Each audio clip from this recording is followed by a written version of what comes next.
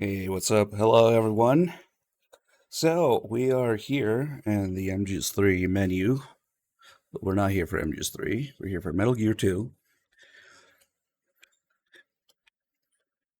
And now, the easiest way to play Metal Gear 1 and 2 would be on the Master or HD collection of MGS3. And originally, these games were not really released officially in the West. It wasn't until MGS3 Subsistence came out on PS2 that we got official translations and English ports of Metal Gear 1 and 2.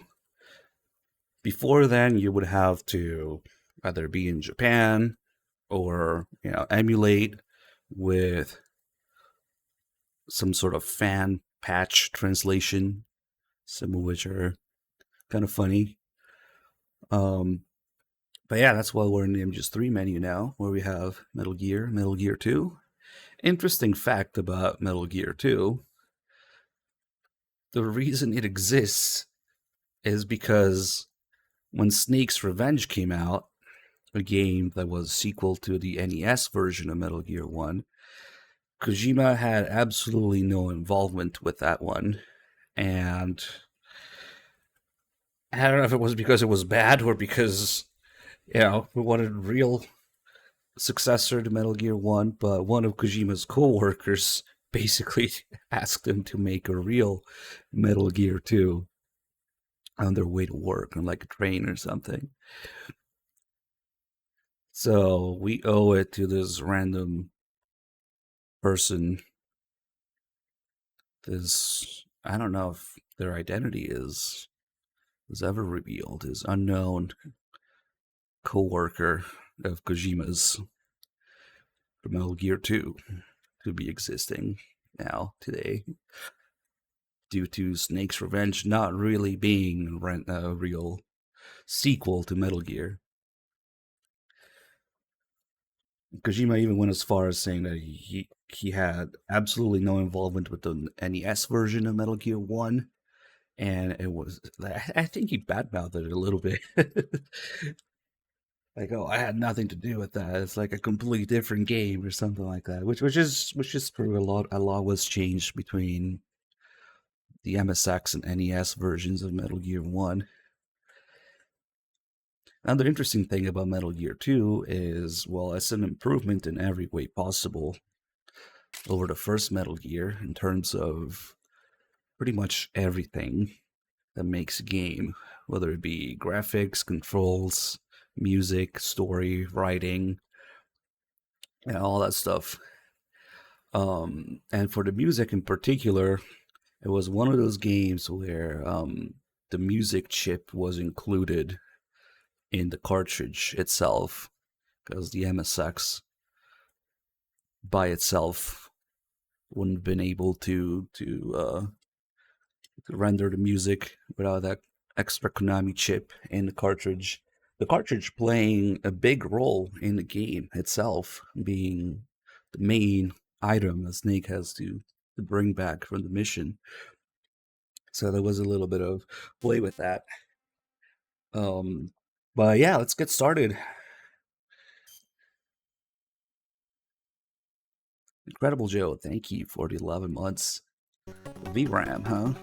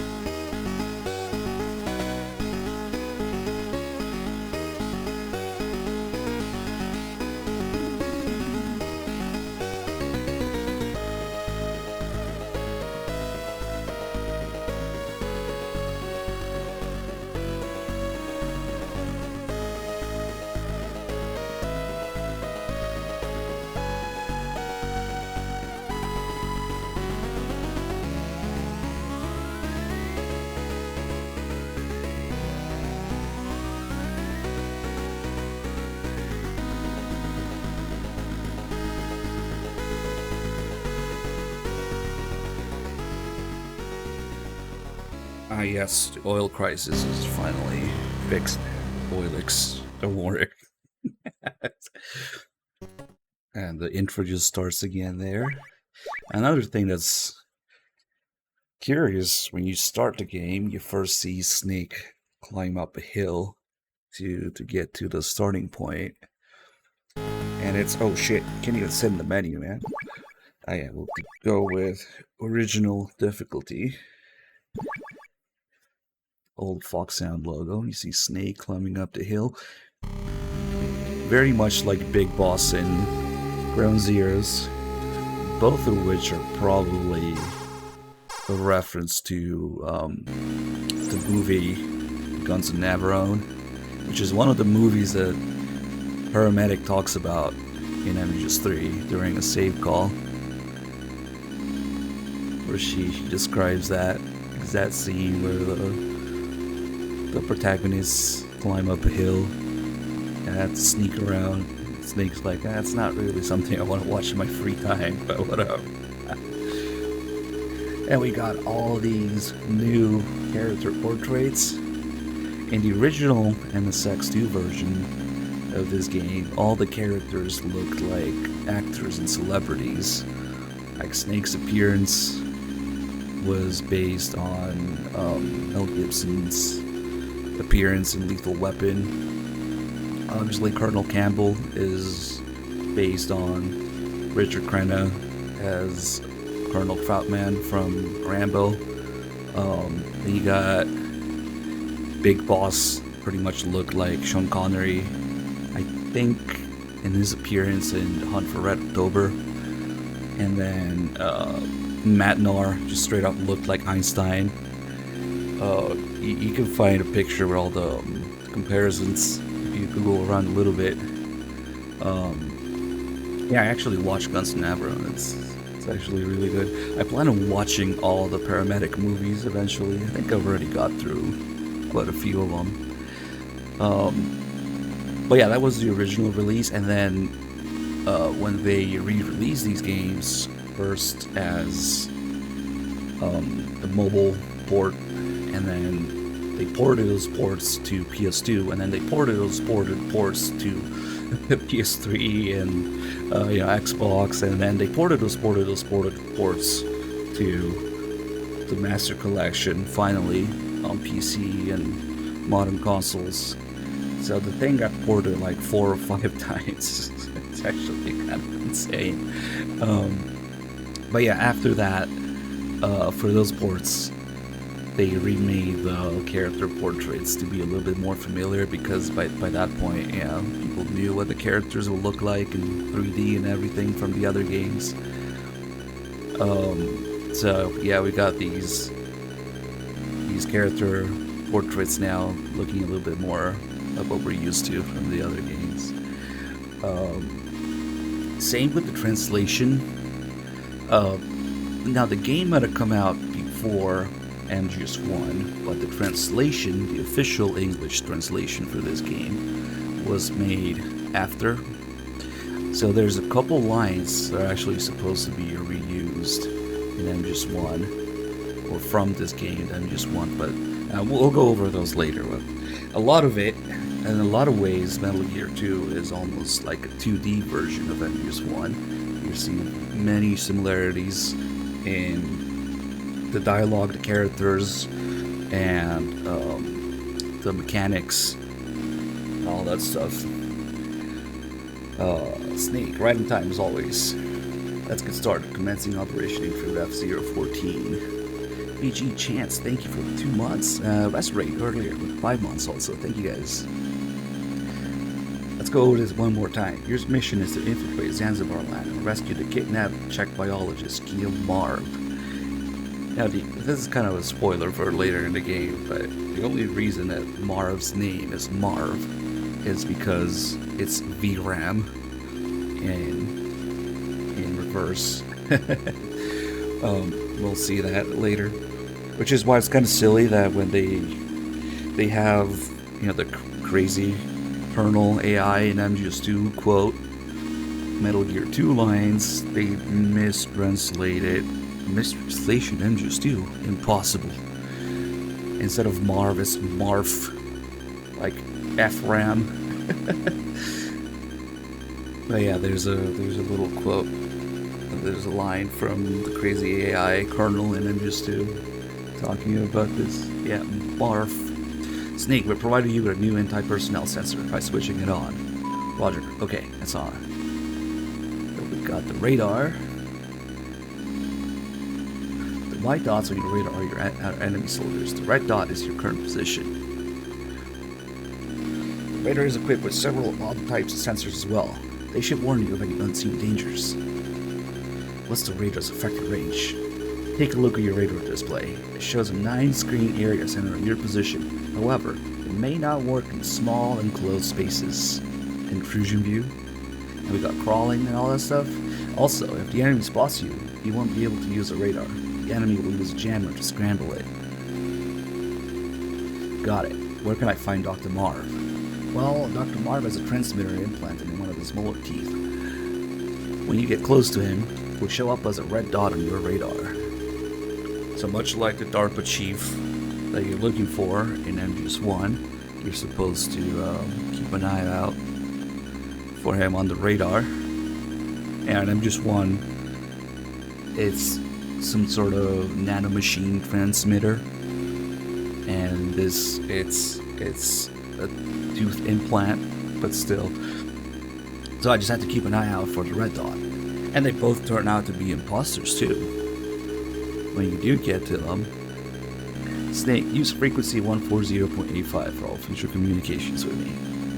Good luck. Over and out.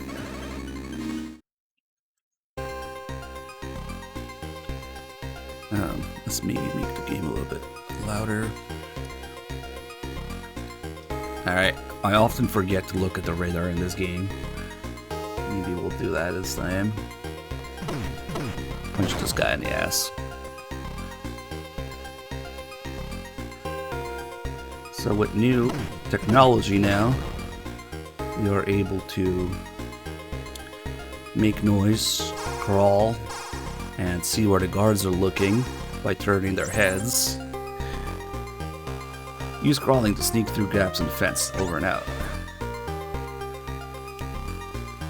We've got truck with a ration here. Now, unlike Metal Gear 1, the rations don't respawn when you reset the room here.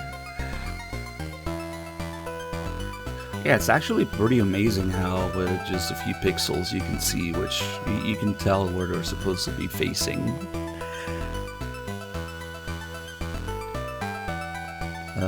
So now we got a lot of optional extra calls as well, but in this game they're kind of a little bit more focused on where you are, and some characters won't answer in some screens.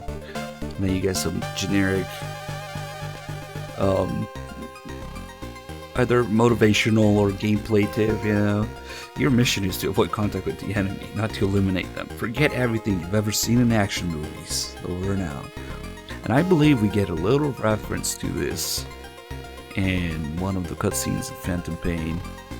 You know, that scene where Ocelot is telling the guy, oh, that's an automatic, engravings give you no tactical advantage, which is an obvious MGS3 thing, but before that, he says, you will forget everything Hollywood taught you. So maybe it's supposed to be a callback to this little call here. Which is funny, because Kojima kind of needs to do that himself, if you ask me. But okay. Kojima's little Hollywood obsession slowly eating away at the series. It was cool at first, but now, damn, overdoing it much. The more they let him. Ooh, we gotta intercept this guy here.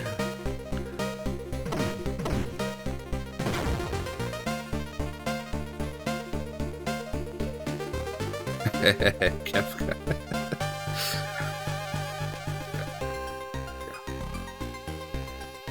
Yeah, call back to MG2 by making a good game. Ooh, this guy's still gonna look this way, you know? Let's see. We should get a call about Miller eventually on one of these screens. Remember that you won't always be able to procure supplies and plan accordingly. Come on, you gonna tell me about Miller? There you go. If you get into trouble, give Donald Miller a call. He used to be our survival master. A good man to know. He's also an idea man. Feel free to ask him anything. He'll help you think of a solution. His frequency is 140.38. Over and out. Let me see if it even picks up here. I don't think he does. An idea man, like Kojima.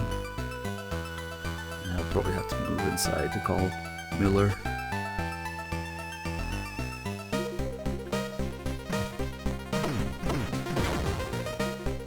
Let's see what's going on there before we go. Okay. We're at the main door. I can't just knock on the door and ask him to let me in. I can't sneak in through the front door. Use the fence. Over and out. So, we've got a gun in the truck. Huge ass M9.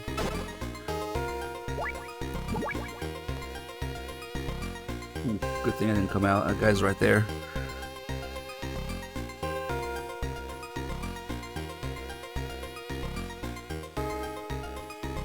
Come on, move.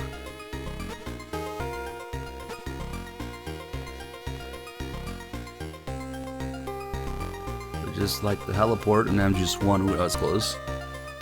You got the gun in the truck, you got the vents to sneak in by the front door, and even this layout here of the vents kind of reminds me of not really the vents in the heliport in MGS1, but the vents on the B1 floor where you go to the DARPA chief.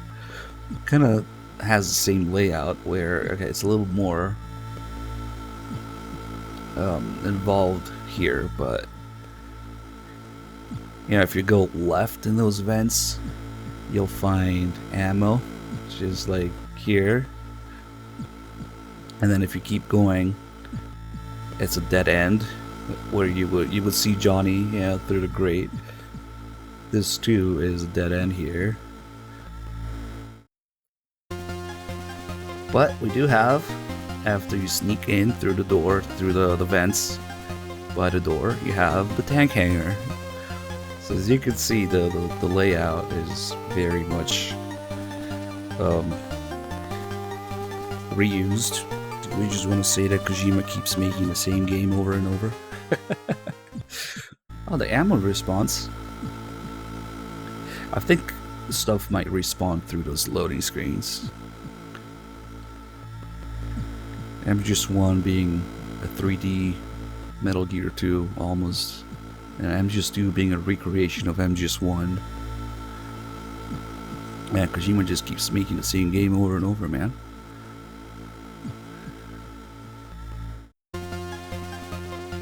Alright, now we can go from here. Now we should be able to call... Oh, he can save frequencies.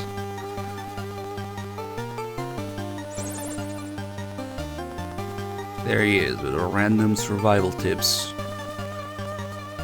When replenishing your fluids, you shouldn't drink any more than 100 cc's at a time. When it absorbs fluids, your body burns an amount of energy equal to the temperature difference between your body and the fluid. That's because it has to raise the fluid's temperature to match your body temperature. It also makes your blood thinner, slowing your brain functions. So don't drink too much soda while you're playing. Over and out. So these little survival tips, calls from Miller, they usually include some sort of real life lesson at the end. They're trying to get kids to behave in some way. Yeah, don't drink too much soda, don't spit in public, and then things like don't wait 30 minutes after taking a bath to play, like some stuff like that. And it's funny because some of those they come back in MGS1 as well. Whatever happens, don't give up. Do whatever it takes to survive. Over and out. Alright.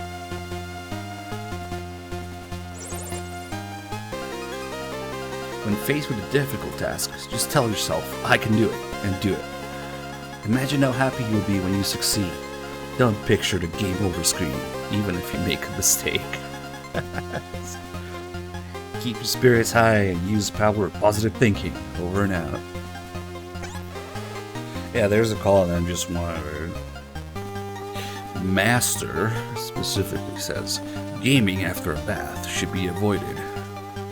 That's why real gamers don't take baths, right?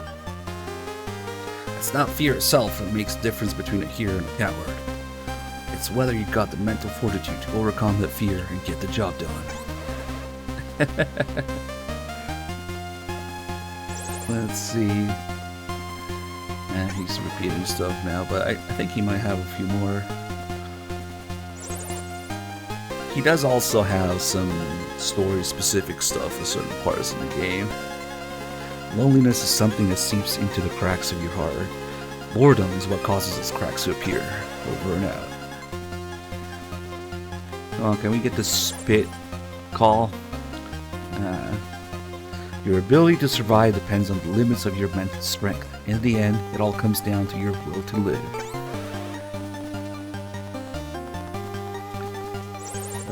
What? Alright, we'll call him again later. And now we'll get part 1 of what got remixed into Meryl's character. Meryl and him just won, apart from, you know, obviously being based on her police nonce appearance, but they kind of combined 2 characters from this game into Meryl. One of them being Holly, having her frequency 140.15.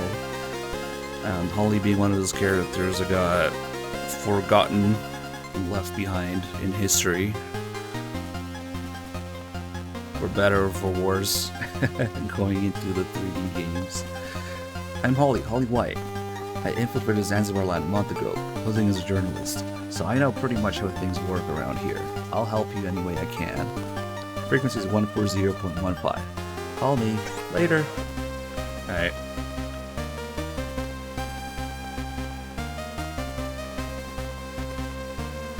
Alright, now we're gonna head for the elevator. Actually, before we go there, let's make a little stop here. This room. This little interesting room. When you get in here, the Zanzibar Land National Anthem starts playing.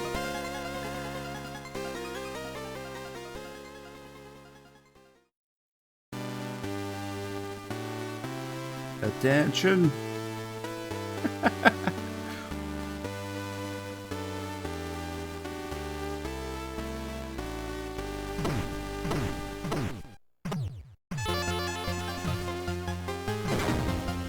Oh well, even gave me ammo.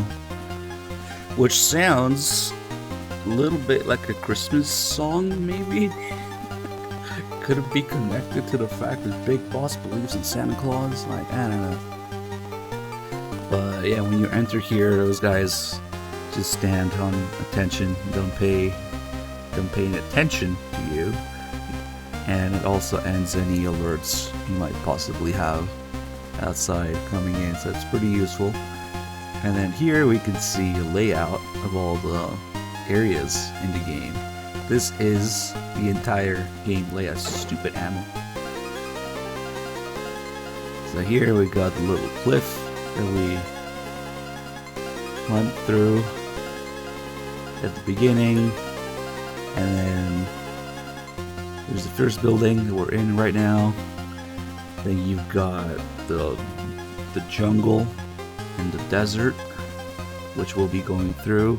You can see that it's connected to the second building, also through sewers below that, below the jungle and desert. And their second building, a bunch of shit happens. Then you've got the little bridge that gets destroyed later. Snake has to go through a lot of trouble to get past that bridge. and it gets destroyed. And then you've got the barracks slash prison facility at the end here. Those two little buildings at the end. So this is the entire layout of the game. It's right here. It's pretty interesting. And it's not all that big, but you do have to backtrack approximately 8 million times. Especially if you don't know what you're doing. It's really easy to get lost in these 2D games. But even if you do know what you're doing, you have to go through those two buildings so many times on all the different floors and stuff. Let's not go there. Okay, I think it's facing the other way now. I might need to intercept this guy here. And punch the elevator.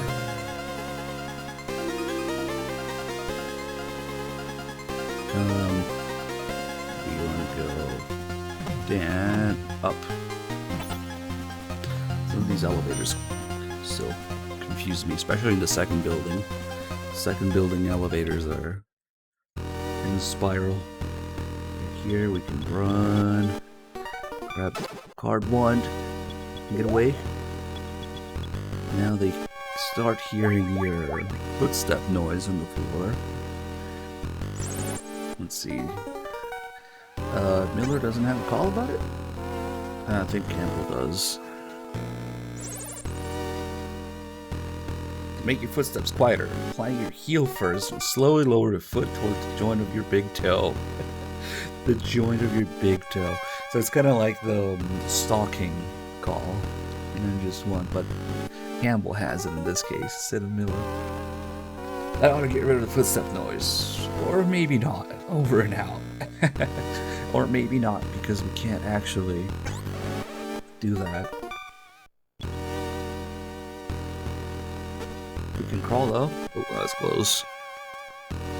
All the guards here are slowly converging to the middle. The elevator is. It's gonna be a little tricky. I don't think we can get this yet. Yeah, it's a little too low. But yeah, just like Sneak says, I can't do it. And then just one. Or maybe not. Oh shit. Okay, now we can go up again.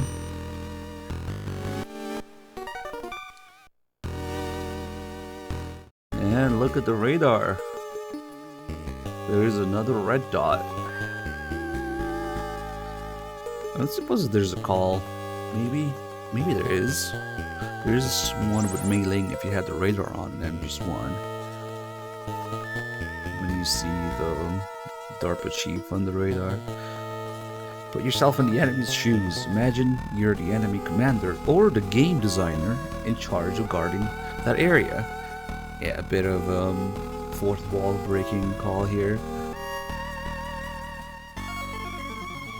Interesting, some of these calls are Campbell's, but they get repurposed in MGS1, and they are Masters calls in MGS1. There's a very similar call to this. If you can put yourself in the map designer's mind, a lot of doors will open to you, or something like that. He's telling me about Miller again.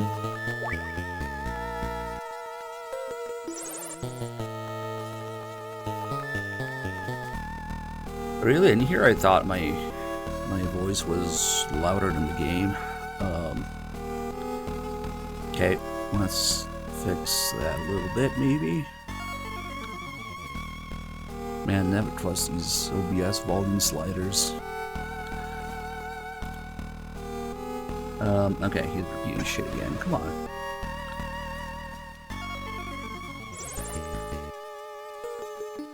Adversity only makes a human will stronger. Over and out. Well, I don't know. He really likes repeating that one.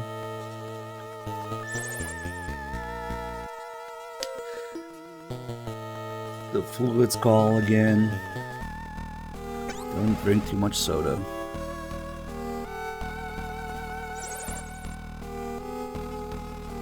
Alright.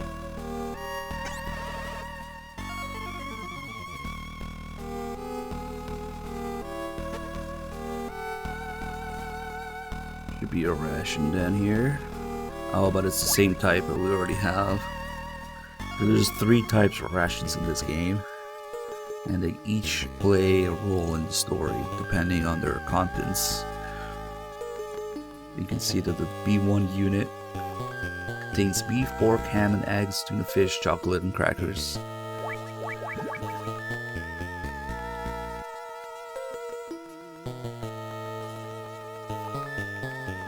So that will play a role much later in the game. And we also get the O2 gauge. In Metal Gear 1, it would just hurt your life bar immediately. And let's see, is there a call about the gas maybe? Should be, maybe not with Miller. Oh, there we go. You should wait 30 minutes after eating before playing games. The blood flows shifts to your stomach, and your brain doesn't function as quickly. That's when your attention level is at its lowest, so you should wait 30 minutes after eating before you start playing. Over and out. What?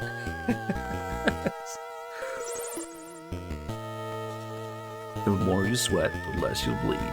The more tears you shed, the fewer game overs you'll get.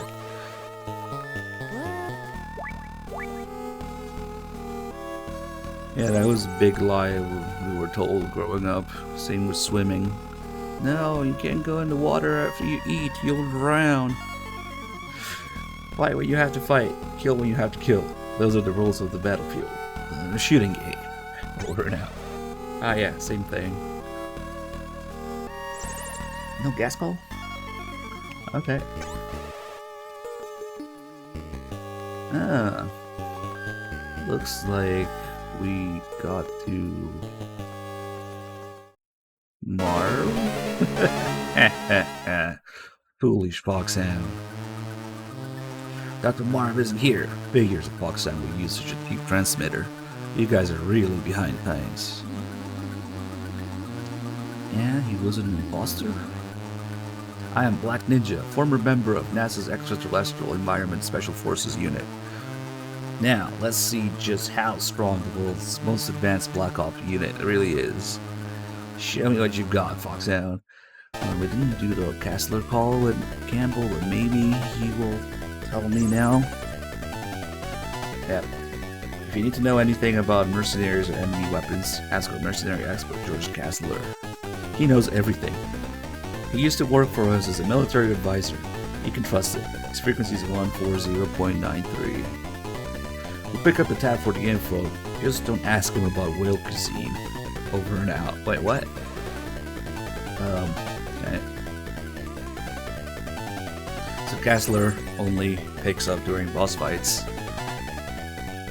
Interesting, he has a Zanzibar land logo on his bandana. ZL. Black Ninja. Nobody ever heard of him until 2 years ago. His past is a total mystery. Some kind of high-tech ninja from NASA's Extraterrestrial Environment team. He's quick like a throwing star, specializing in light and fast attacks. Keep in mind, he's not a seasoned pro like us. He's one of them right stuff types, an astronaut. Well, that actually makes him tough to take down. With a pro, you know pretty much what he's gonna do. But with an amateur, who the hell knows? For now, just wait and see what he can do. That's what you're good at. I'm counting on you, cowboy. Over and out. We don't know who this guy is. He just appeared out of nowhere and he's throwing spiders at me. Ah! And he teleports. Maybe we'll just face tank him with a ration. No! Ah, fuck it.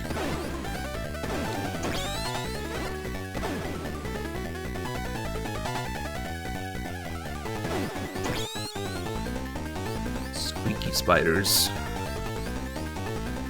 Now they're like ninja stars, but it's funnier if you think of them as spiders.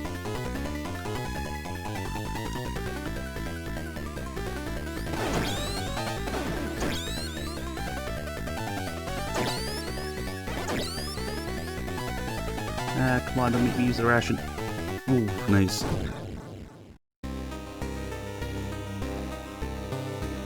Oh yeah, Jackal. I remember. Yeah, I was talking about that earlier. Figures it would be a Snatcher reference,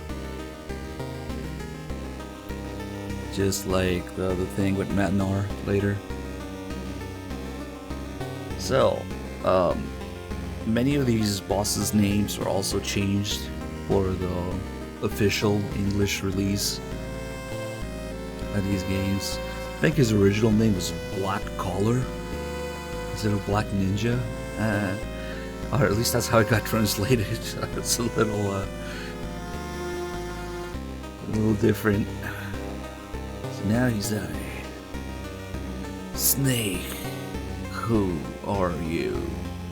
How do you know my name?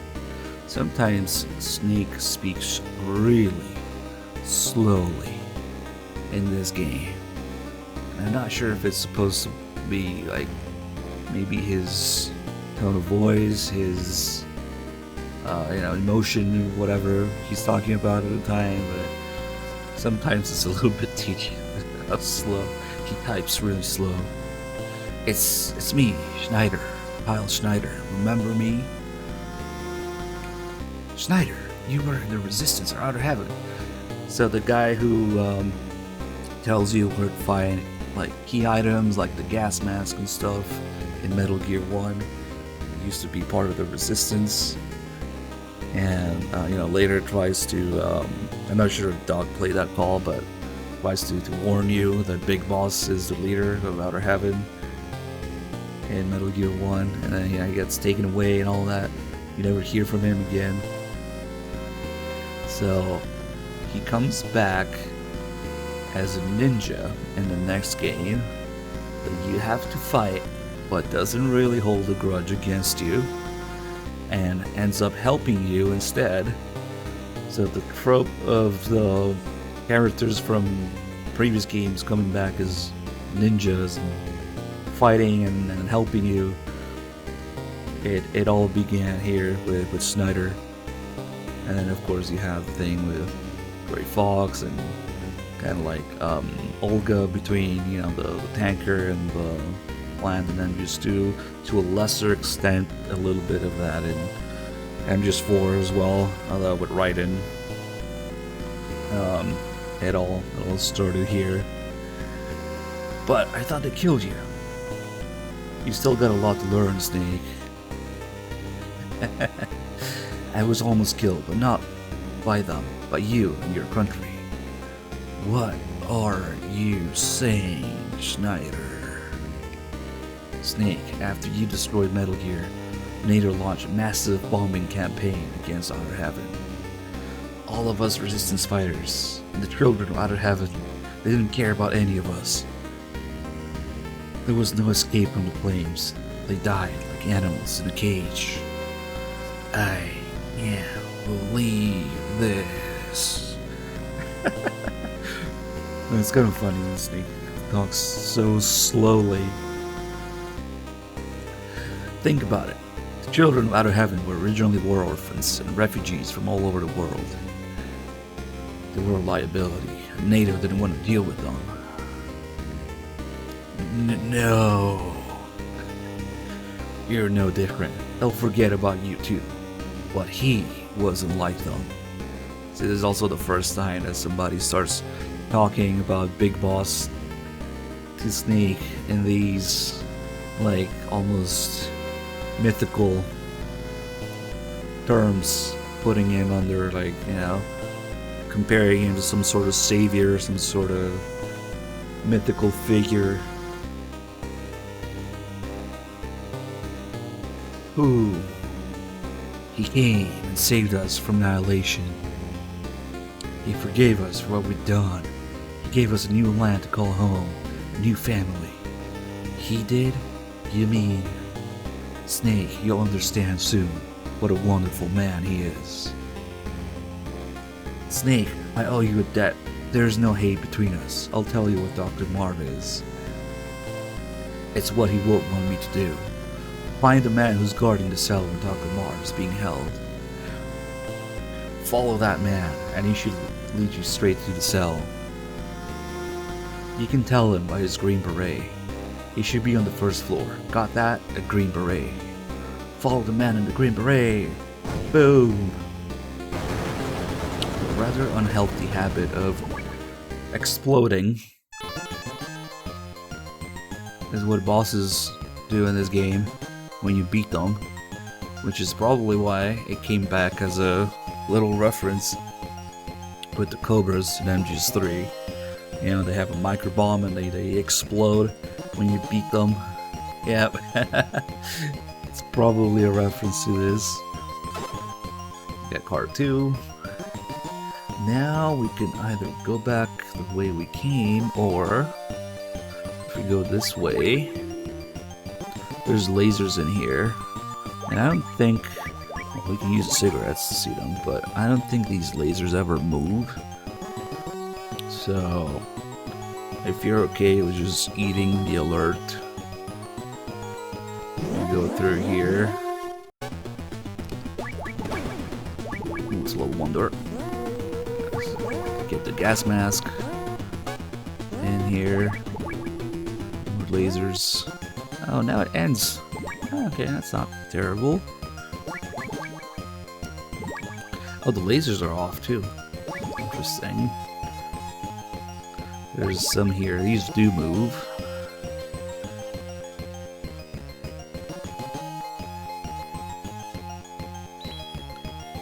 We got the sensor here. Let me see if there's a call about it.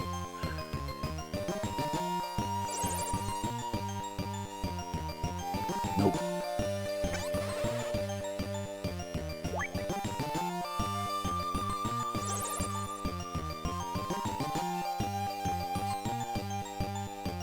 Man, Miller really likes talking about fluids.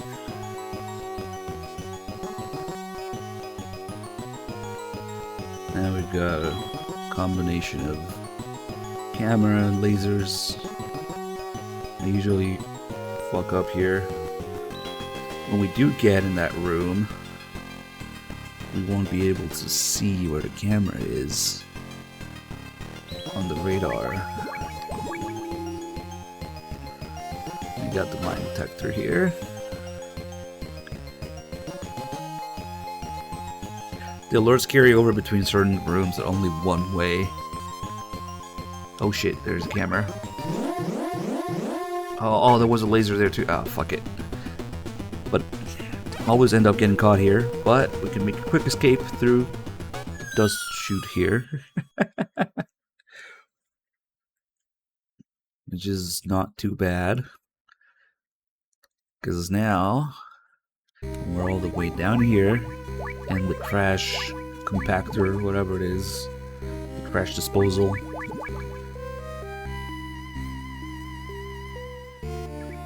We will get other trash. Banana peel. But it's useless, just throw it away.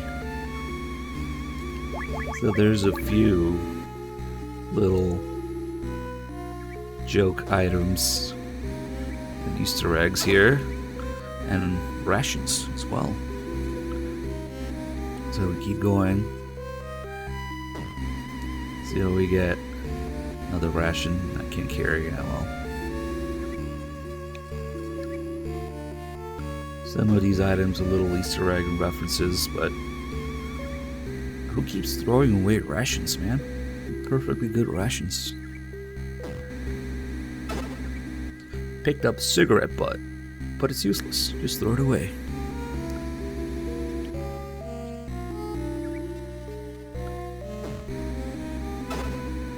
Picked up fish bone. But it's useless. Just throw it away.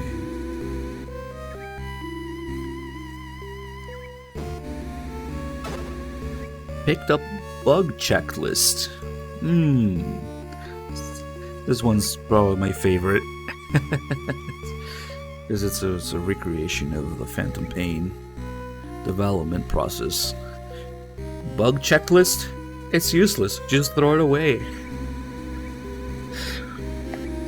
Little fourth wall breaking item there. Another bug checklist. What did they do with it? It's useless. Just throw it away. Ah, okay. Who needs to check bugs? Picked up dead rat, but it's useless. Just throw it away.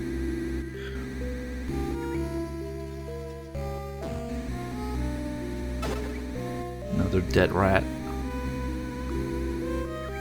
There's a couple more interesting items. Another dead rat. 3 dead rats in a row. Nice.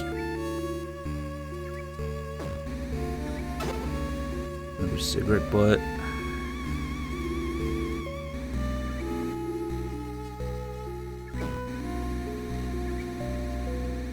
Passion.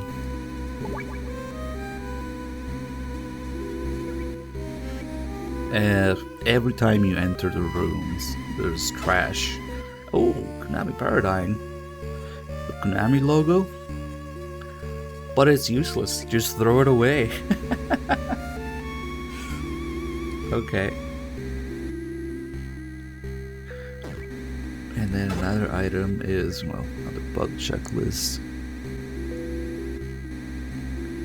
Why are we throwing away a Konami logo? Snake skin? It's useless. Throw it away. Somebody's been eating snakes.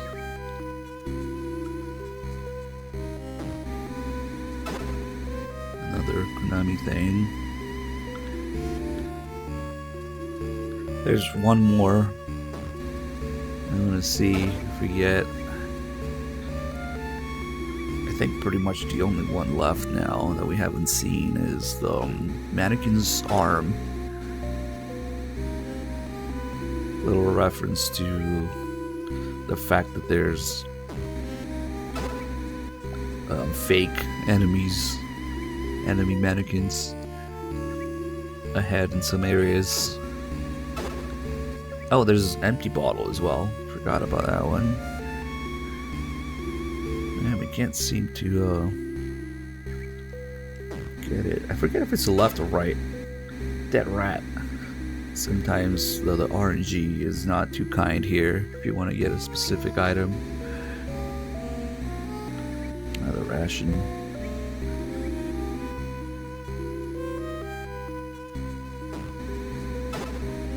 Dead rat. Come on, mannequin's arm.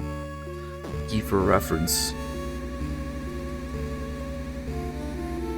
Nope.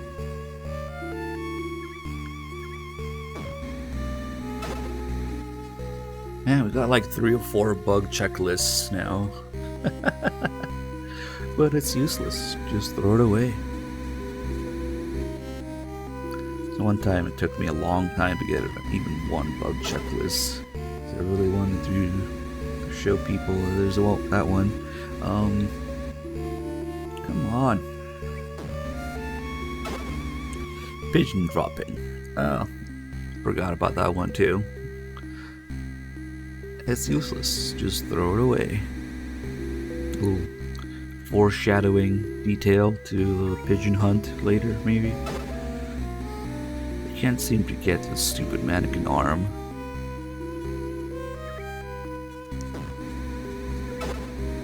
Damn. Okay, we'll give it a couple more attempts and then fuck it.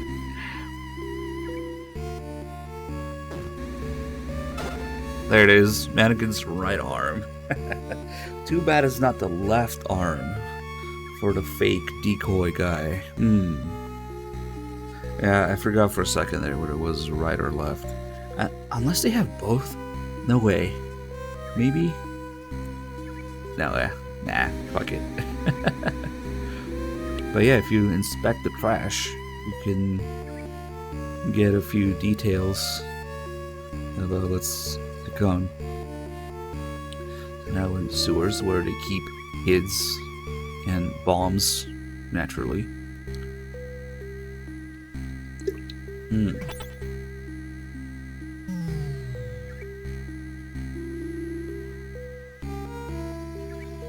Now we can go back to the first floor. I think we might have to switch elevators somewhere. Yeah, this goes to the second floor. We can get suppressor here. Now that we have card 2.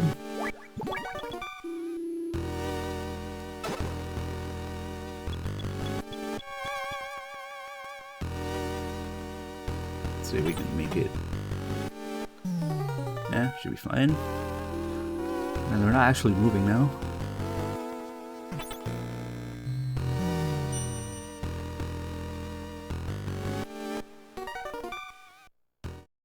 Alright, back on the first floor.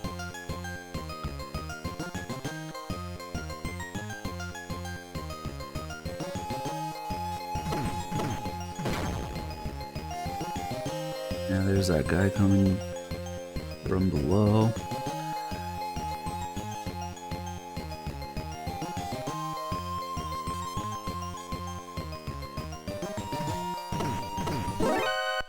Oh shit.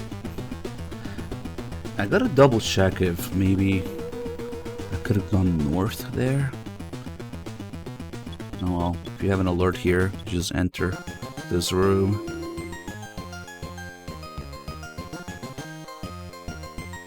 Let's see, I don't think we need to get off here. We can do it here though.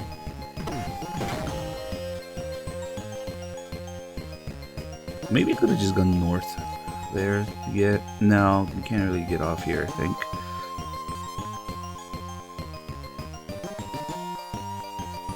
I'll just leave this guy alone.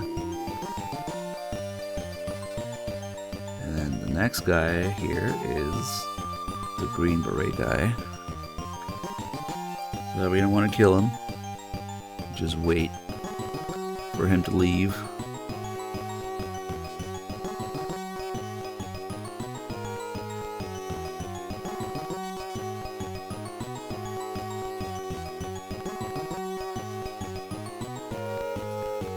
Now we can follow him through the jungle. And right now we don't know our way around the jungle, so there's no map on the radar. I have no choice but to follow this guy, who likes to check behind his back a lot.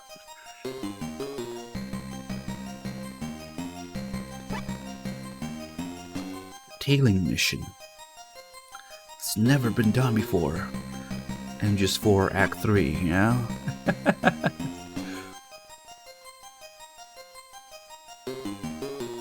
It's funny because they say that in the developer podcast in MGS3. Just show nice and sweet little lies. Oh my god, a tailing mission. It's never been done before in a series, yeah? Okay, then what is this? That's okay. Always counting on the fact that people don't play these 2D games. Ooh, you don't want to take too long to follow into the next screen.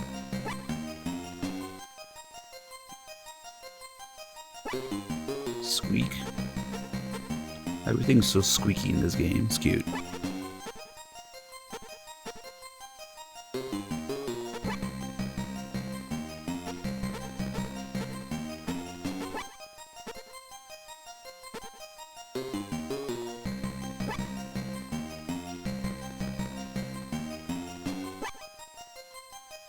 Ooh, where are you going? Okay. It's going back here.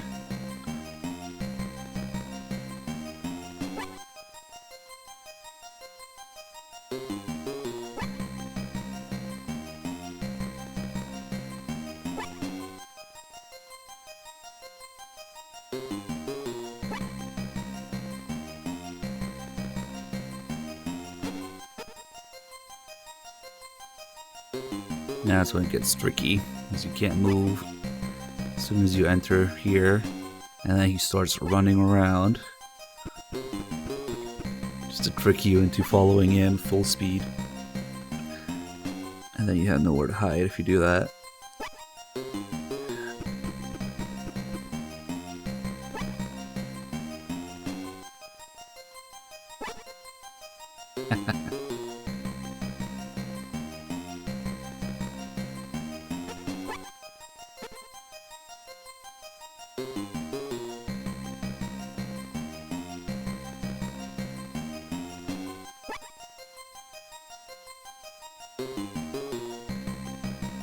Yeah, he goes in circles a couple times, just to confuse the player. And finally he heads up here through one of these two paths usually. There you go.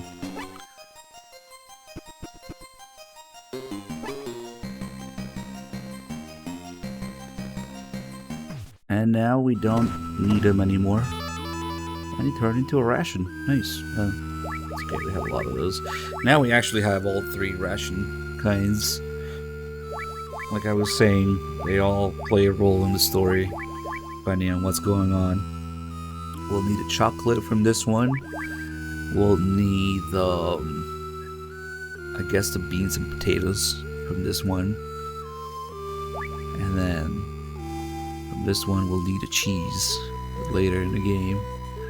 They'll do a little something. Finally, we're here, and it's empty. But somebody's tapping on the wall. Let's see what calls we have about this.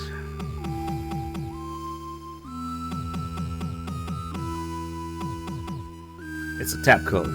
They were used to communicate in North Vietnamese POW camps. Before that, they were used during the Korean War. Instructions on deciphering the code should be written in the software manual. Over and out. I actually have a question for you guys. If you have played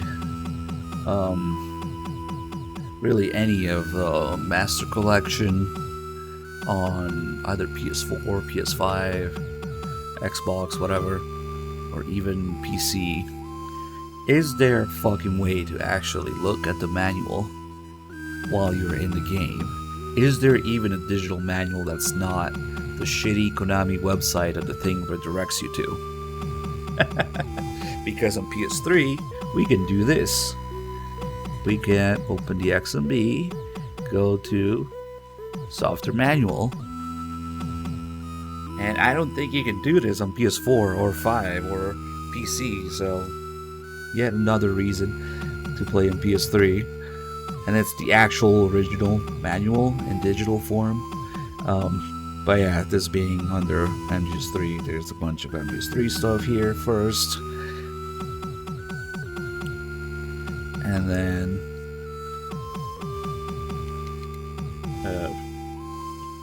there we go, Metal Gear 1 manual. And then Metal Gear 2. So the thing that Campbell's talking about, there it is, the tap code. See if I remember how to zoom in this thing. I don't know if you can. Oh, there you go. Tap code is a communication method that was used at a prison in North Vietnam. The prisoners referred to it as a Hanoi Hilton. It is said that it was also used during the Korean War. Communication method involves tapping using some form of sound to encode messages. The sender would tap out a signal against a wall or floor or pipe based on the chart to the right. The receiver then decoded the tap signal using the same chart. Thus, prisoners were able to exchange information without speaking to each other. First tap out the row, and one tap for the first row, 2 taps for the second row. When the row has been tapped out, pause briefly, and similarly tap out the column. So, if we listen,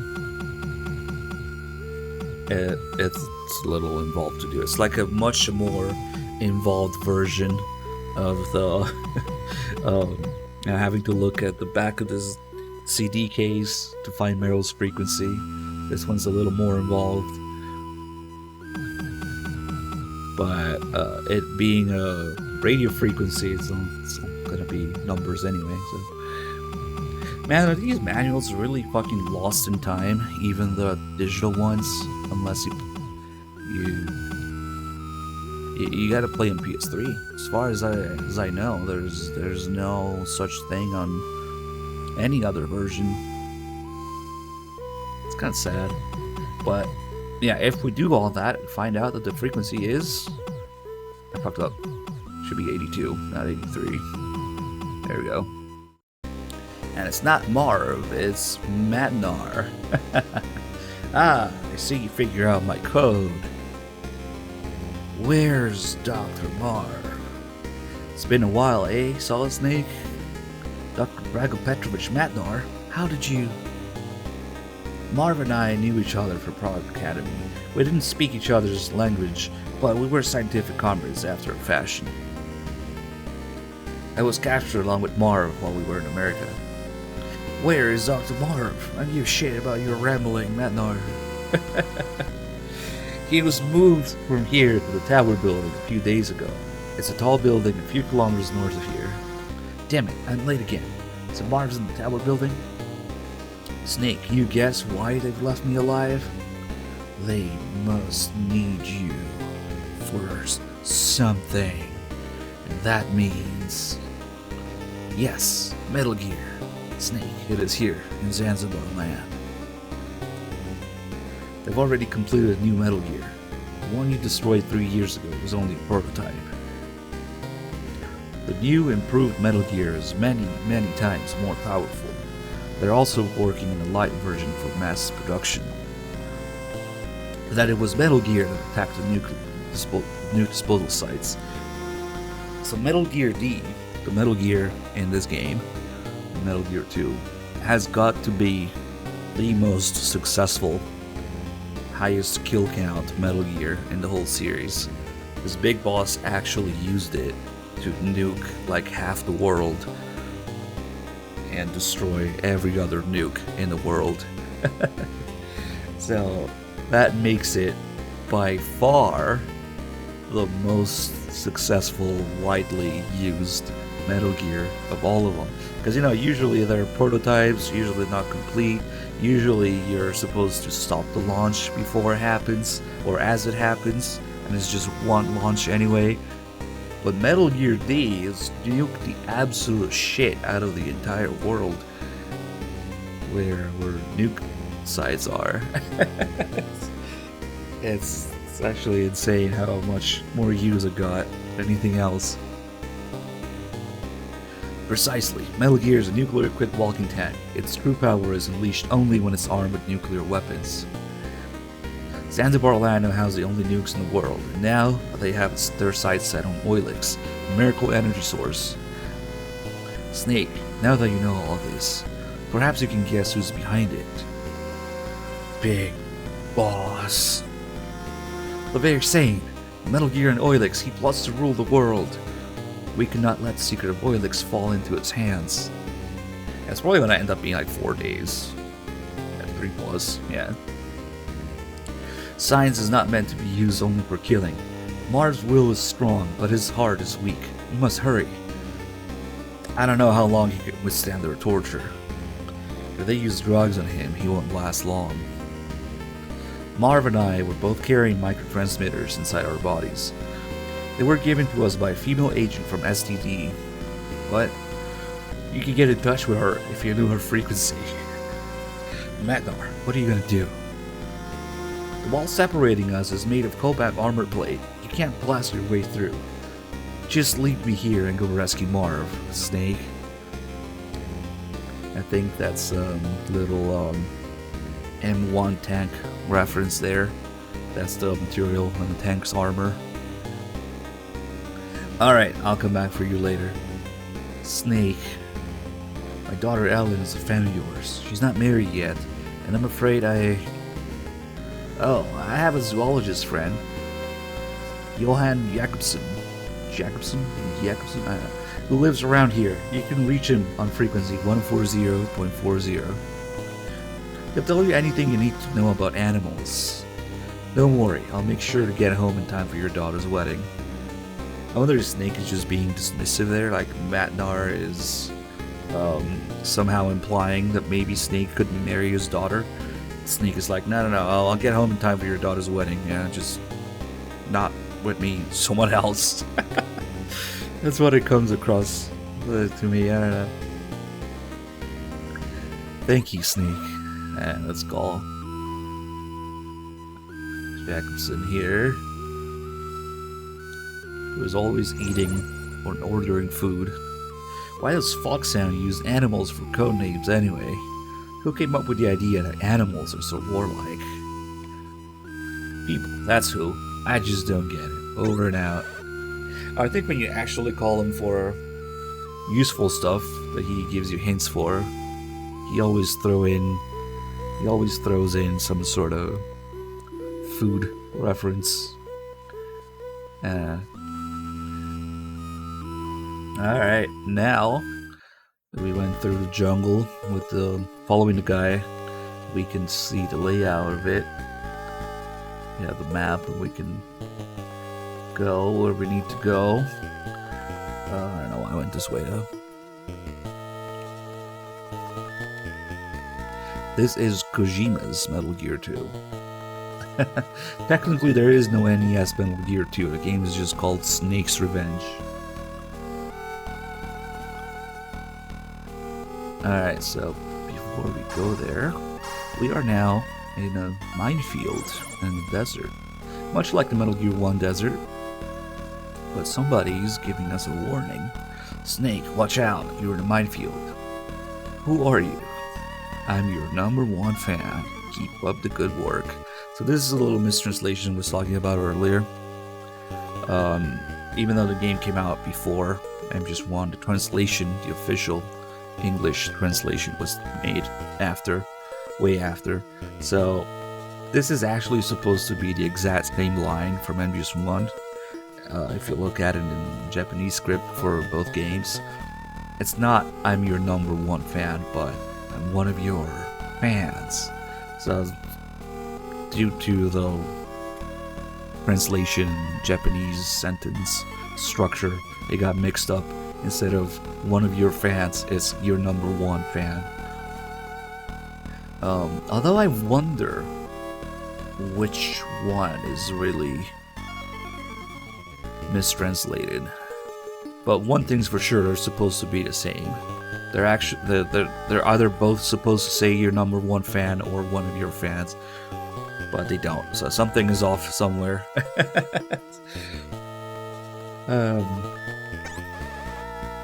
One of your fans. Yeah, I wonder who it could be.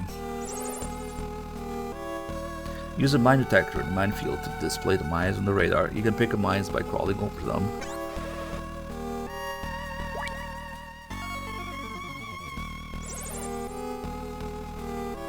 Again with the fluids, Miller? Really? Alright. Okay, so equip the mine detector here. We can see the mines. So we're gonna pick up some of these for a boss fight. Okay, we don't really need any more than that. This is a boss fight with the kid. They told us this is a bottomless swamp and it's too dangerous to get close, but I saw a big truck driving through here. You believe me, right? No, fuck you, kid. I don't believe you. Die. Ah, war crimes. Perfect.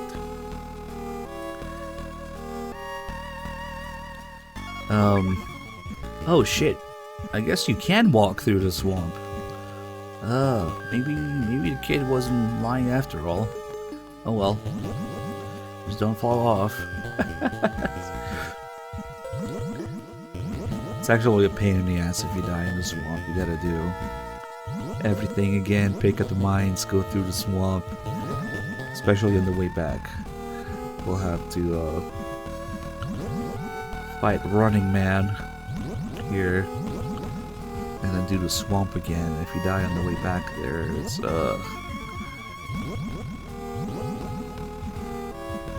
I've more or less memorize directions here. You just keep going until you fall off. As long as you head back immediately the same direction you came, you'll make it. But if you spend more than a few seconds sinking in the swamp, you can die. Oh shit. Should be up here somewhere. There we go.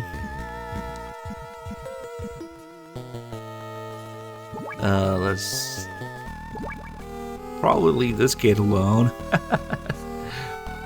Let's come in and out of here all the time. Okay. Shit.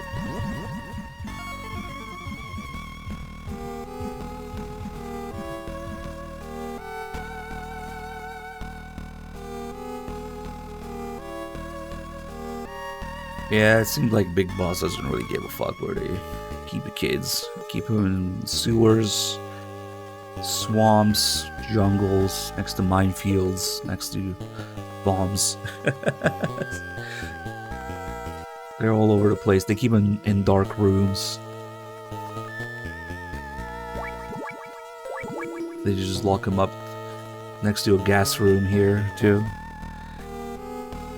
Yeah, doesn't matter. Alright, so to do this, we're gonna need a gas mask and some mines.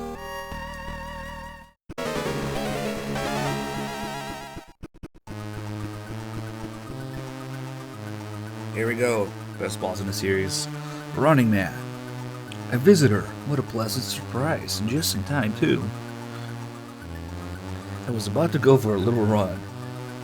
I am Running Man, the world's fastest mercenary. No man can keep up with me. See for yourself. Wow, so fast. I am impressed. He has to give us a little demonstration here.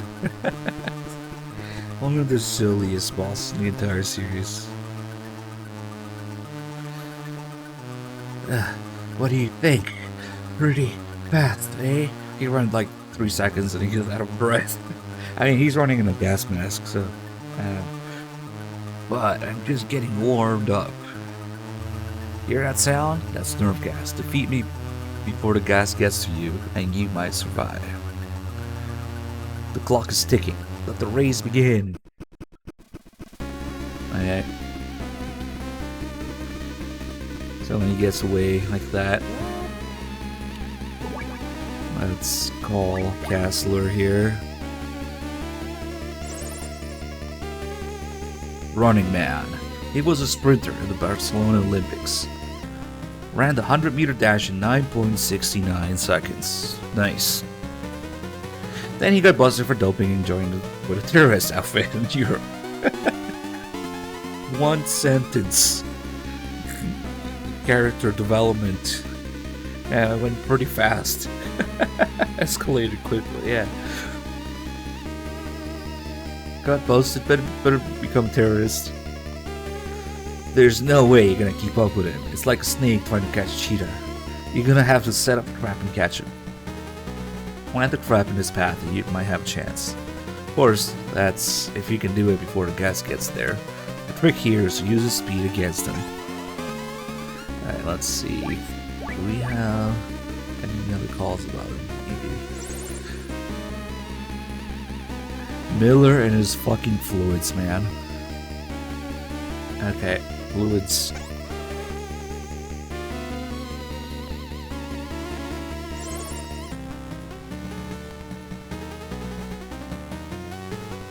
Oh yeah, he just gives us a Kessler frequency again. Alright, so the whole point of this fight is that you can't keep up with him, so you gotta keep running around, chasing him. Conveniently, there's this narrow path where he has to go through there. So we just leave some mines there.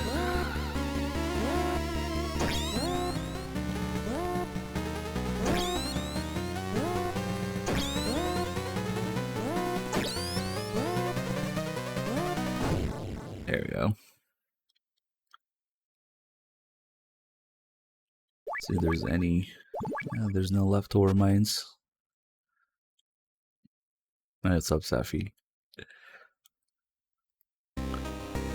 You use my speed against me.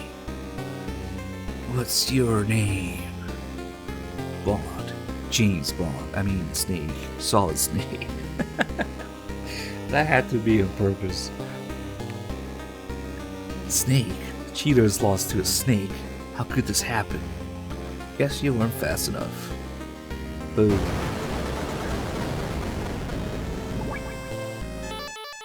Alright, card 3.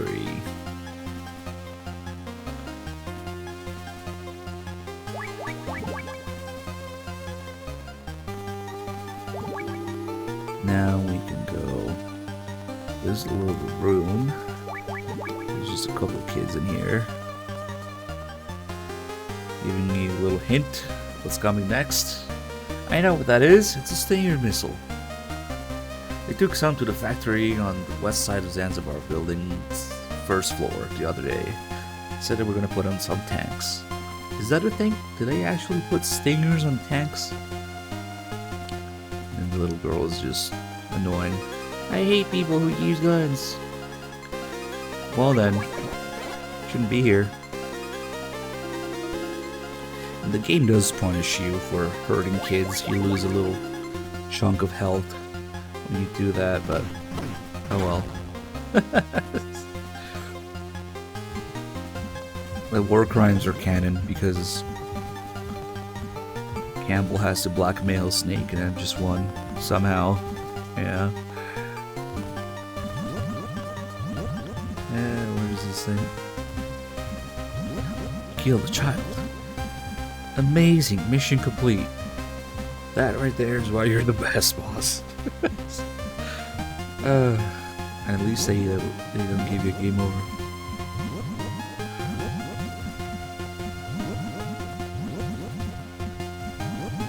You never know, that little girl could have grown up to be Mistral in Rising.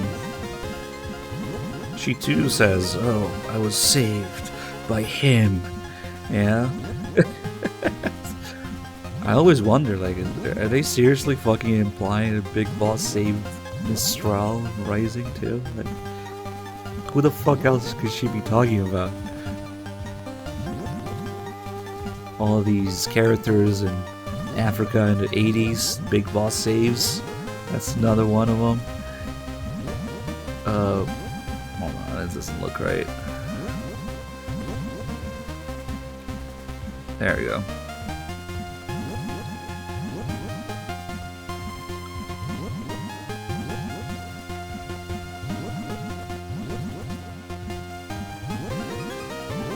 Where the fuck? Oh, come on. Oh man, it's all the way there. Okay. It's okay, the kids respawn. No harm done.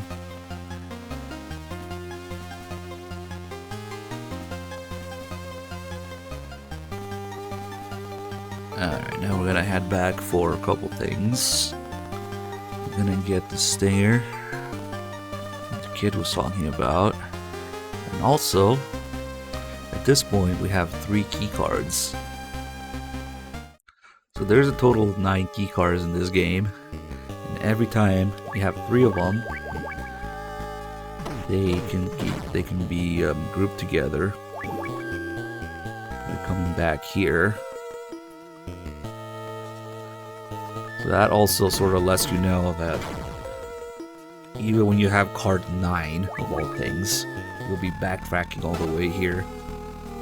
All these rooms have other cards that combine them.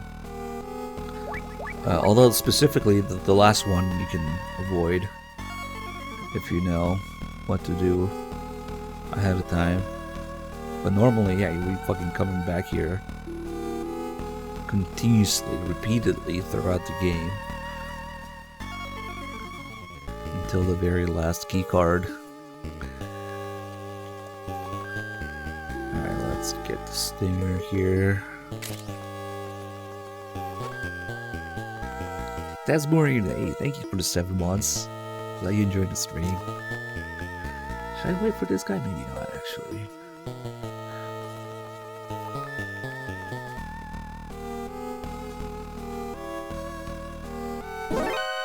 fuck. Man, I think this might actually cancel the alert. There you go.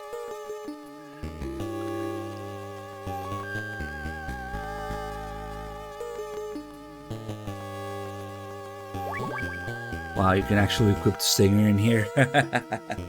So obviously, there's no first-person aiming in this game, so the way to aim the stinger is through the radar, which is pretty interesting.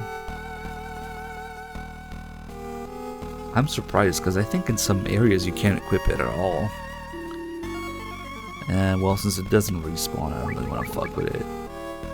But does that mean I could fucking stinger a guy like all the way there from here? Indoors. Nice. It's kind of hard to, I think to get more ammo for it, you would have to reload the entire area. Which, I mean, it's not too far, it's right here, but let's not fuck around with it. I'll probably have to reload this.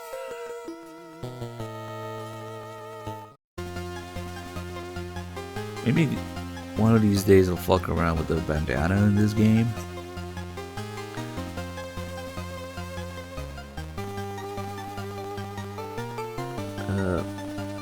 Okay. So now we want to go through the desert here with the mines.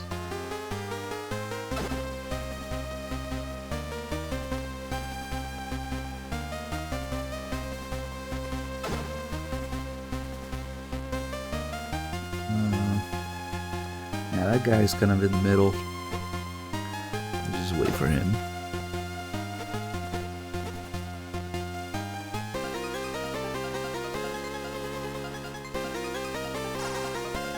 And we've got the squeaky sand here. You could walk around. And Holly tells you about it. That's singing sand, imported all the way from Okinawa, Japan. It squeaks when you walk on it. The sound will give you a position away, so be careful. So yeah, apparently that's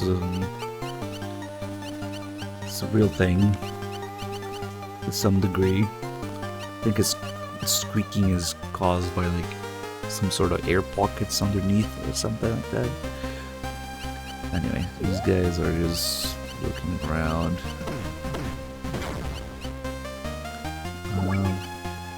Somebody need this ration.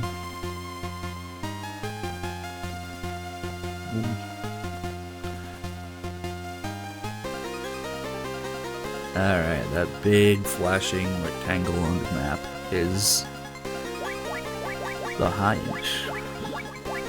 Unfortunately, we can't just stinger it now. We have to get it moving. And this time, unlike Metal Gear 1, the Hind actually has the technology to take off, fly, and shoot from above.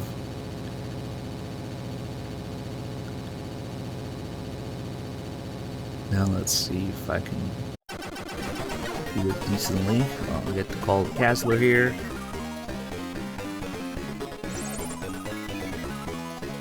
Indeed. Just hearing that name makes my knees go all wobbly.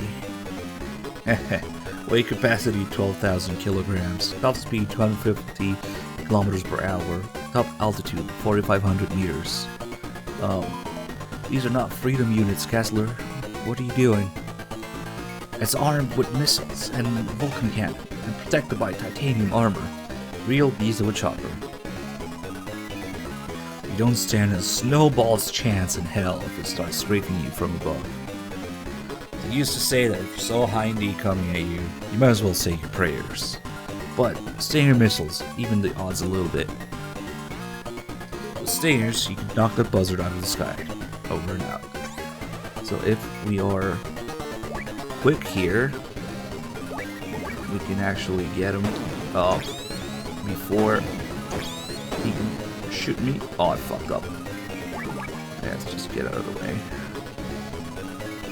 But if you're quick and precise, you can get him before he even enters your screen. Okay. Just barely.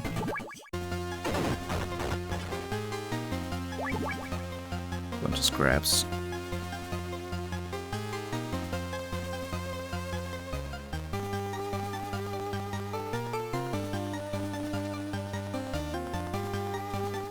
Alright, we made it to building 2, tower building.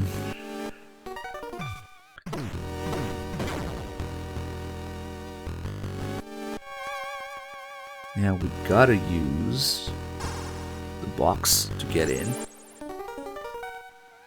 You're good with a cardboard box, right? Why not try posing as part of the cargo? I'm changing the frequency for our future communications. The new frequency can be found in a photo in the software manual. Yet another little frequency thing to make you check the manual. But whatever, Campbell's kind of useless at this point anyway. Oh man. I don't know.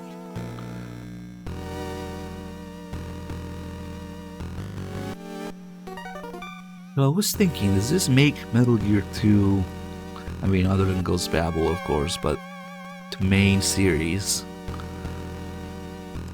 That's the only game where you have to use the box to get somewhere. An ordinary cardboard box. According to the label, it's bound for Zanzibar land. Its use is unknown.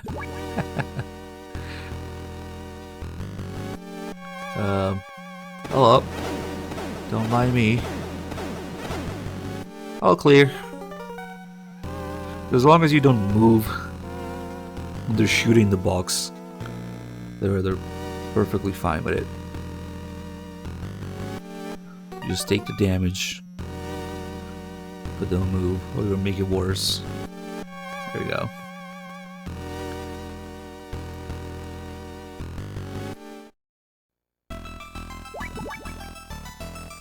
Yeah, pretty much in all the other main series games, the boxes are optional, but this, you have to use the box. Snake, I'm in trouble. They discovered my identity, and now I'm a prisoner. Help me. Just when I finally managed to contact Dr. Marv. Where are you? Give me your location. I don't know. I was blindfolded. I think it's somewhere in the tower building. Oh, yeah. Snake, I hear noises. Off to the left, I hear an elevator. To the right, I hear a noise like a pump. There's water flowing in front of and behind me. Water in front and behind. A pump to the right. And an elevator to the left. I think I've got a pretty good picture now.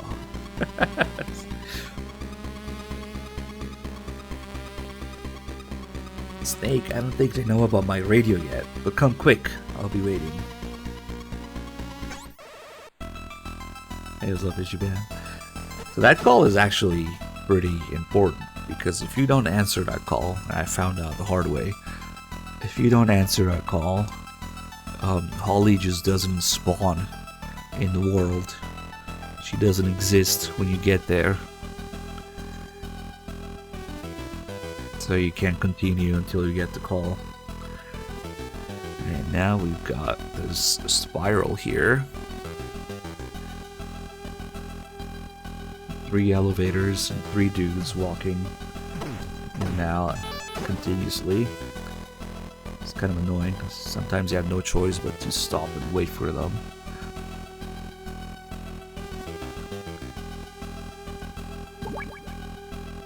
And then we've got to take these elevators in the right order.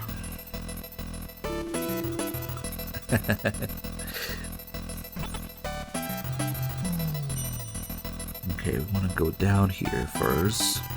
Yeah, they never captured her, but that means you can never get card 4 if you don't meet up with her. More kids in the sewers with mines floating around. And explosives, why not? Are you friends with the blonde lady, mister? Got some plastic explosives.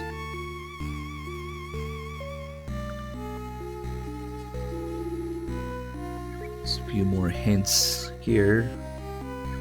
The one-eyed man told us to tell him if we saw a man wearing green clothes. The blonde lady says he isn't here. The one-eyed man.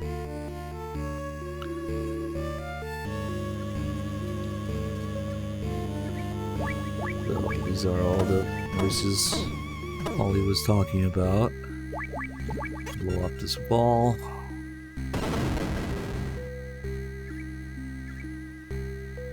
Now, all these kids are here because they're war orphans. That's what Big Boss does. He takes in war orphans from conflicts that he himself created.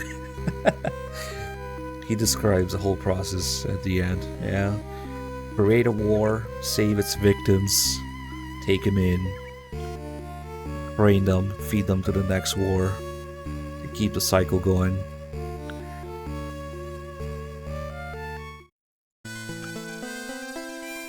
And there's Holly. Thanks, Snake. You saved me. What's wrong?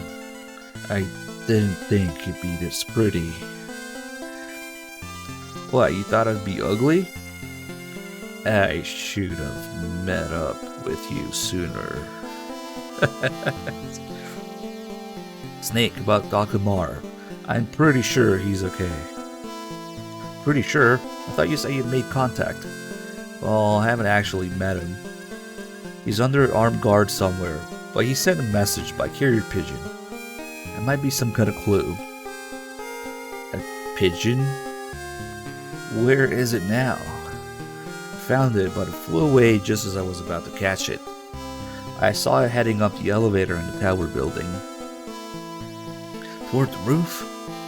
The bad guys are looking for it too. We had to find it before they do. It's our only clue to Dr. Marv's whereabouts. Man, I kind of wish that all the little gameplay mechanics and level design choices in this game that they reuse in MGS1, they could have done this one as well. Imagine if one of the ravens took the PAL key or something in MGS1 and you have to go look for it. And it flies up all the cargo elevators to the blast furnace or some shit. I don't know. Or maybe all the way up to the communication towers. Because that's kind of what you have to do here. You have to climb up the tower to get to the roof. And it wouldn't even be that far-fetched because, you know, ravens like shiny things and to steal little objects. I know crows do. Ravens probably as well. Maybe bigger objects. Little shiny trinkets, jewelry, whatever. The PAL key could have been something like that. I don't know. I mean, they kind of did it with the rat. If you don't have 10 alerts and MGS1, you get the rat. Kind of like the hamsters in this game. A pigeon hunt. What are you gonna do? I don't think get in your way. I want to gather a little more info. I'm starting to like this place less and less. And then this happens. If this keeps up, I'm really gonna let him have it. I see you've still got spirit. Just don't do anything crazy. Man, I can't think but... I mean, I can't help but think that maybe these lines would have been the same as... yeah, they're very similar to what Snake says to Meryl when they first meet. I had no idea you were this feminine. Or, yeah, same sharp mouth. You're Meryl, alright. You still got spirit. Like, I wonder how close they're supposed to be in Japanese. Yeah, the rat in MGS1 only has the key if you have less than 10 alerts. Otherwise, it will be in the water. The enemy might be listening in, so let's change our frequency to 140.76. Okay, Snake? Oh, and I made a copy of my IC card. It's card 4. Here, take it.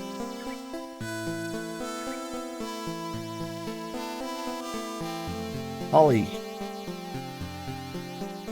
What? That's the kind of thing you would say to your boyfriend when you kiss him goodbye.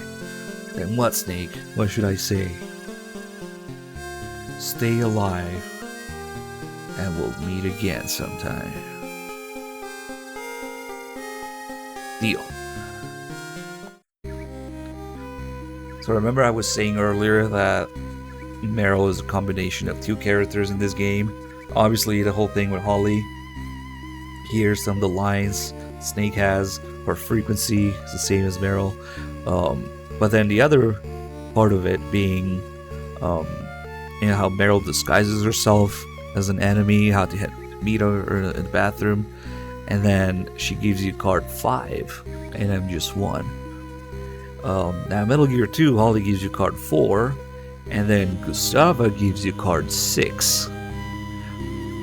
And I always wondered if they did that on purpose in MGS1, where they kind of average Holly and Gustava giving you card 4 and 6 to Meryl giving you card 5. I wonder, because Meryl is definitely a combination of all the things that Holly and Gustavo do in this game. I don't know if they went that far with the card, but it would fit. Kojima's just remaking the same game, yes.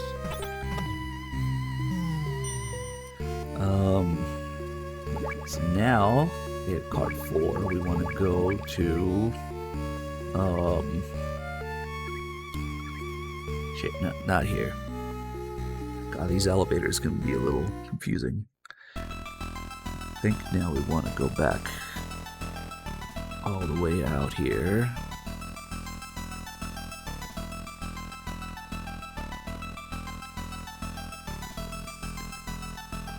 Yeah, now we gotta wait for these guys. I would argue that it's more than 3 times because, yeah, you've got Metal Gear 2 and MGS1 and MGS2, but even MGS3, yeah, as MGS3 is heavily based on trying to give Snake back to the people. So, Naked Snake as a playable character being based on all the shit that Solid Snake says and does in the other games. So, you got quite a bit of that going on as well. There's even a call, I forgot usually when I list all the things, you know, that they cloned from Solid Snake into Naked Snake, like the opposite. There's even a call that I hadn't heard in a long time until recently, where Big Boss, when they're talking about the dogs in MGS3 with Paramedic, he talks about how he likes dog mushing as well.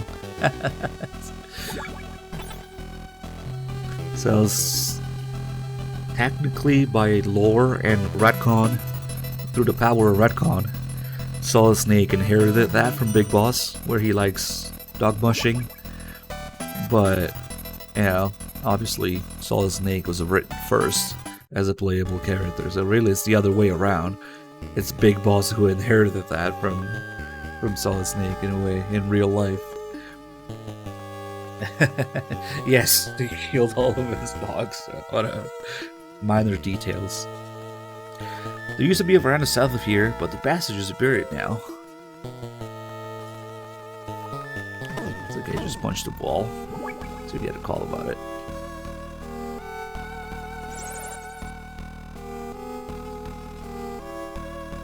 Oh, that's right. Campbell's an asshole right now.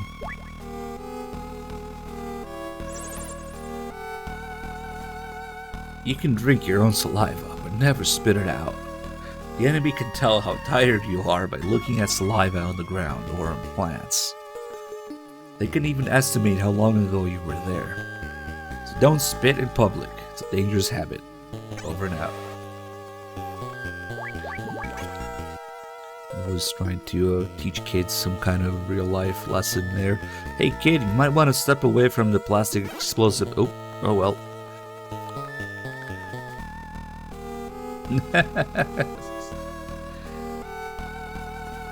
South of here, found a bunch of things that look like green pineapples. Another wall here to destroy.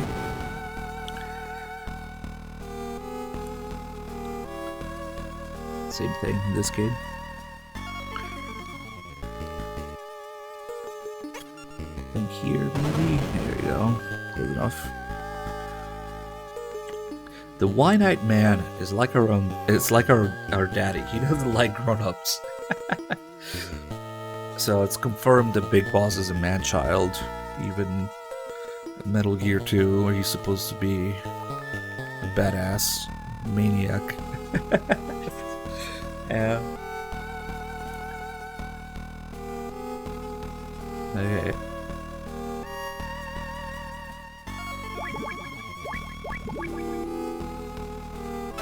There we go, green pineapples.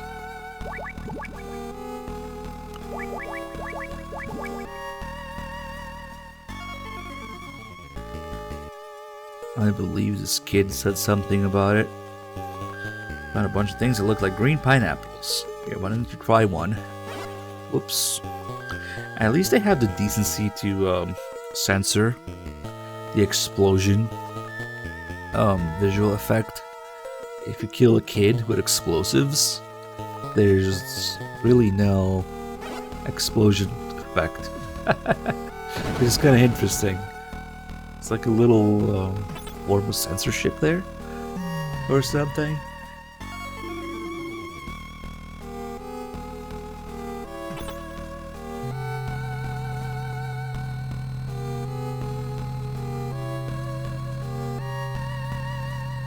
Alright, now that we got these grenades, we can go all the way in. Spiral.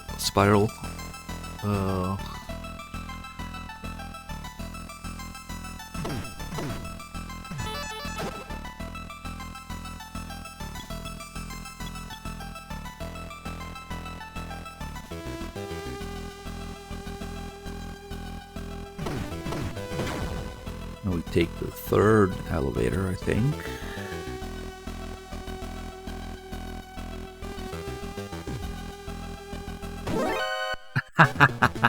He alerted as he died. Oh shit. Yeah, really nowhere else to escape. Oh, that's funny how you had the exclamation point there with the guard already gone. It's interesting because sometimes even when you throw a grenade and it's like a loud ass explosion, they don't really alert, but they go like, oh, what was that noise?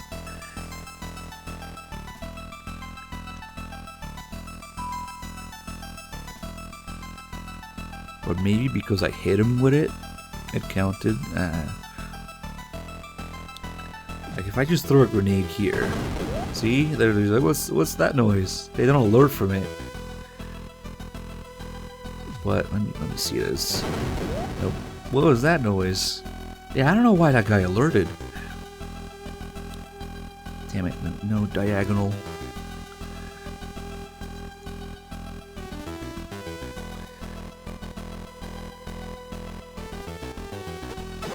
Crash in here.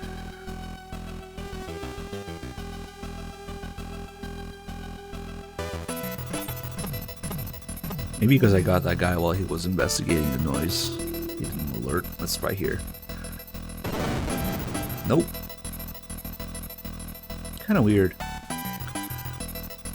And now we can go all the way up here. Because we want to find the bird right now. So we must go up to the roof.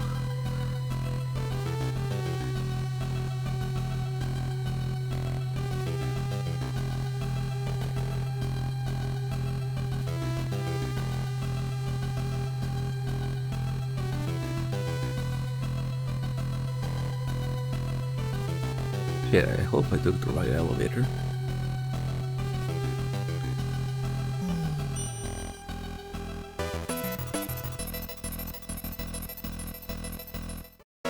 There we go. What is this? A booby trap. That's right. Trap clever enough to catch a fox. Or should I say, a foxhound. A booby. He's somewhere on the non-existing ceiling. I don't know.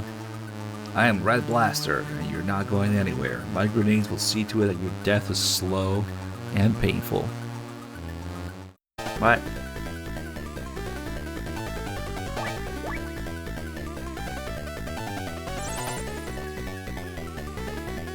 Castle, tell me about this guy. Red Blaster. He's an elite assassin who likes to blow shit up. He'll set booby traps all around to pin his target down, then use those grenades he always carries to finish the job. Snake, give him a taste of his own medicine. He's bound to be hiding behind a wall or something. But you can flush him out with a grenade of your own, over and out. So here's the thing, like, there's supposed to be ceilings, because we're like, yeah, there's different levels, different floors, but for the convenience of gameplay, being able to see with a top-down camera, then you can't really see the ceilings, so you can see what's going on. So where is this guy supposed to be? I don't know. These guys' little German grenades.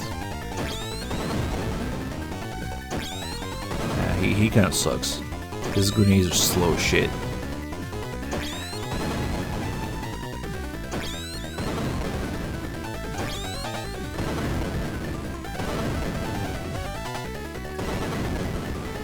Come on.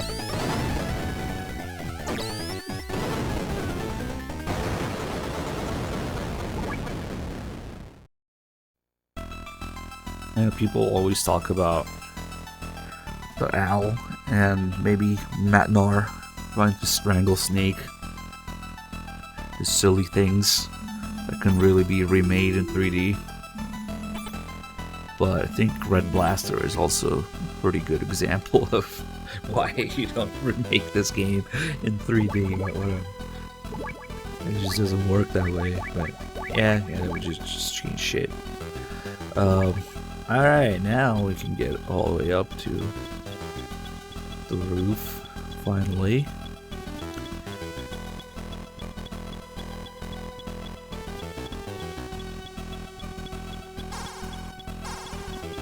The door is painted shut. But it's jury-rigged. You can probably blow it up easily with plastic explosives.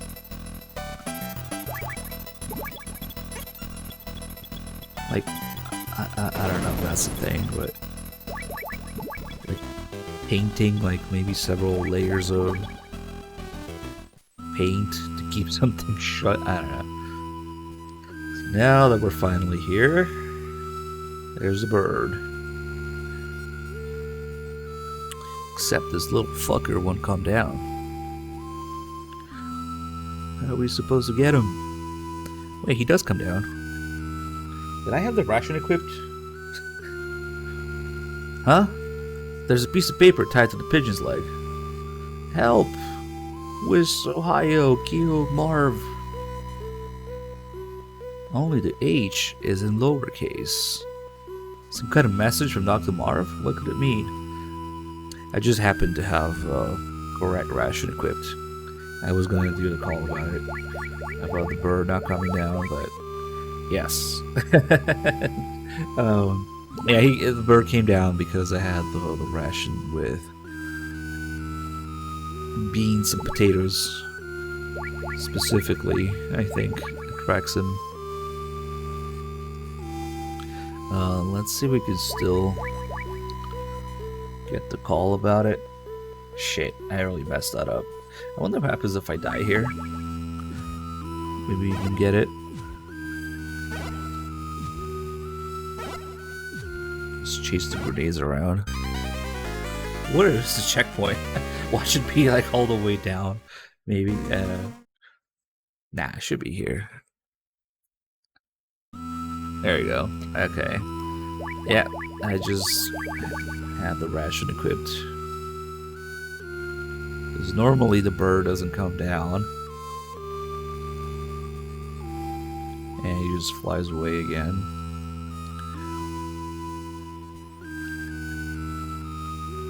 Let's Let's see if we can get the call now.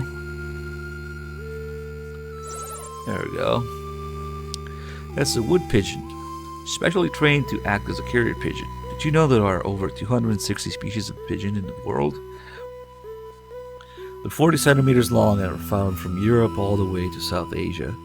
Dr. Marv probably brought that one with him. Pigeons are timid and very sensitive to noise. If you get too close, they'll sense you and fly away. Yet, for all that, they're notorious gluttons. They feed mostly on grain. I got an idea. If you have some beans or potatoes, you can use them as bait. I just got a large order of fries myself. Oh, right. Tough to find a burger stand on the battlefield, eh? Over and out. So he always has to throw in some extra info about what food he's getting. I just got a large order of fries. We can also call Miller about this.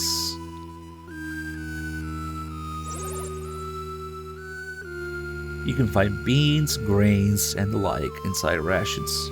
Take a look at inside your B2 unit. It's got beans and meatballs and tomato sauce, beans and franks and tomato sauce, and beans and potato stew. That ought to be enough to attract a pigeon. Over and out. So...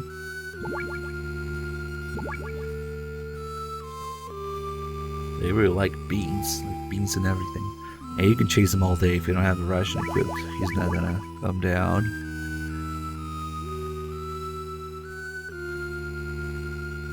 Come on. Could take a while even with the ration equipped sometimes. Come on, you little fuck.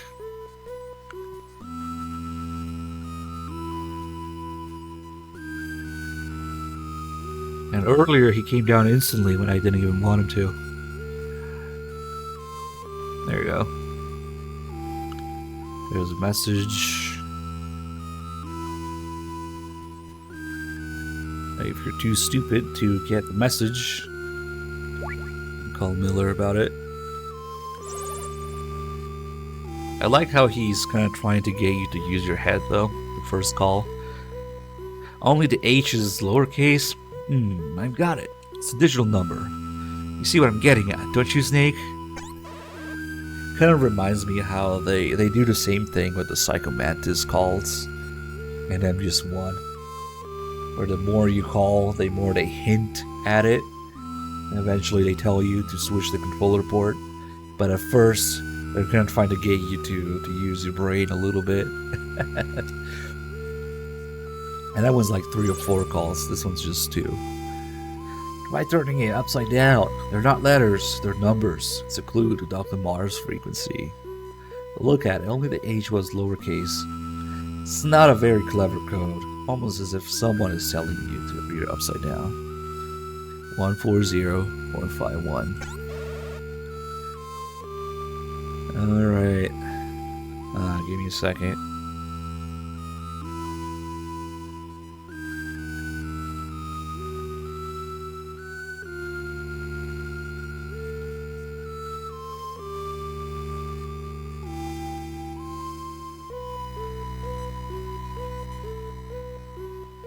Yeah, sometimes it gets a little tough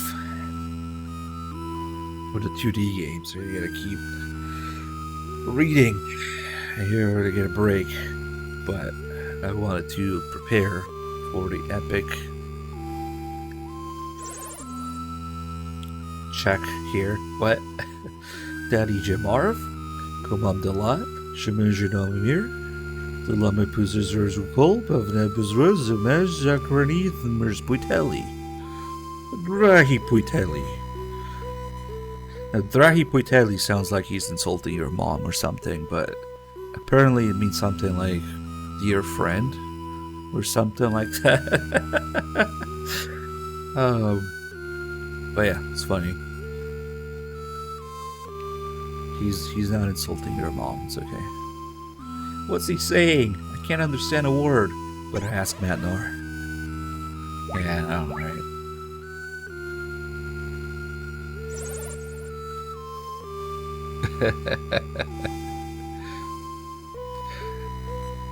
Marv can only speak Czechoslovakian. He's also the very type, especially so in his current predicament. What about you, Matnar? I can only speak Russian and English. Wait, I've got it. Gustava can speak to him. Gustava, is that the STD woman who was protecting you? She'll be able to understand him, and Marv trusts her as well. Is this Gustava still alive? Not to worry, Gustava is no ordinary woman. She's a seasoned professional. When we were captured, she alone managed to steal an enemy uniform and escape. No doubt she's hiding somewhere inside Zanzibar land, waiting for her chance. Does she have a radio? No, it was taken away right after we were captured. The only thing I know is that she's wearing an enemy uniform. There must be some kind of clue I can use. Here's your clue. She's a woman. Don't be fooled by her enemy disguise. There are no woman soldiers in this fortress. That's all you need to know. Gustava is a woman. Why not set up an ambush someplace that only a woman would go? Like the ladies' restroom. Over and out. So there you have the other part of what went into Meryl's character. The disguise, the bathroom, and not having the radio to contact her, because Meryl's codec gets damaged when you fight Grey Fox, or right after. And then also, if you want to throw in another similarity, they both give you the item that needs to change shape with temperature. And Meryl has the Palkey, Gustava has the brooch that has the same thing, shape memory alloy.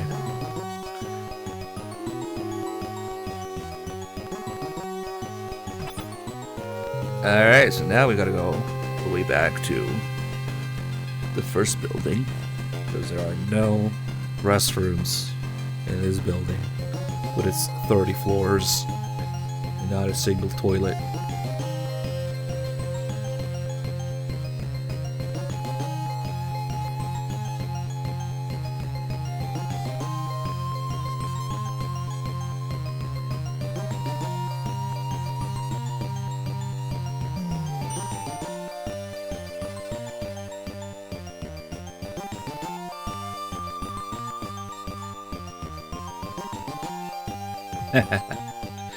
Yeah. Wait, where am I going with this? No, that, okay. Whoop, derp.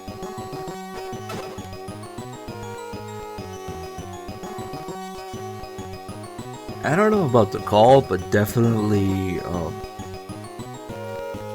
Strut C.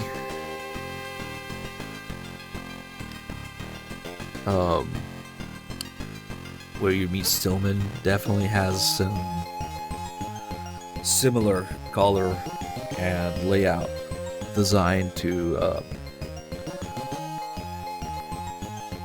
the mess hall where you meet Gustava here, with the plants and the color scheme of the floor and the two restrooms side by side.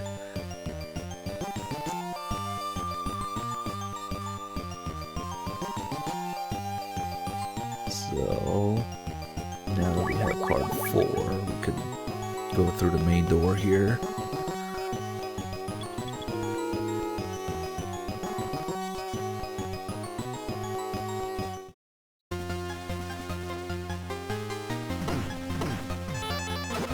Oh, nice. I forget what's this way. Ooh, another vent.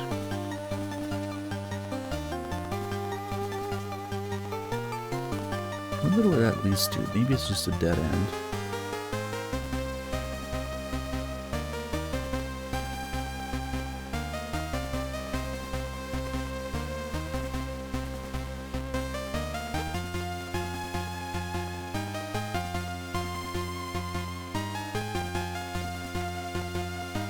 Where is he turning?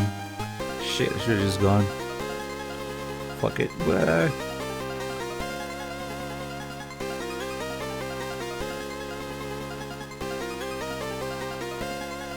Oh, it's a pretty cool path to take there.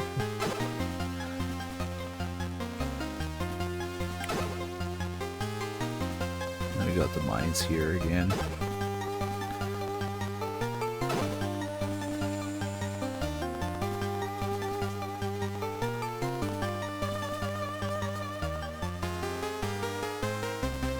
I would imagine there's a lot of shitting in the jungle going on here, or in the desert, because they got no bathrooms. There's only one in the entire base.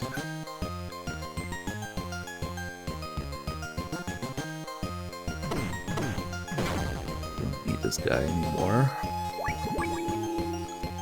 All right, now. I'll just wait for him.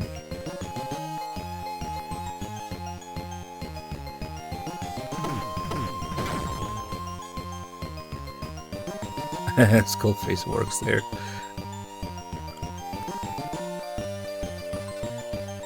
It's a lot of poop. And even when you are in the right building, if you want to go to the bathroom, you gotta deal with some traps and some dark areas. You need like night vision goggles to go take a shit.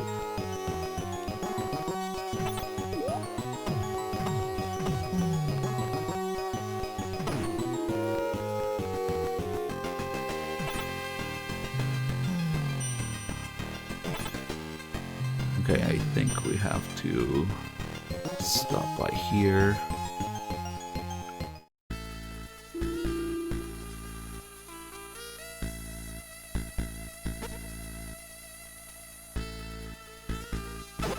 Oh, that's close.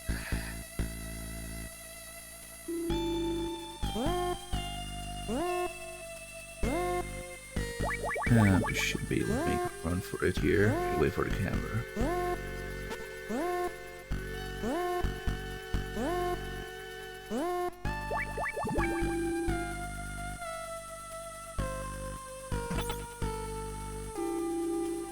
A funny thing about these three guys, if you get alerted and then leave, they disappear.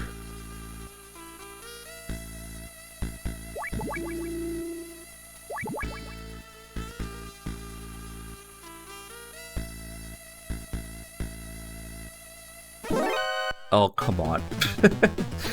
This guy's first instinct is to go turn off the light when he spots you. Alright. Finally got it. MVGs. I mean, technically you don't really need them if you know the layout of the area to go. But they're nice to have. I think, if I'm not mistaken, that's literally the only area where you wouldn't use them. I mean, there's a couple other areas where the enemies turn off the light. Like the one we just saw, where technically you could use the MVGs.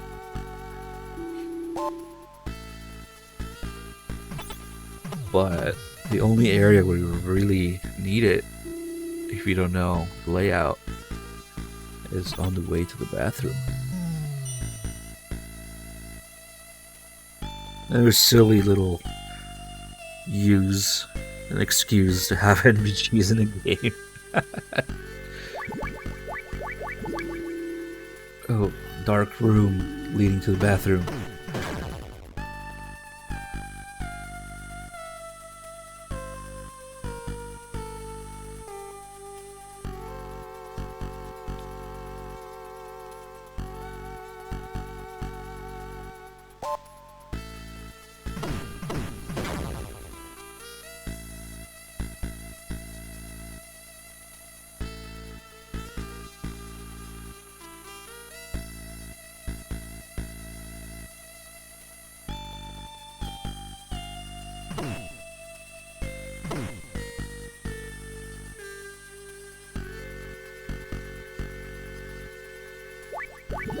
Alright, finally.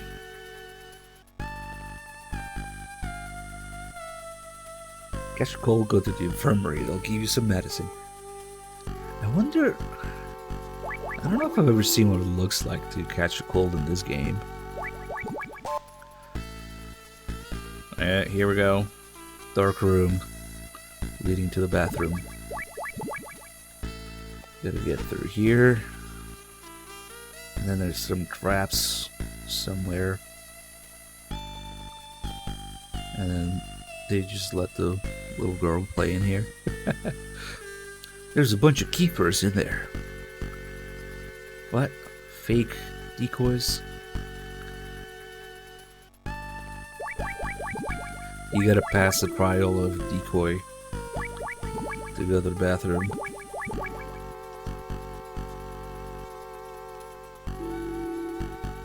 And then the next couple areas, they kind of have random placement for the decoys. Sometimes they're just facing the way you're coming through and there's nothing you can do about it. Ooh, look how fucking close this guy is. You can see on the radar which one's real, and he's right there.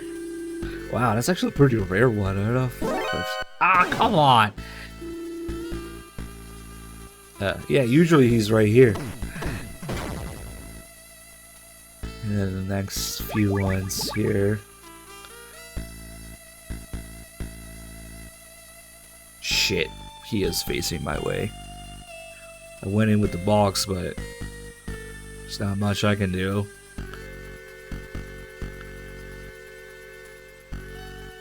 Okay, actually, that works. I wasn't sure if going back would let him spot me or not. That worked. Finally, we could almost take a shit. So one of the guards in here is Gustava, and unlike Meryl, she's not wiggling her ass or anything, so you can't tell which one she is. They simply did not have ass wiggling technology.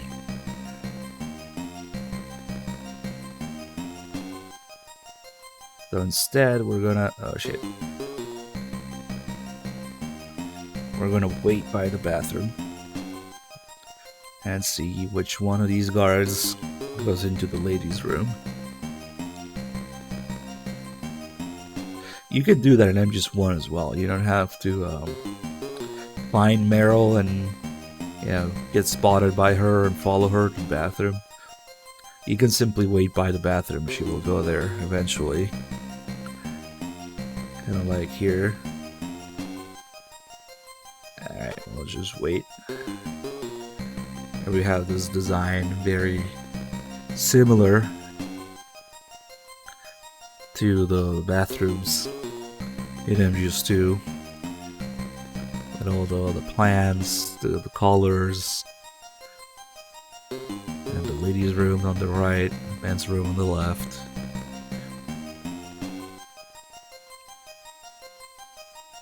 Yeah, well, I mean, we can wait, but actually, we go to the men's room first. We'll get a very important item, a bucket. Specifically, a giant bucket, because apparently Snake can fit in it. The metal bucket used for cleaning bathrooms. Looks pretty solid. Its use is unknown. So this is like a little upgraded version of the box, which is bulletproof.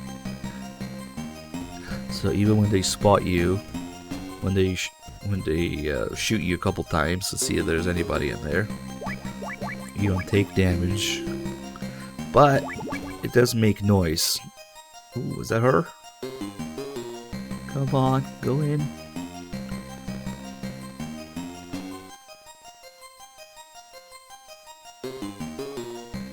Ah, what a fucking troll.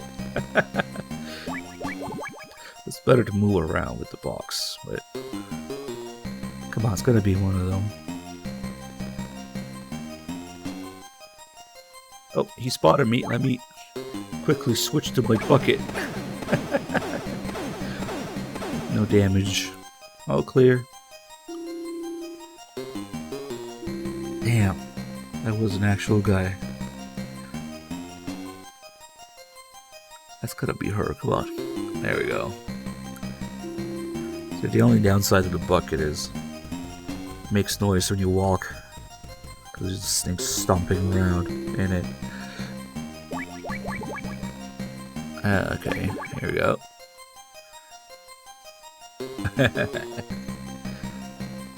Forget Gustavo, just take the elevator. I can't do that.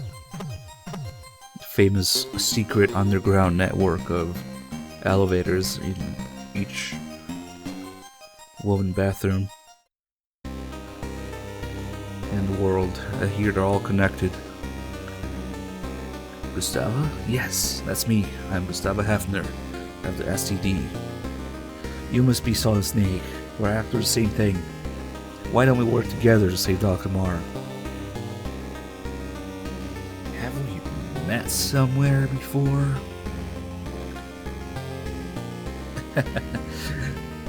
Typical Western man. Always ready with a pickup line.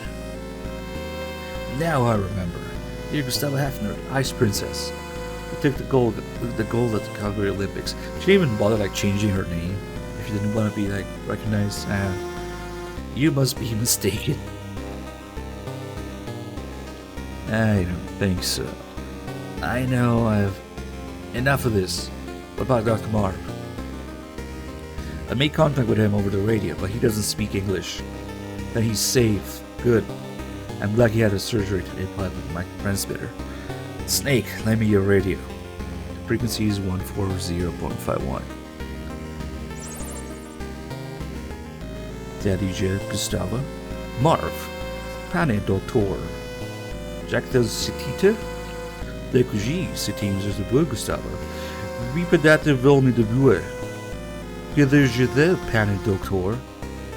Nessa vera visagars as Rosalinas as Unakis gunching thrag damagezam.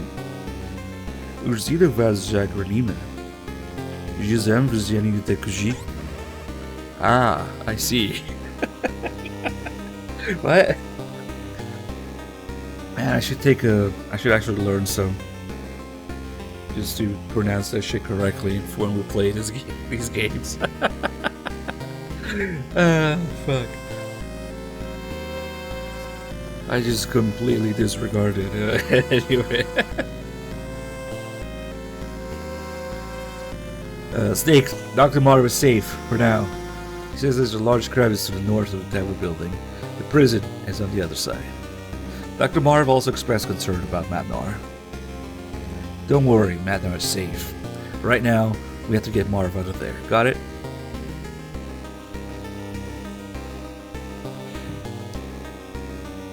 Oh, maybe it's a Marv reference in Phantom Pain, and we just couldn't tell. Kiefer is actually just speaking Czech and Slovakia there.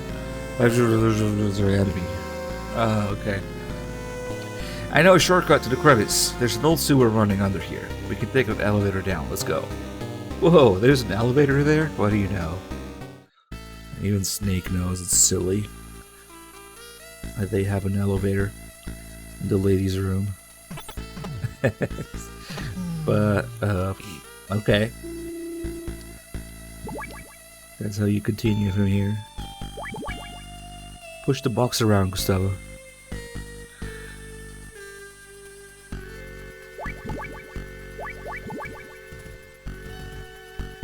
Bucket is also excellent for teabagging.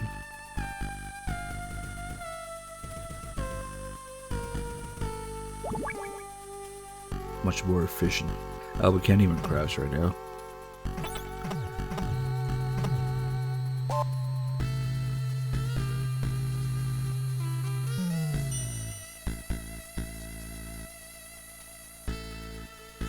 Well, if you If you drink enough Cuervo, maybe you'll start seeing Kiefer. Anyway, oh shit! Whoa, that was close. Almost forgot about it. Holy fuck. The Doombas. Holy shit. Giant, what? Trash compactors, sweepers, I don't know.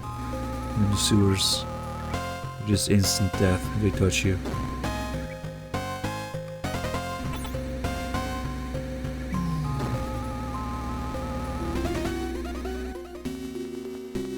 Hold on, shock. We gotta get another party member first.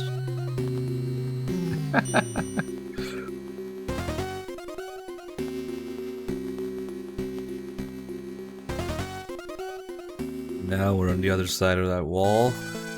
Matnar's here. Oh, Gustavo, Snake. Doctor. Turn off my... Wait, no. Doctor, you're alright. You lost some weight, Matnar. And you haven't changed a bit, Snake. Snake, we must hurry. Dr. Marv is waiting. You mean Marv is still alive?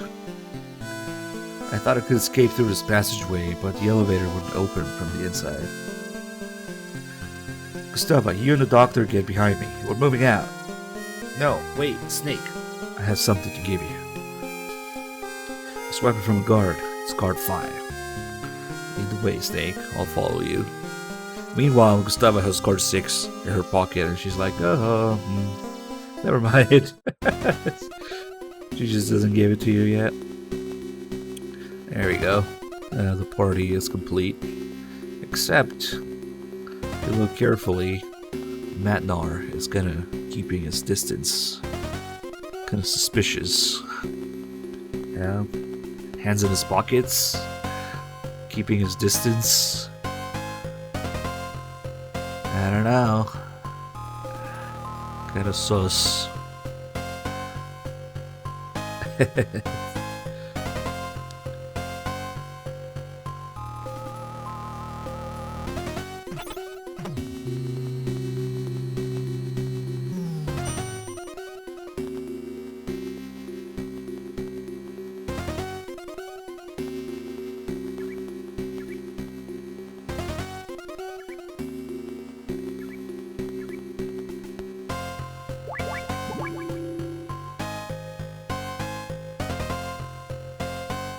There's a funny little tiny difference between the, I think in the original release here where they sit on the ground, where they sit on the floor, Gustavo goes to sit in a fucking pool of whatever that is, sewage, oil, shit, water, I don't know.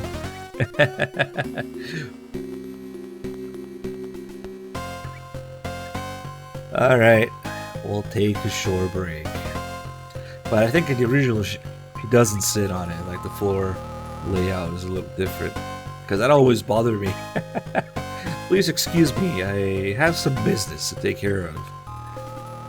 He fucking sits on sewage. Ugh. Damn. How odd. Man, I think there's a screenshot out there of the original where she's not sitting in the shit water. Give the guy a break. He's an old man. He can't hold it like he used to. No, I mean us. A world-renowned scientist, a former Olympic athlete, and an ex-special agent, trudging together through a sewer. Fate can be funny sometimes. Fate? Yes, perhaps you're right. You know, when I was a little girl, my mother used to tell me stories. Oh, here we go. About Poland during World War II, the Warsaw Uprising. My mother spent days in sewers under the city fleeing from the Nazis. Her skin and clothes were caked black with blood. You could not even see her face. My mother and I are much alike. We are both hunted by war. Gustavo, why'd you quit skating and join the STD? You'd think an Olympic medalist would get the royal treatment, even in the East. Not exactly. It was something about the ice. It felt cold. No shit, really? The ice? Snake, are you married? No, I don't have a family. You? Snake just doesn't know that both his parents and brothers are alive. Okay. I don't have a family. Through the power of retcon, though. I'm all alone. It's not because I like being single either. Perhaps I simply never had the chance. What about a boyfriend? Once, only once, I thought about getting married. It was back when I was still skating. I was deeply, madly in love. Still hurts to think about it. He was a Western man. His name was Frank Hunter. Frank Hunter, you say? He was handsome, well-mannered, intelligent, but always afraid. I would have thrown it all away for him. My family, skating, everything. I would have followed him anywhere. You would have defecated? Wait, you would have defected? Yes, but it was not to be. The West rejected my bid for asylum at the last minute. Some sort of political reason. I still don't understand. They probably just didn't have room for you. It happens all the time. Ever since, my family and I lived a nightmare. We lost our right to compete. We're branded as refused dicks. I had no choice but to go into STD. Affection voices. But I have no regrets. When I was on the ice, I only knew the ice. Now I know so much more. I've even killed a man. What about him? Did you ever... I never saw him again. Our Berlin Wall was too high for either of us to climb. Hello again. Sorry to keep you waiting.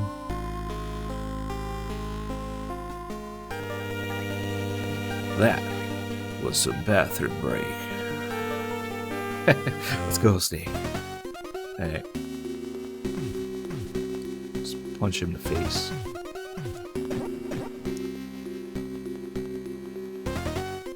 Yeah, it was kind of sus. Sus bathroom break.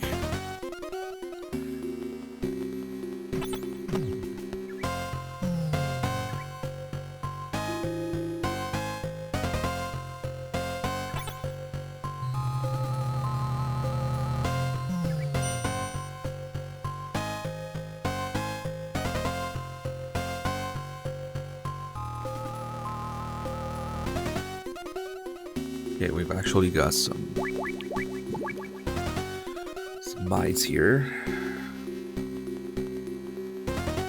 But when you have people follow you, you can't crawl. So we just gotta avoid them.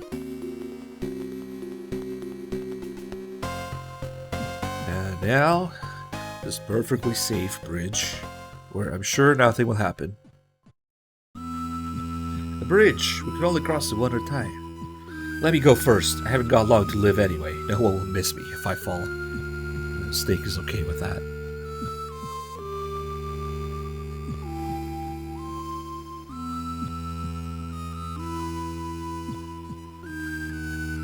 Ah, seems legit. It's alright, you can come across. Okay, I'll go next. See you on the other side.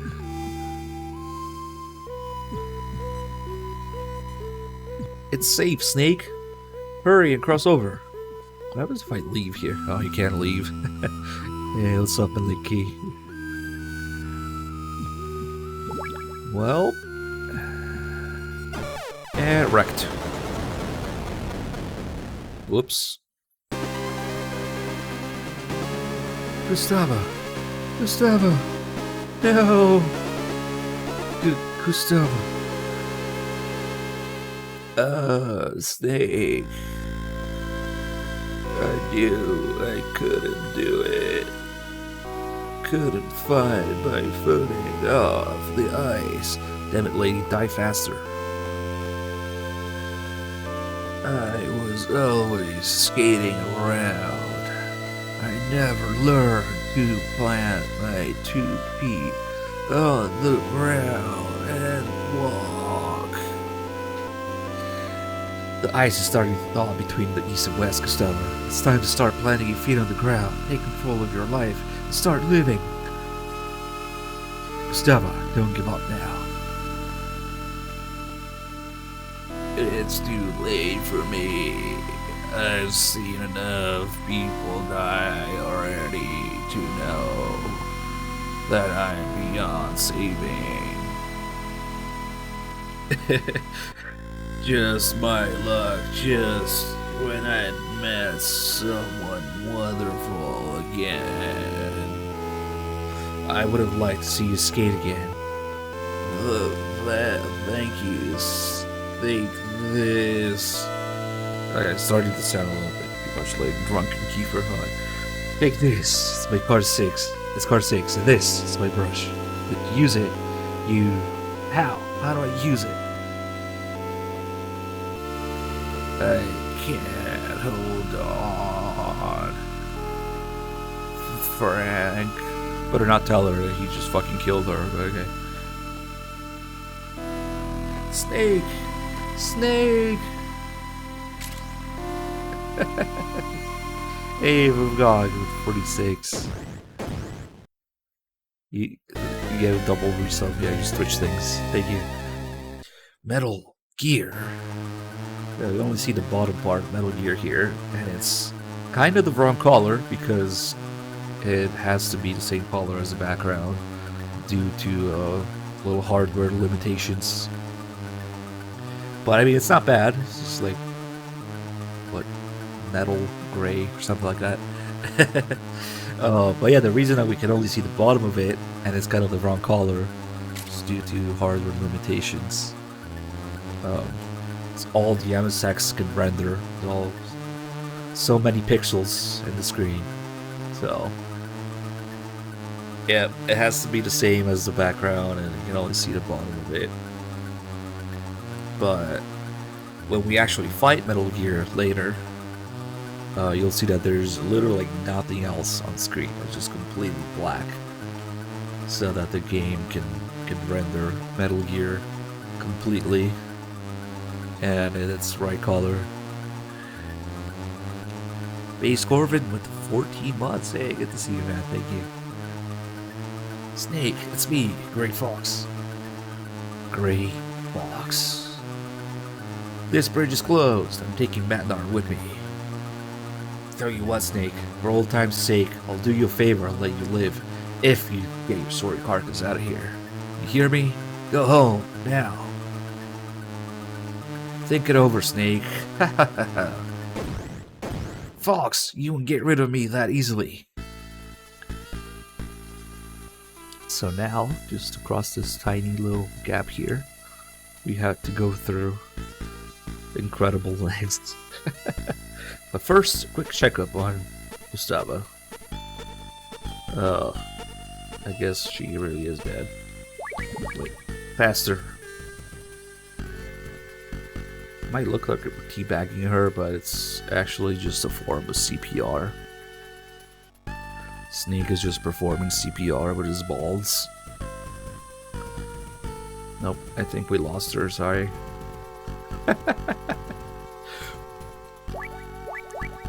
Yeah, we got the brooch here in the shape of the Zanzibar land symbol. The seal of Zanzibar land. Its use is unknown. It smells like Gustavo. Ah, okay.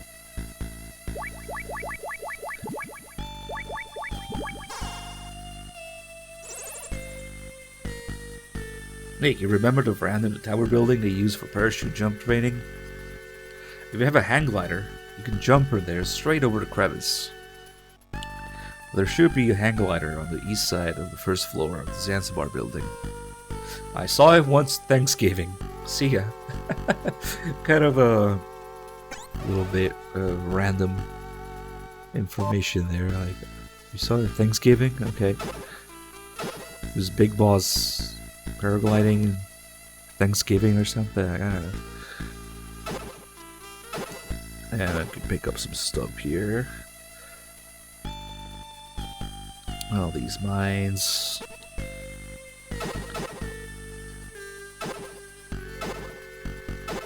And something kind of interesting in this game is how the gas grenades work.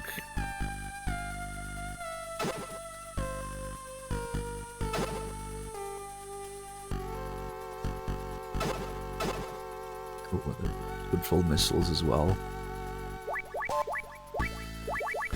I always thought of gas grenades are kind of weird in this game. Because as far as I can tell, they don't really... Crowd suppression grenade releases cyan gas on detonation. Central nerve gas? Something like that. Do not use downwind of target. As far as I can tell, the only use of gas grenades is to tell which direction the wind is blowing or gliding. Although you don't really even need to do that. So I don't know if you can actually do something to enemies with it. I think I tried it, didn't do anything. Maybe I'll fuck around with it. Alright, so now we got cards 4, 5, and 6. Okay, that's what it stands for. Chloroacetophenone. Tear gas. Okay, that would make more sense. That's not like lethal gas. That's why maybe it doesn't hit your enemies.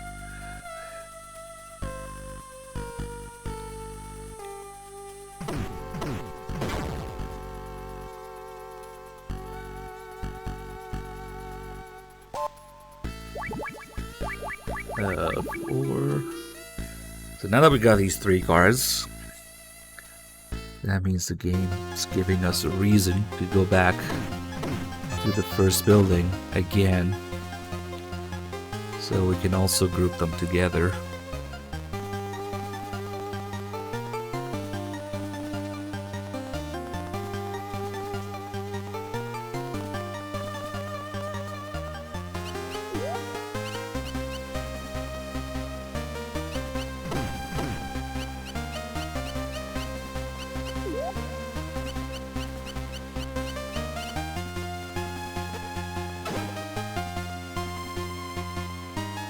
Through the desert and the mines and the jungle again.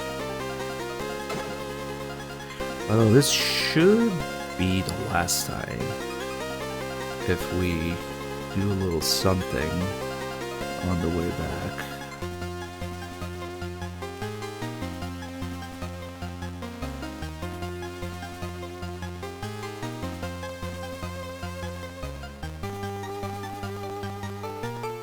If you want to be smelling it exactly. It's kind of the point, right? Although maybe it's more like an eye irritant thing. Does it really not matter if you inhale it? I don't know, maybe. Can't be great.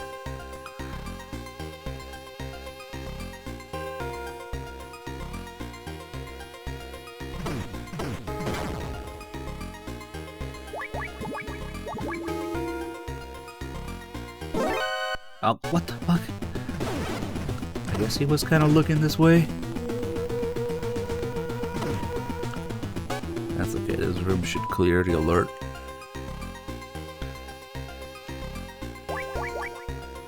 Now with card 6, we can get the blue card to combine the 3.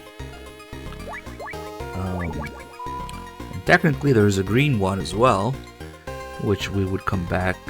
Normally you would come back for it with card 9, but we can avoid that if we go through the sewers. Oh, what the fuck? They can see you from up there?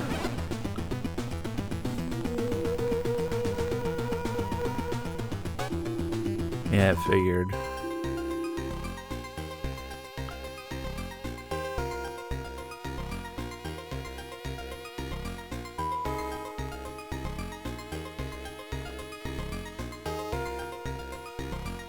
Damn, you can even absorb it through the skin. Wait, where am I going?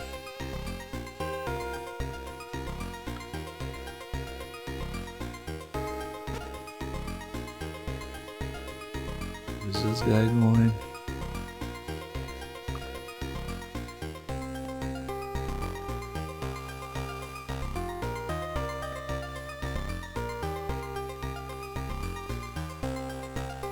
Alright, so we want to get the hang glider in here. There's a bunch of keepers.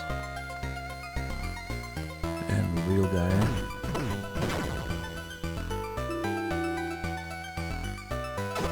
There it is.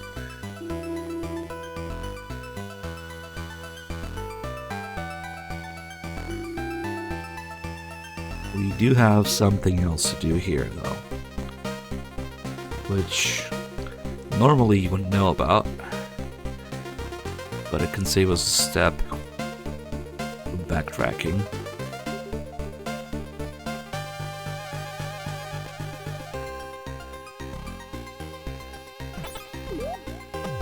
If instead of simply going back the way that we came, we go back through bathrooms and sewers, we can stop by the fridge, the freezing cell room in there to change the shape of the key.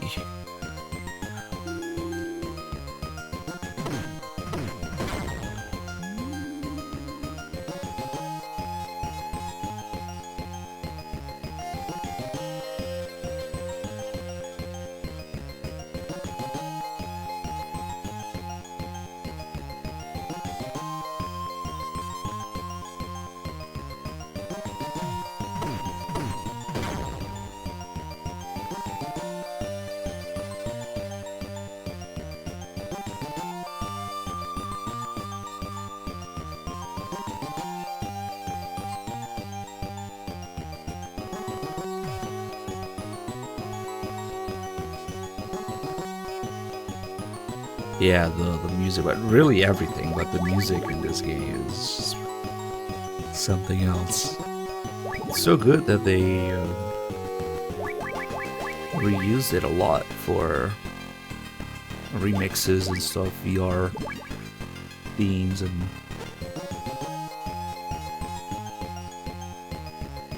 all the way to MGS2 VR, MGS1 VR, and also MGS1 Integral has a couple music frequencies you can call, more remix tracks. Oh shit, come on, this guy's looking right here.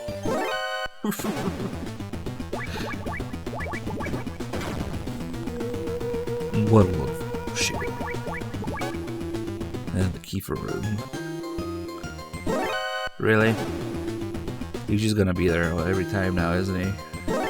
Yep. Thought it changed. Fuck. We just got the shitty RNG, I guess. Oh, finally, okay. He's looking the other way. Wait, is it the box that changes it? Maybe not. Let's see what's going on here. These guys. Fuck. And just a box that turned into a bucket. Oh, clear. He didn't see that? Oh, man.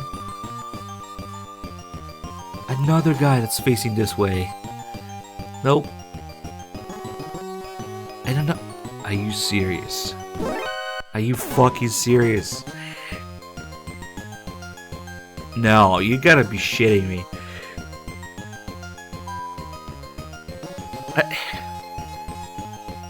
This is horrible fucking RNG.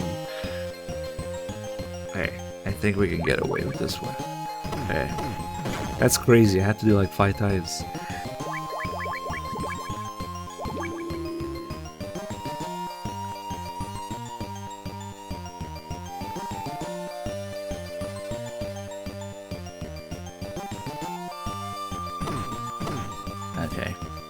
Now before we go, we're gonna stop by this freezing room.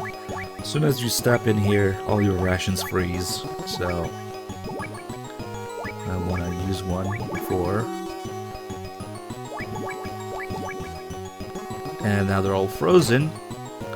But if we take a look at Gustavo's brush here and equip it, look at the icon, it actually changes shape slowly in real time.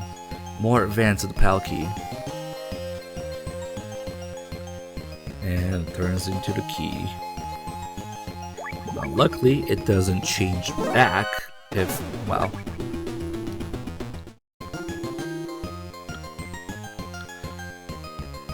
speaking of RNG. So luckily, if you take too long, it doesn't change back like the PAL key does in MGS1, so we can just change it now and keep it.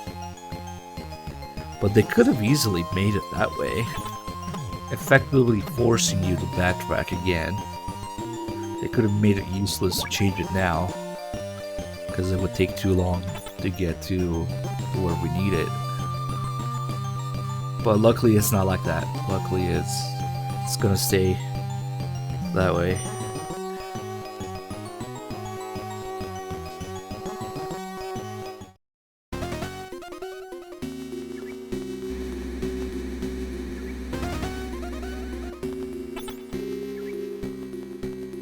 Well, then we can just go back this way. Not to Duba.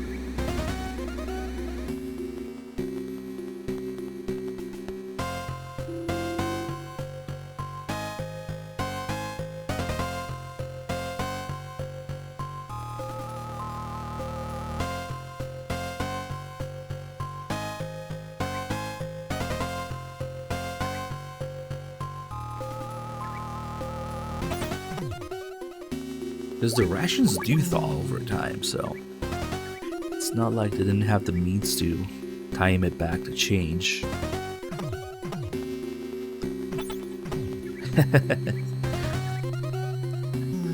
So by the time we're getting to the next boss fight, we probably want to have the rations ready, but maybe just about. Like if you wait an extra minute or two, the rations should be thawed out by then, but probably doesn't matter. As long as I remember to actually put mines down,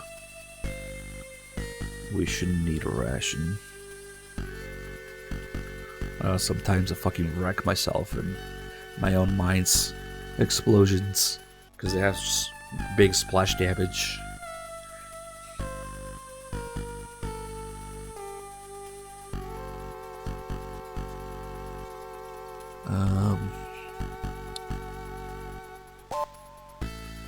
Okay, so now we want to go to the balcony so that we can glide through the bridge.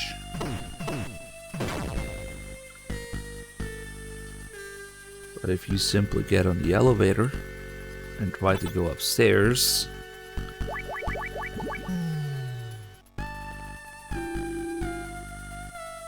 so we're gonna get ambushed, so put out down some mines.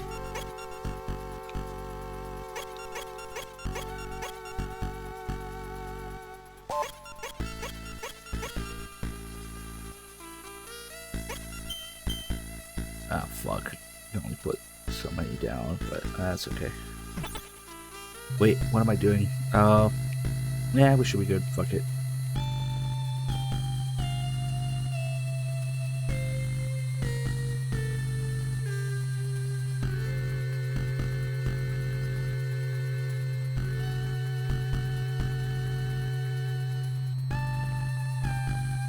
Just as we're about to get to the 20th floor, elevator stops. Snake, it's me, Grey Fox. Fox, you should have listened to my warning, Snake. Now I'm afraid our friendship is at an end. That elevator is going to be your tomb. What? You hear that sound? That's an assassination team. They specialize in confined spaces. I'm sure you'll put up a good fight. The ceiling. It was nice talking to you one last time, Snake. Over and out. The Four Horsemen. Original name Ultravox in reference to Ultravox.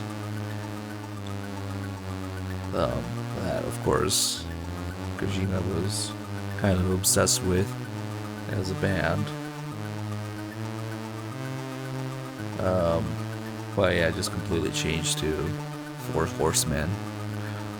And it is, we are the Four Horsemen, the top secret assassination squad. We get our orders directly from the president. I think this is the only time that anybody calls Big Boss the president. The president, I guess he is the president of Zanzibar. Okay. Zanzibar land, rather. Consider this an honor. We only fight the big fish. So, yeah. I did put all those mines down. Oh, it's hitting that guy too. How nice. Oh shit, see the fucking splash damage?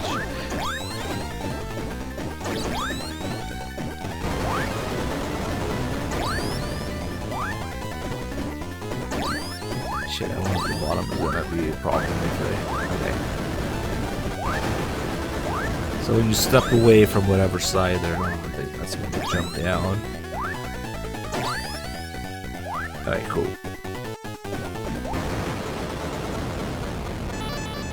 Yeah, I forgot to do the Castle call.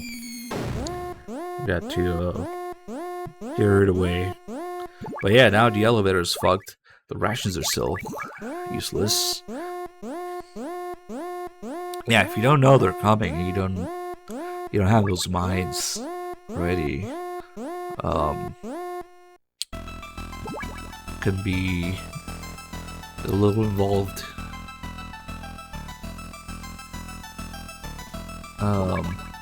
Okay, so that elevator is useless now. So to get to the 20th floor, we gotta get to the 10th floor, and then fuck, those guys are coming here. And then we gotta go up the stairs. Wow, already like on top of each other.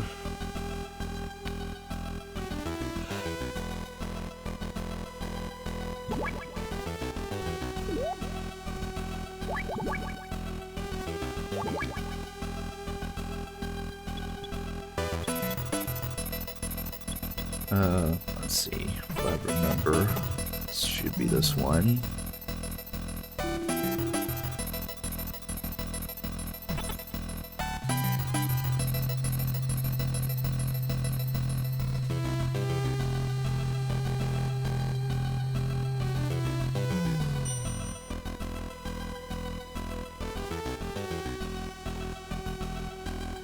Okay, so now we could destroy here, this wall.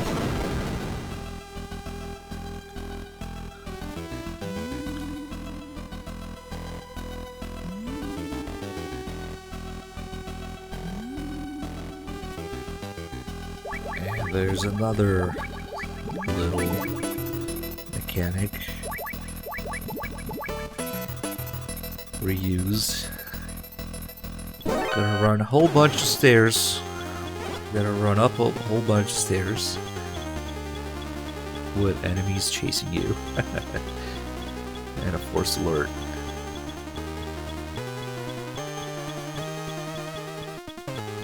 It's kind of cool how this one has its own alert theme to it. And you never want to stop for anything, not for ammo, not for traps. There's some traps actually to the way, on the way to the ammo. So it's just there to troll you.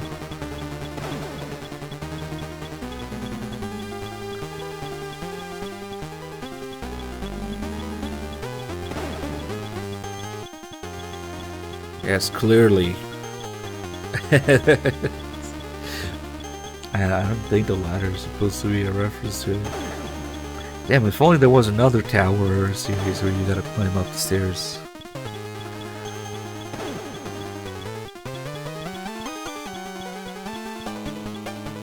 Shit. Don't get stuck in the corner.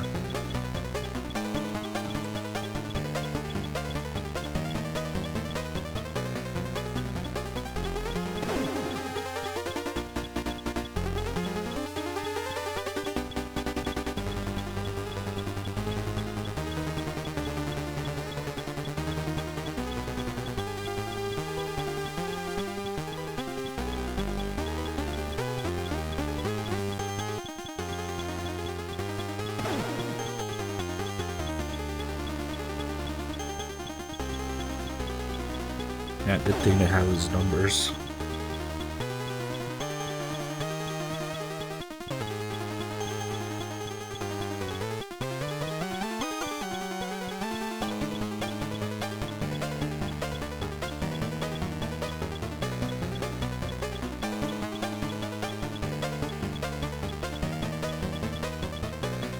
Finally, 20th floor. And they don't know how to use the door, so it's okay. Finally, we're here.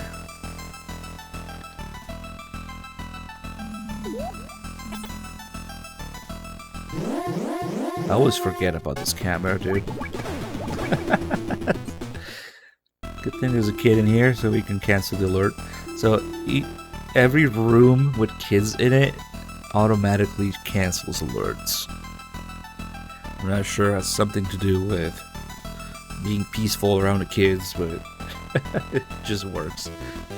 The veranda was made for parachute jumps, but if you had a hand glider, I bet you could jump even farther. Okay. Now this guy here is really fucking annoying, so I'll actually use this RC pistol on him. Oh, he was actually kind of right there, but it's okay. He didn't see me. Because the floor here makes noise. It's a little annoying to go after him. It's me, your #1 fan. You can only jump from there when the wind's blowing north. It usually blows south, but sometimes it changes just for an instant. That's your chance. Don't miss it. Keep up the good work. There's a couple different mechanics to this that honestly I don't fully understand myself. Like, one surefire way to make sure that the wind is blowing north. Okay, so we could check with the gas grenades first. We throw a gas grenade, it shows you the arrow pointing the direction the wind is blowing. It's down. And I'm not sure if you could do it just by waiting, but one thing that works for sure is to whip your cigarettes. And if we don't do anything for a while, it's actually pretty advanced smoking animation. You take a puff of smoke, and you can see the smoke going up when you do that. And I kind of wish they had something like that in MGS1, you know? Or the other games, really. We don't get a smoking animation during gameplay until, I guess, technically Phantom Pain, but anyway, after you do this, this fucker, I'm gonna stinger his ass. He left. But yeah, after we do that, we check again with a gas grenade. Now it should be going up. There you go. But you don't really need the gas grenades for any of this process. I think it's just a check. And I don't know if there's a timer for it, or you just jump. I don't even remember what happens if you jump at the wrong time, because I don't know, I kind of don't want to find out. But yeah, now that we've seen the wind go up, it should work. There we go.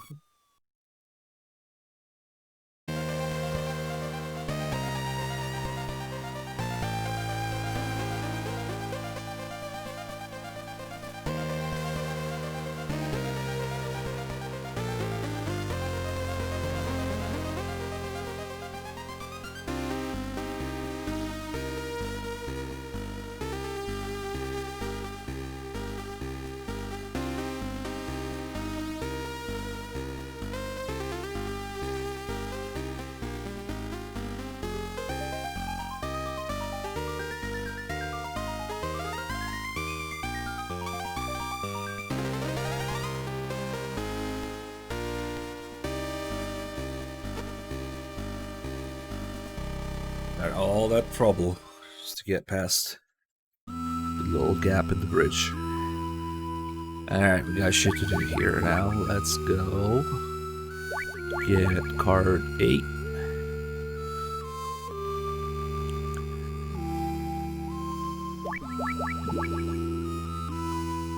From Jungle Evil. Forget he had a different original name. Or is this one of the ones they actually kept the same? I don't remember. It's pretty silly as it is. I've been waiting for you, Snake. I'm Jungle Evil, undisputed master of jungle ambush. Let's see whether you're a real snake or not. Alright. Oh, he's right here.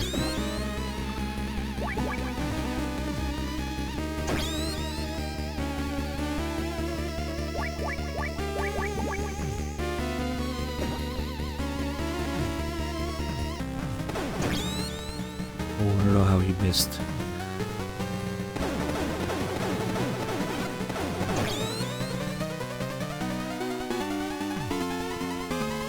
It's definitely, it could be something to do with Predator. What was his name, or is it just a reference? But wait, we also have the invisible guy next, so maybe it's both of those.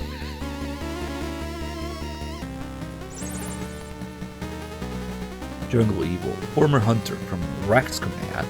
He's an expert in jungle guerrilla combat. In the jungle, he's more beast than man. They say he wiped out 2 entire companies on his own in Vietnam, even with a pocket knife. Over and out.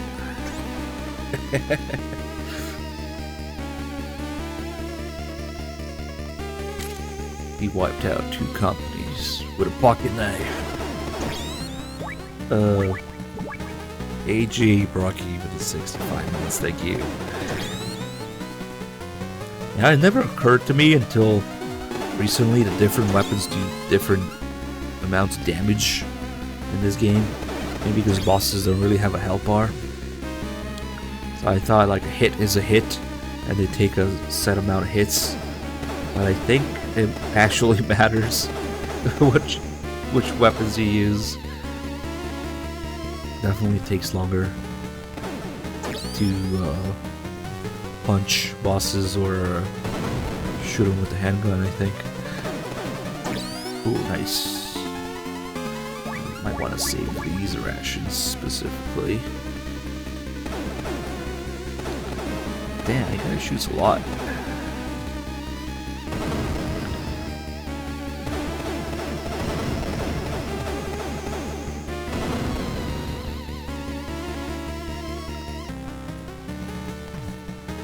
Save his grenades too.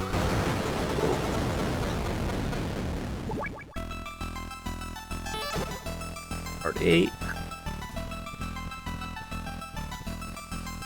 And a couple interesting things this way.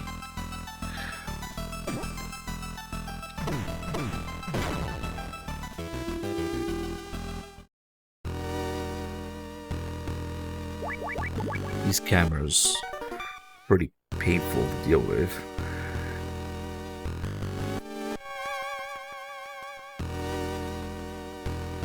Cause that one, okay, maybe you can't see me through the table. That's how you're supposed to do it. Fuck. Really? I guess that, yeah. Technically, I'm in front of it.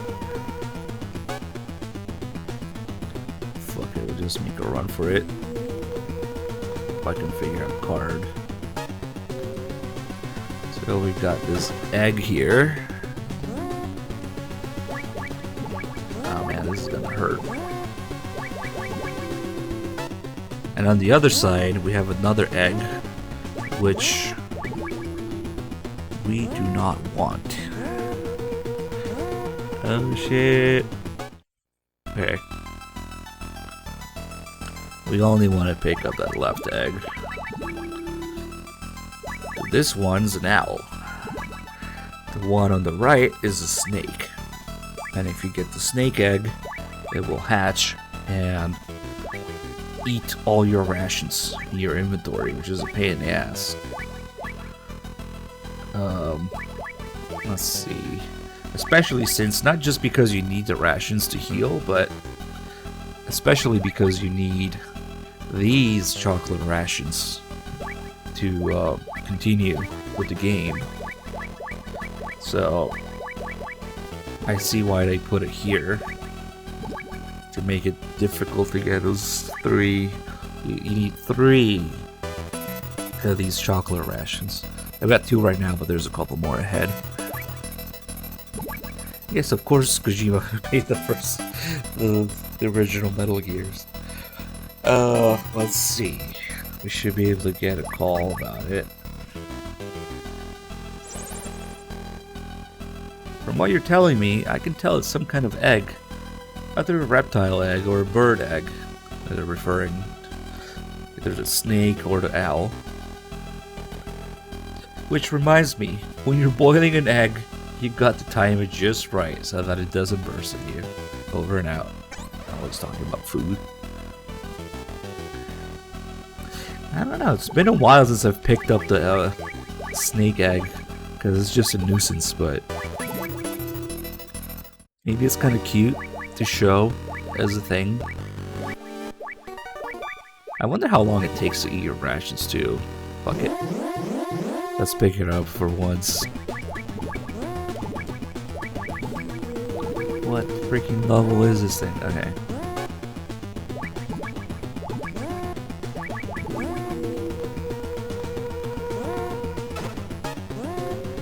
Wait a second. Are these rooms connected?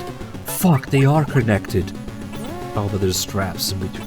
I don't know if I've ever been up here. Oh my god, I never realized that these 2 rooms are connected. Then again, I don't go to the snake egg a lot. Okay, we should probably eat a ration.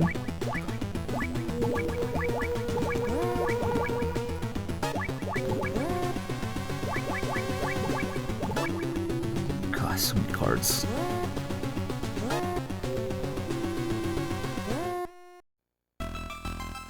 Alright, you can see the eggs slowly hatching.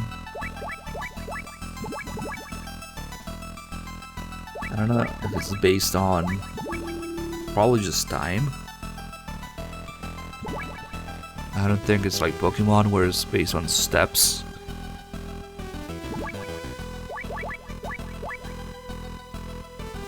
Doesn't look edible. Its uses are known. Oh man, I can't believe we have both eggs now. Man, it's gonna get a little silly when they hatch. We should be able to see it if we have it equipped.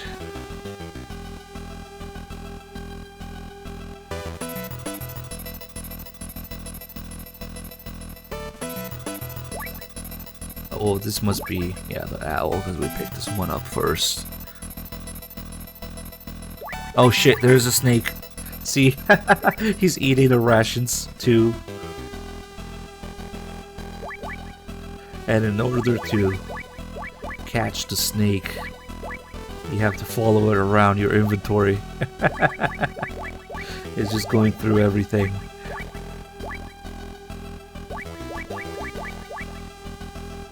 Yeah, it's kind of cute, I guess, as a mechanic. Oh, does the owl not hatch until you get rid of the snake? He's gonna eat that ration. Yep. Nom nom nom nom. Nom nom nom nom. Come on, you little fuck.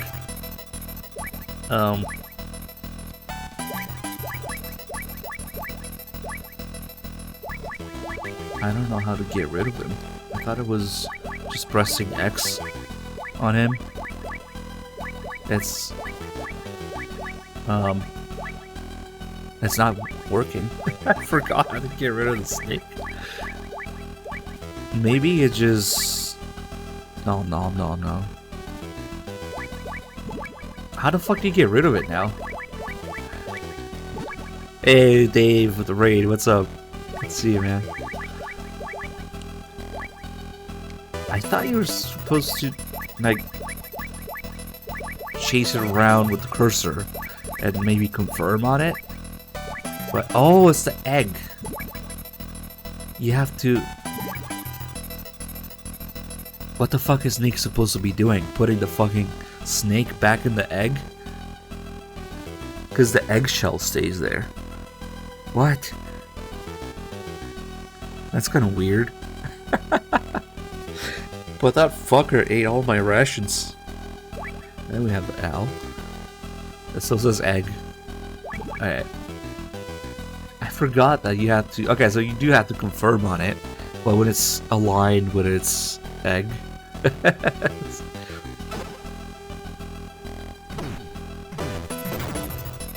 Now, since we need 3 of those chocolate rations, yeah, there's one here. They actually do have 3, kind of on the way there, a little bit out of the way.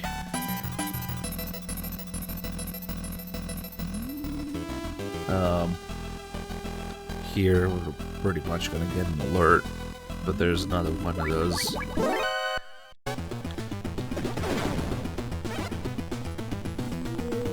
That also means I can't use other rations to heal. Wait, I think there might actually be 4, not 3. No, it's... Fuck. I think there's one this way, and there's also one on the top left. I mean, they do... Yeah, there's one here. They do kind of make sure you have enough of these so you don't get stuck.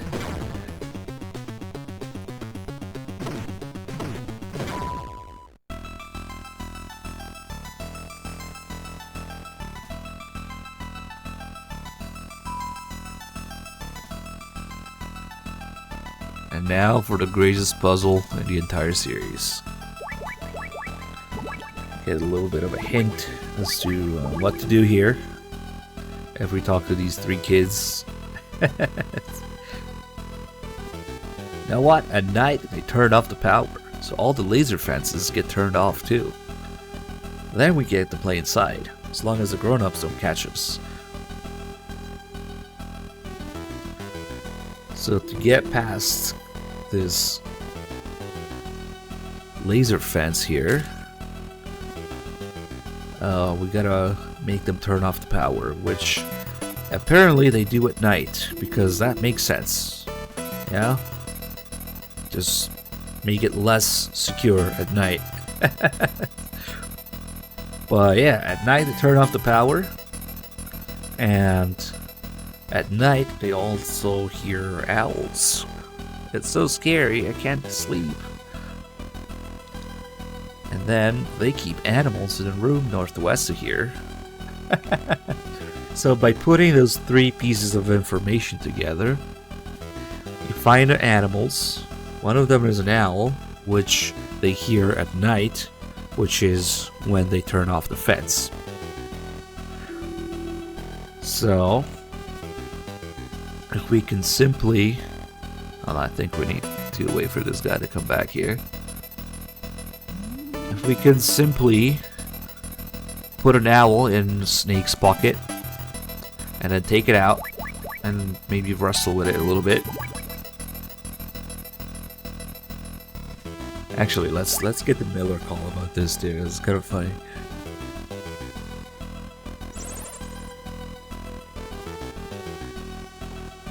Oh shit, I could swear he has a call about it. Maybe it's inside here.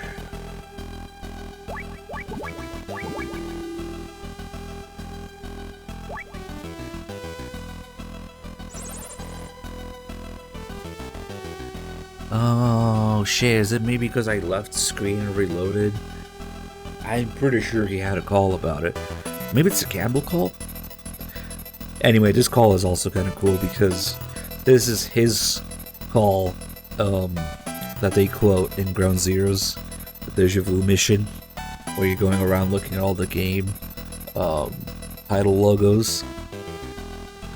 So You actually have, you know, Kaz reading out his own line in Ground Zeroes from this game. So that is kind of cool too. When making decisions in the battlefield, there's no single right answer. Just trust your own judgment over and out. So you can actually hear that call being voice acted. Fuck, I could swear he had a call about the owl and shit. Maybe I have to equip it. Or, oh, am I stupid? Maybe it's Jacob's. Because it's animal stuff. That's the Zanzibar wood owl. As I'm sure you know, owls are nocturnal hunters. There are about 120 species found throughout the world. The Zanzibar wood owl is about 20 centimeters long and is found primarily in Central Asia. It lays white eggs every 2 to 7 days. Holy shit, that's a lot of eggs. Incubation is carried out exclusively by the female. With genetic modifications, the eggs can hatch in a few days. Because that owl is nocturnal and because it always hoots right after sunset, people in Zanzibar use it to tell the time. In fact, they rely on the owls so much that if one of them hoots during the day, people will think it's nighttime. Over and out. There we go. I don't know why I thought it was a Miller call. Maybe he has one now? Nope. Okay, I just remember wrong, I guess. So there's a solution. You just keep an owl in your pocket until it starts making noise, which will make this guy turn off the power.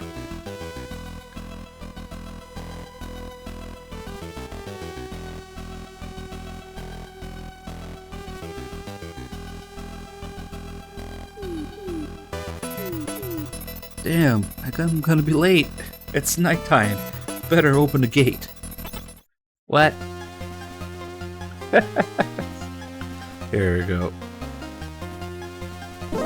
Ah, didn't get out of the way in time.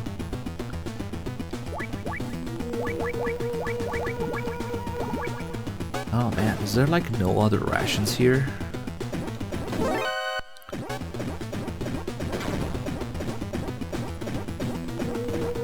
Leave me alone.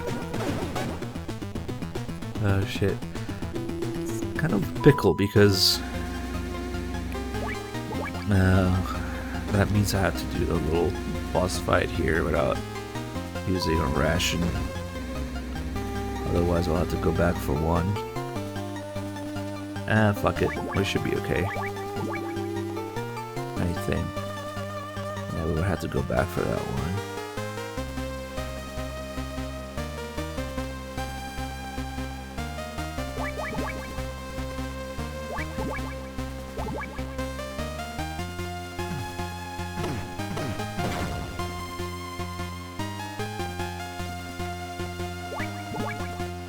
What's in these other rooms? That's probably nothing useful if I didn't go there usually. Ah, what was that noise?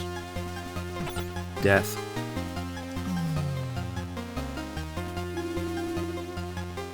Okay, I can stun lock what's his face here with the grenades. We'll probably be okay.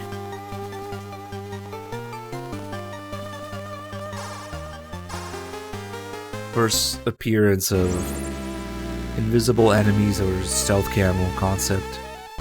It's me, your #1 fan. Snake, watch yourself. You've got company. Night Fright, the last surviving member of the Whispers. You know, the legendary guerrilla unit. Night Fright. He's wearing a state-of-the-art camouflage suit that makes him practically invisible. Not only that, he'll attack you with a gun that's completely silent. No one has ever seen his face. You know what you have to do, right? Lucky me, I've got a fan club. Use your ears, Snake. Huh? You're not using a stereo TV? A mono TV. get over here. If we can't really escape the splash damage from the grenades, we should be okay. I'm eating a lot of damage, so okay. Oof. Okay, I really didn't want to go back for that other ration there. Some guy called Big Boss. And these 3 piss puddles here are why we need 3 of these rations. Now Miller does have a call about it. How to deal with sulfuric acid? Oh, let's see. You could neutralize it if you had something with caustic soda in it. Got it. You got any chocolate on you? That ought to do the trick. Sulfuric acid reacts with the sugar in chocolate to produce carbon and a rubbery substance, something, table sugar. See if you can find some chocolate. Over and out. But in reality, we're just turning puddles of piss into shit. So this, and using cigarette smoke to see the lasers, and using chocolate to seal off the acid. Both of those things are in the first episode of MacGyver. So Kojima must have just really liked it and used it. Lasers and chocolate. And then that door won't open, so when we come back in here, you should be able to get card 9 from Jungle Evil. Don't you mean card 8? He only had card 8. No, he was in charge of cards 8 and 9. He must have dropped it somewhere. Check the area he was in. The card should be there. Keep up the good work.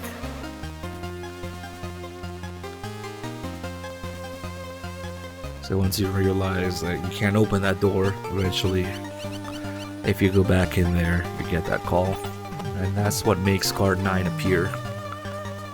It's not actually there. You can't pick it up ahead of time until you get this call, unfortunately. Forced backtracking.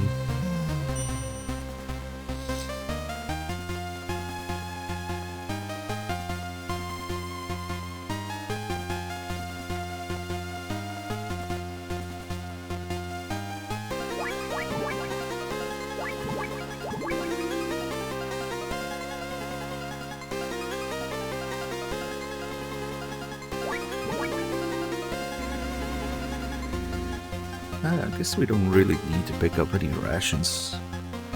Oh, well, maybe one for Matnar. Epic Matnar boss fight.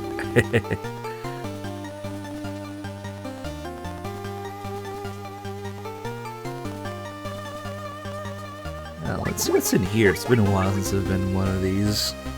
It's just a kid. There's lots of rats in jail. They can steal all kinds of things and take them back to their nests. The grown-ups put out sulfuric acid to try and get rid of them. So that's why there's those puddles of piss everywhere. Nice lore.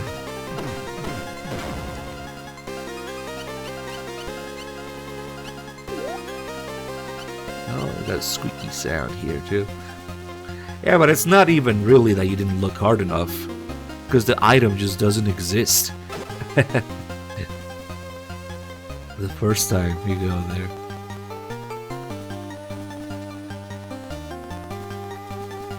Okay, these supplies are not too useful. That's why I usually go here, I guess. Ah! What? Is this guy gonna see me or what? Maybe not.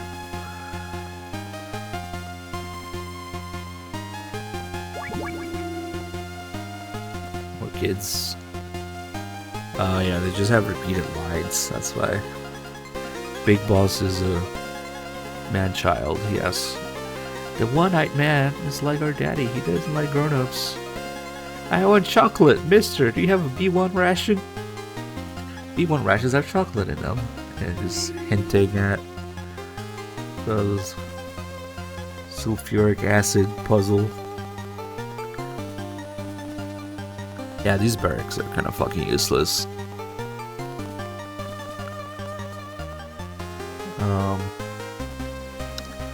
Let's just go.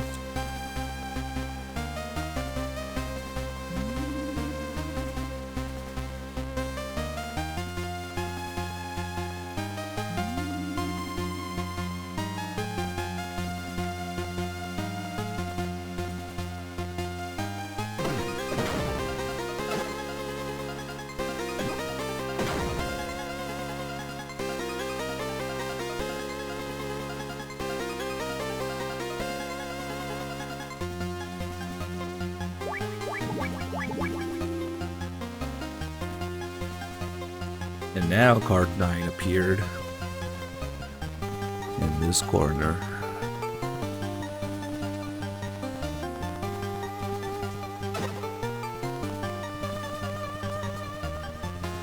Now you might notice how we have 3 new cards now. So the game is almost about to give me another reason to backtrack all the way to the first building again. Which is crazy, but we don't have to do that since I already changed the shape of the key. But, oh fuck. Normally you wouldn't know that.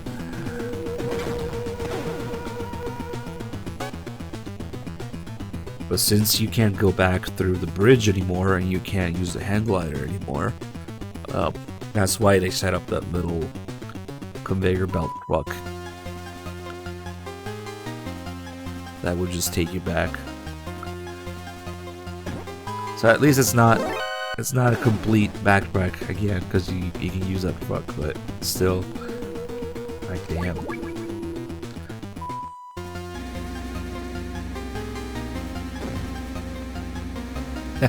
Yeah, you need like a wallet of cards.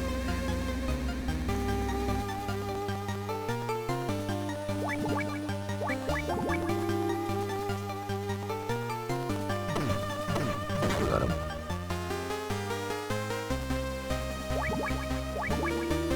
Oh shit!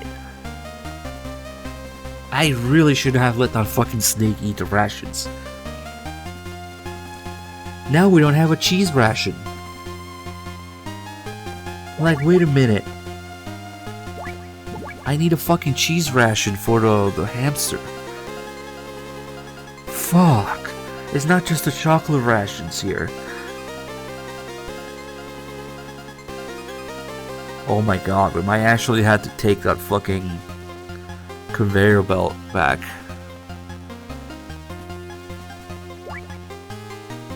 Oh no, oh no. Oh fuck. There's no cheese rations anywhere here. Maybe they also count on the fact that you would get a cheese ration when you go back to change the key. They're all fucking chocolate rations. Unless we get one as a random drop from an enemy, I don't even think I've ever seen them drop it here.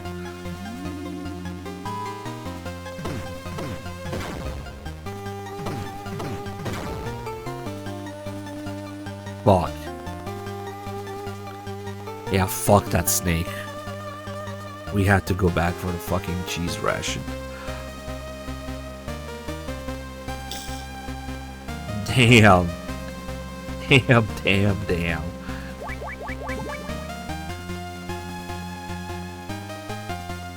Okay, you're set to go. This guy just talks to the boxes.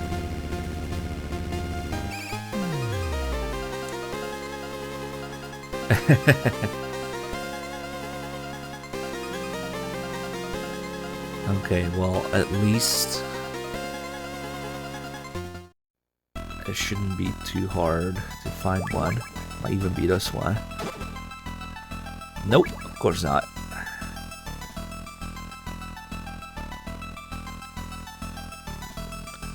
Fucking hell, man.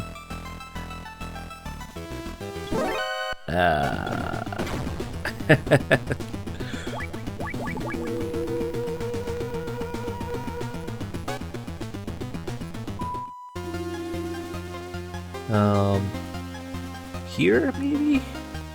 Shit, I don't remember. I guess the mites are back.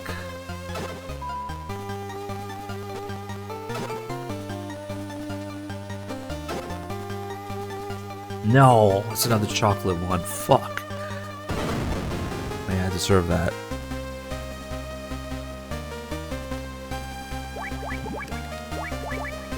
Man, I know for sure there's one in the desert. The truck there. But... ah, fuck. We can also check the one in the middle here of the spiral. Oh, come on. I guess you would notice if a guy punches you around the corner. But... fuck, it might actually be faster to just get this one. That's crazy.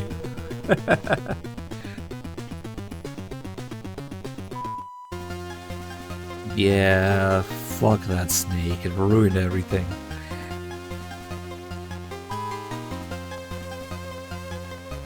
Okay.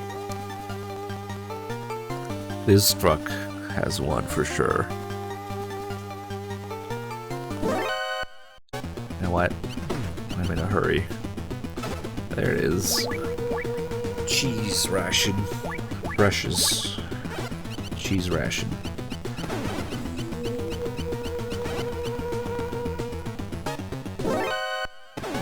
Guess we don't really need to look at the snake next time.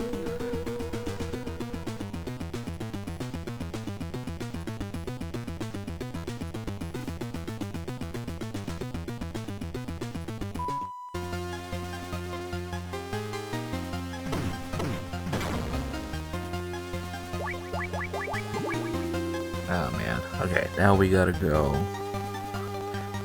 to the other room here with the other conveyor belt that goes back over. Fuck, I guess. Ah, fuck. Alright.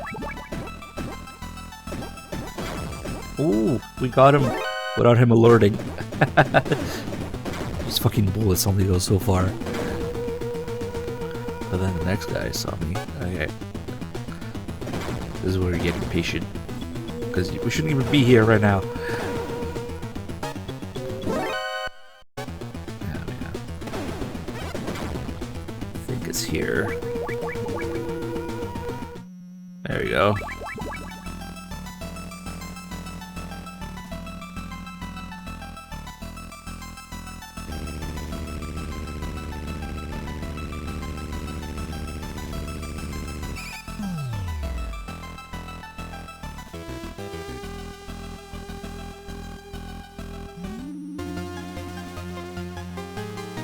Okay.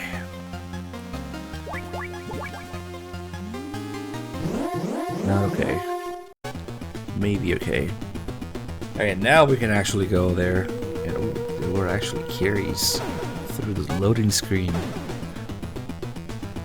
Wait a second, if there's a kid in here, it means I should end the alert. There we go.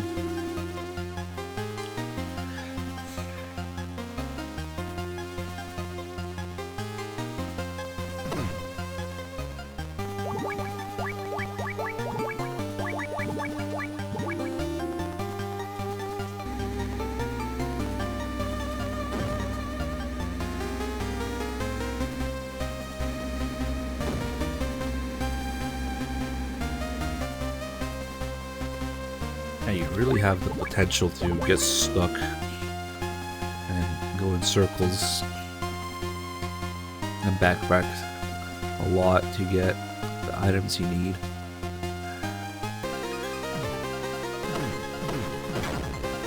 I was only thinking of the chocolate rations, and yep, that got me. Because all the way at the end, you need the key to change the shape and the cheese ration.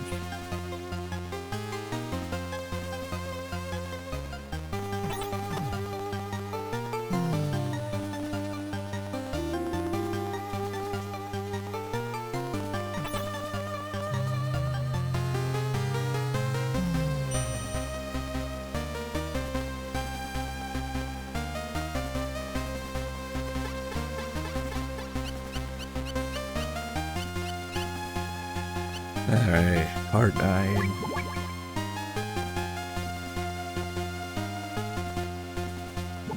And we got some grenades, some mines. Okay, that works. There's Marv with his pants off. Ah, Snake, you're too late. He's already passed away. His heart couldn't take it anymore when I beat the shit out of him. Wait, what's that bruise on his neck? Well, not to worry, Snake. Marv may be dead, but the plans for Oilix are safe. Marv was a very careful man. He left behind a copy of the plans in case of emergency. But why'd you take off his pants? He had a reputation as a video game enthusiast. He even used to have them shipped to him from the West every month. A few days ago, he hid some microfilm in the circuit board of one of his game cartridges. It was an MSX cartridge, made by a Japanese company called Konami. MSX. That's the world's best-selling brand computer, isn't it? Sure is. I'm streaming from an MSX right now. MSX capture cards. MSX HDMI port. Then he hid the cartridge inside that locker. Where's the key? I don't know. I couldn't get out of it. I mean, he never told me. Uh-oh.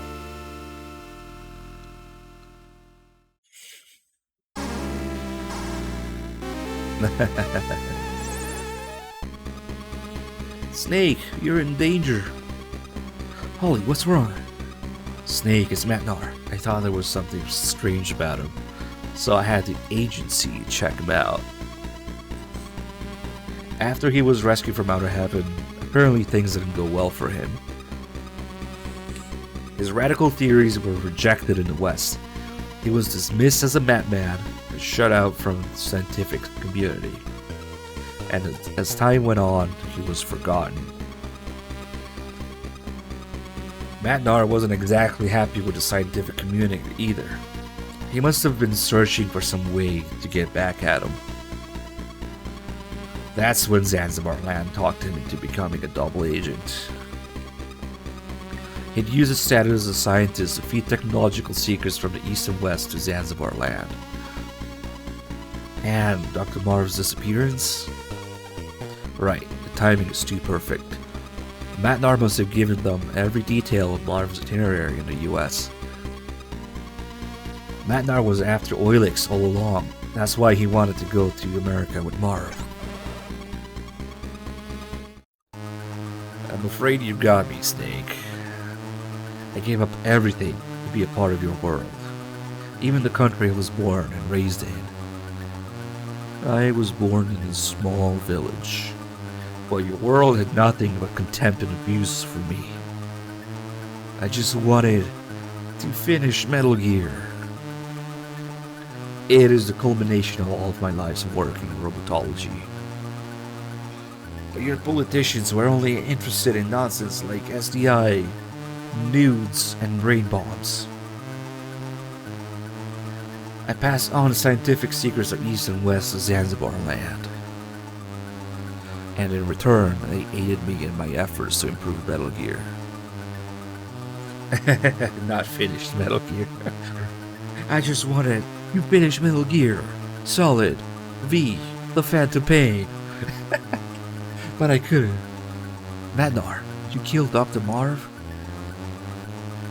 Yes, he would not share the secret of Oilix with me. And it was I who caused Gustavo's death on the bridge by contacting Fox from the sewer. The bathroom break. Snake, I know Marv. No, Gustavo gave you the key to the locker. Give it to me. And then he proceeds to fucking choke Snake. I can't breathe. Imagine this in the remake. Elite trained Foxhound recruit Snake in his prime, being choked out to death by an old man with no training. Scientist guy. Okay.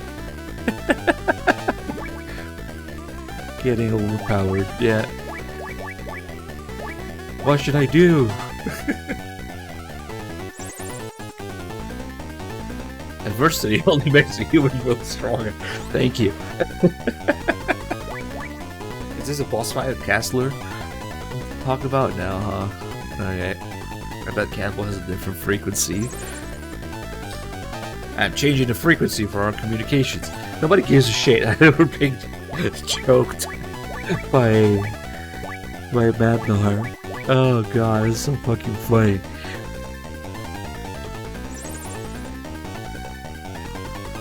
Not even I can tell anything about the prison. Sorry. Oh, she was gonna say something about the area we're in.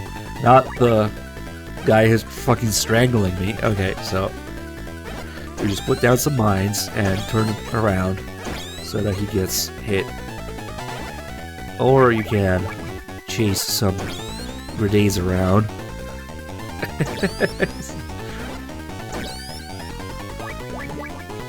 Nice.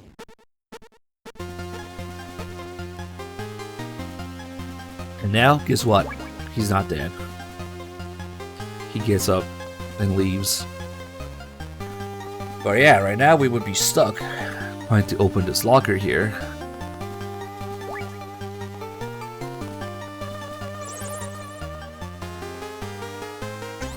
No hints about it.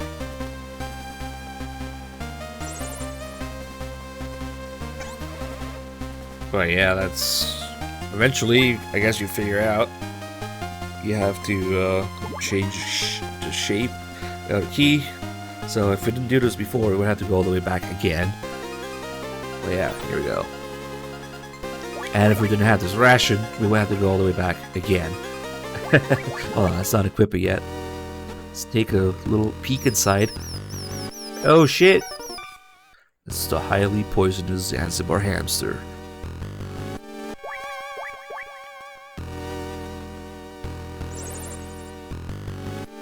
Well, that sounds like the highly poisonous Zanzibar hamster. There are 1,183 different species of mice in the world. Really? Holy shit, that's very specific. 1,183. Hamsters are rodents belonging to the mouse family. They grow to be about 25 to 28 centimeters long and are found across northern Eurasia and in Iraq. That variety was probably bred to be a house pet. House mice are very cautious creatures. They don't come out of their nests with humans around. Their favorite food is cheese. That's it, cheese. You can use cheese as bait. You have any on you? Too bad you're not here. I just ordered a pizza myself. Over and out. Here's Miller's cheese fondue lore. Cheese, huh? You probably already know this, but the B3 ration has cheese in it. Just the thing to attract rats, don't you think? By the way, I know a restaurant that serves a killer cheese fondue. I'll have to take you there sometime. Over and out.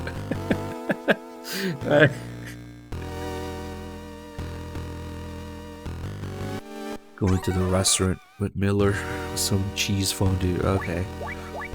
So if we equip this, these little fucks come out here, one by one, and if they touch you, you're instantly dead. So you wanna really kill them before they touch you.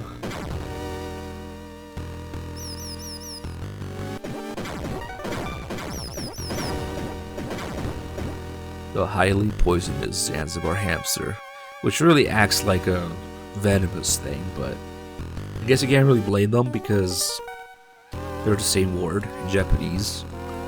Poisonous and venomous, but whatever. And finally, there it is. Little Konami logo on it. The game cartridge left behind by Dr. Marv. The Oilix microfilm is hidden inside. And I think they're just being silly. Killer hamsters, yeah. This is a snake. Madnar is faking dying here very effectively, apparently. Snake, he'll never let you get away. He'll use it. He'll use Metal Gear. I have one last gift. Not that I'm dying or anything. For my daughter, Helen. What do you mean last gift? You're fine. I'll tell you how to destroy the new Metal Gear. Why is I might, I could not reconcile East and West in the heart of hearts. Snake doesn't get your shit. He's like, but Ellen's different. Snake, you must do this for Ellen. Daughter, get up. How do I destroy Metal Gear? The armor is thinnest on the legs. Use grenades on the legs. Lame. It is the only way. Whoop. And then Madnar gets up and leaves for Europe. About 20 years later, 15 years later, the final delusion of a senile old man. There's no way to destroy this Metal Gear, Snake. Fox, where are you? Come and find out, Snake. Go through the front door. Yeah, I guess we don't really need anything else. Unfortunately, I was talking about how Metal Gear D is the most successful of the Metal Gears, used nuke everything, but the fight is actually really, really lame. We won't even really need this ration. Snake has more health than the Metal Gear, which is a little silly, but okay. There it is. There's nothing else around, so that every pixel can be used to render Metal Gear. Snake, I'm not the same as I used to be. Another is Metal Gear. I'll show you what fear really is. Prepare to taste defeat. So if you just base tank it and throw grenades at it as fast as you can, it will die before Snake does. So, I don't think there's calls here. Yeah, there's just nothing. Also, yeah, a little seizure inducing because of the flashing.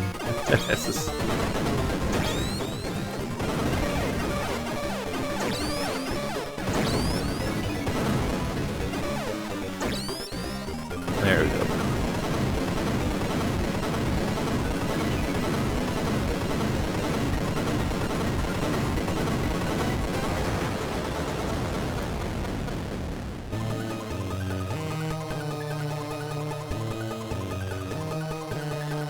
But now all my items are on fire, including my head.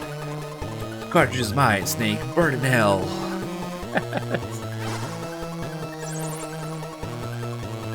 Snake, your items are on fire. Throw away all your weapons and equipment. Quickly, use the circle button. So Snake is throwing all this shit away. For the rations, though, they actually get consumed and heal you. Eating rations on fire. Here we go. We were fighting barehanded in a minefield. But really, a tiny room. The perfect ring for our final battle. It's been a while, Snake. Here we are, back in the minefield. What say we go at it hand to hand? A chicken fight? Imagine Snake said, we had a chicken fight in minefield. This is really one of those things that sounds a lot more epic when Snake tells the story and I'm just one, and it really was.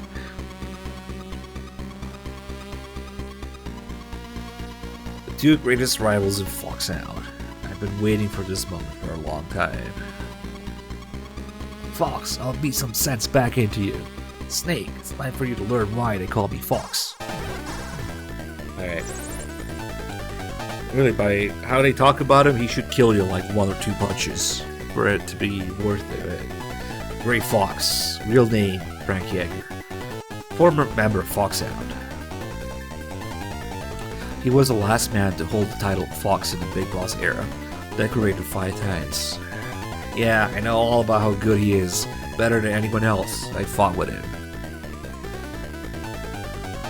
He's a cold-blooded hunter. He never lets his prey escape. Everybody in the unit respected him, looked up to him. That may be Snake, but do you know about his past? It might help you out. 10 years ago, we in the mercenary trade knew him as Hunter. That's what Jaeger means in German. Back then, he was involved with some woman from the Eastern Bloc. I tried to get her to come over the fence, but it all fell through. Apparently, the West wasn't interested in taking her. That's when Frank started to hate the politicos. What was that woman's name? She was an Olympic skater. Name was Gustava Hefner. Real fine woman, movie star type. Gustava Hefner? Snake. If you manage to beat Fox, I'll tell everyone Solid Snake is the greatest mercenary in the world. And that's why everybody knows Snake as a legend by time I just won. Because Kessler. Over and out.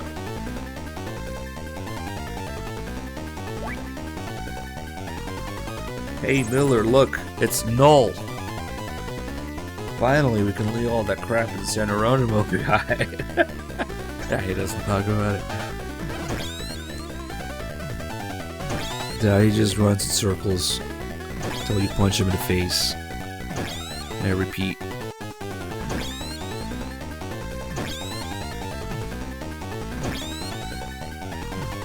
There are mines around the room, but the idea would be to have the player chase him around and step on the mines instead.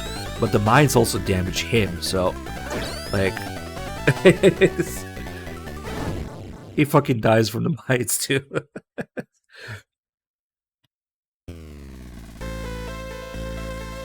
Snake. Looks like it's finally time for me to give him the title of Fox. Fox, why? I'm not like you, Snake. My situation is more complicated. Big Boss might have been just another CO to you. Yep, totally. But he saved my life, twice. This was before I joined the unit. The first time, it was a half-white, living in Vietnam. It was after the war, and half-whites were being sent into forced labor camps. He saved me from that living hell, just like he saved all the children here. Yeah, about that. Saved, yeah. The second time was in Mozambique. I was being tortured as a Renamo soldier, and he saved me again. They cut off my ears and nose. And this is your idea of paying him back?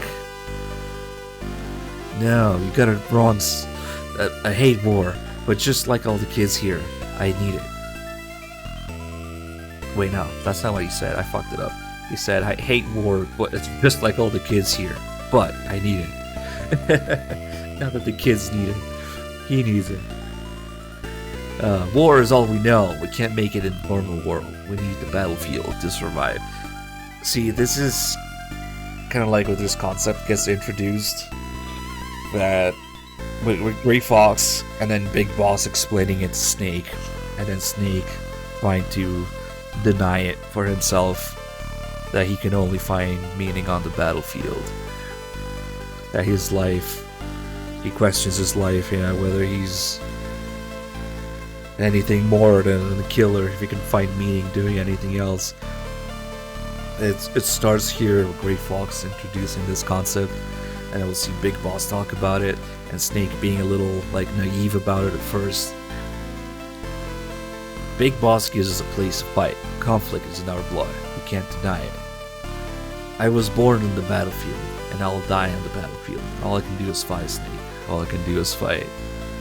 Making people happy, making a woman happy, is something I could never do.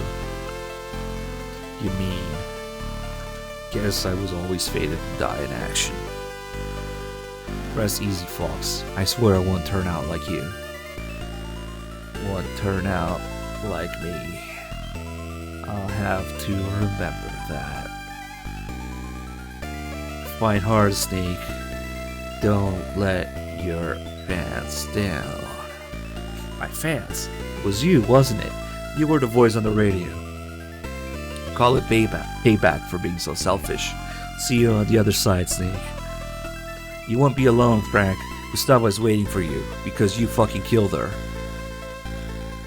Oops. Gustava. Thank you, Snake.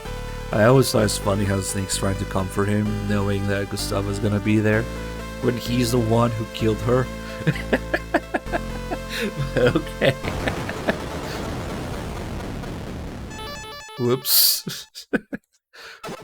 Maybe he couldn't see too well from Metal Gear. He doesn't know who he killed on the bridge.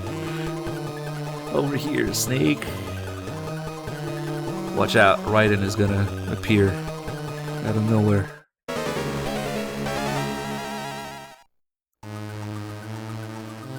Big balls. You're alive? There's a Snake.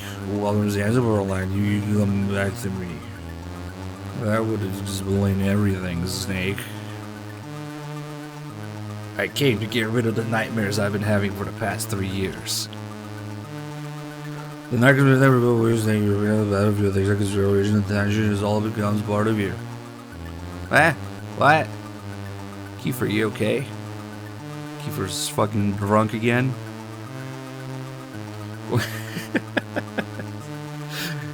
Oh god, it's Kiefer. You don't even have to make like a Big Medic joke here, because even though Big Medic is dead at this point, and Kiefer was also voicing the real Big Boss, so...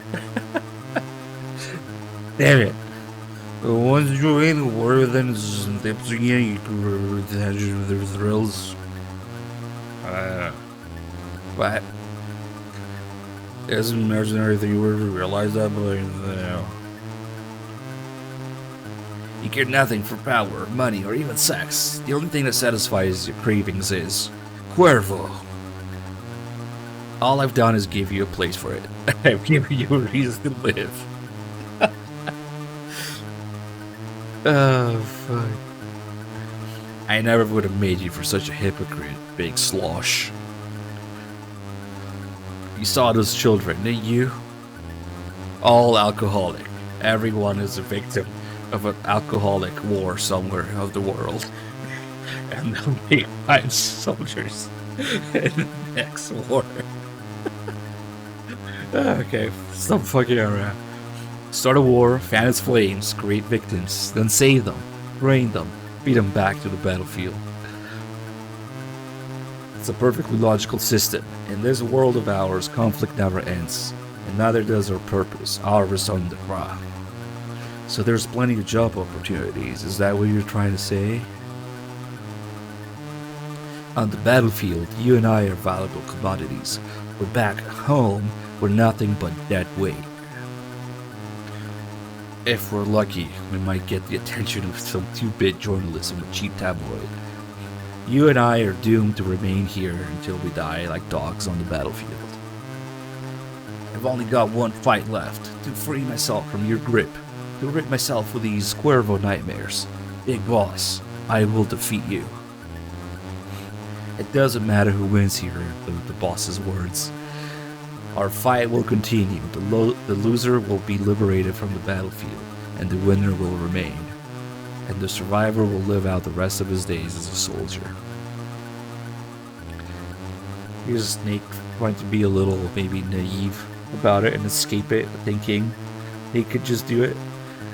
It doesn't have to be that way, and not like you. I love life. Very well, Snake. I'll release you from your suffering. As your former commander, I'll do you one last favor and put you out of your misery. I don't need any more Cuervos from you. Really? And how do you expect to beat me in your condition, with no blood alcohol level? Never give up. Fight until the end. Always believe you will succeed, even when the odds are against you. Those are your words. Here comes the best Big Boss quote in history. Even I make mistakes from time to time. Oh, fuck. It's so good. Even I make mistakes from time to time. I really ought to use that more. How do you expect me to be in your condition, sober? Snake, this will be our final battle. Let's end this once and for all. Now, a couple calls here. The Miller call simply calls him a monster. It really is based on Sean Connery, or at least he was originally in his original portrait for this game, and then they adjusted it a little bit. His blood is extremely flammable. Snake, that guy is a monster. You can't beat him with just your fists. Use your head. Isn't there something you could use as a weapon? So, it's interesting that he calls him a monster. At this point, yeah, they didn't have that much actually written baggage between Miller and Big Boss, but it's interesting that I had this call. And then, the Castler call. It's pretty interesting. Big Boss. There's not a mercenary in the world who hasn't heard of his DUIs. He's like a god, a living legend. I already know all that. I need new information. Okay, but this is only a rumor, understand? 3 years ago, when Outer Heaven fell, Big Boss was seriously wounded in a car crash. He almost died. He was driving drunk and he lost both hands, both feet, his right eye, and his right ear. But somehow, he survived. So the real canon reason as to how Big Boss lost his eye is right here. Never mind what happened in MGS 3, but okay. Then an Eastern Bloc despot took an interest in him. Probably couldn't resist getting his hands on a soldier of Big Boss's caliber. They decided to use Big Boss as a guinea pig in Matnar's Snatcher project. So, originally, Metal Gear Snatcher was supposed to take place in the same universe with the many, references and connections between Matnar, Metal Gear, and all that. It is actually nice that Dog just played Snatcher. How they refer to the Metal Gear incident, the late 90s. Late 2000s, or early 2000s, goddammit. And then the whole thing with Matnar and Snatchers and all. So it was all supposed to be in the same universe. And Big Boss being turned into a Snatcher here. I don't know the details, but apparently it involved turning him into a cyborg.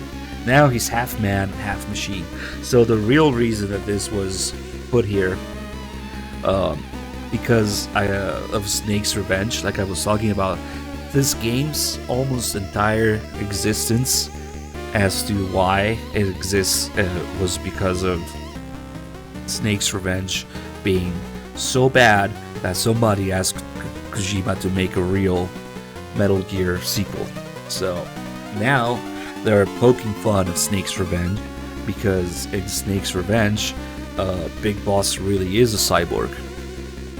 And a giant fucking pun at that. So the purpose of this call is kind of three things. Poke fun at Snake's Revenge, Big Boss, Cyborg Big Boss. Establish that it's in the same universe between Metal Gear and Snatcher. They're in the same universe. And also sort of kind of explain how Big Boss survived in Metal Gear 1. These are the three things that this call accomplishes here. And yeah, Snake's Revenge is also, yeah, the series, yeah, took off for Metal Gear 2 and all that, so.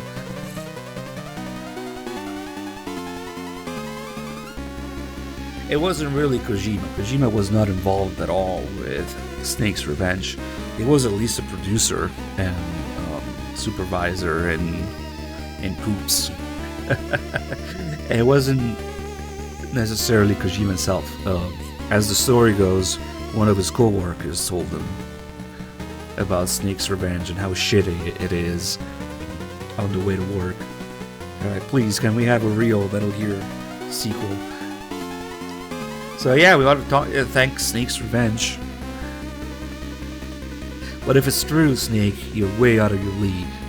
None of your techniques is going to none of your techniques is going to so much as put a scratch on him. Snake, give it up. There's no way you can win this time. Over and out.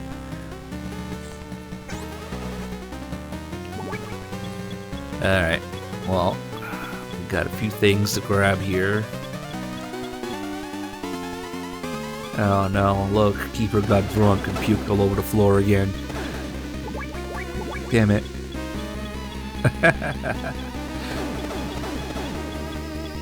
I forget the order of these doors. Okay, there's one. Oh, this is a 12 one. Card 6 doesn't actually do anything. So we slowly have to pick up all the key cards again. And open all the doors. There it is. Card 1. We are going to need this piss here gone. Kiefer throwing up on the floor. Actually, that's what it is. And let's see. Oh shit, hello. Card 2 here.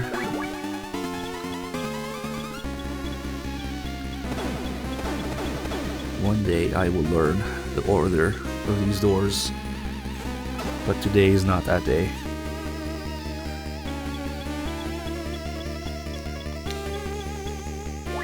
So now we got card 3. Is it here? Yep. Gotta be careful not to step on the Kiefer puke. Card 4. Yo, letters. Thank you for the 44 mods. Lighter, huh?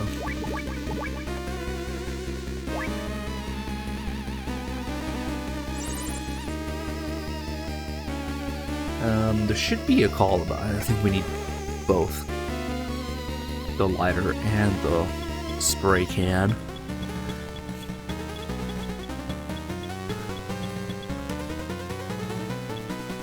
Careful here.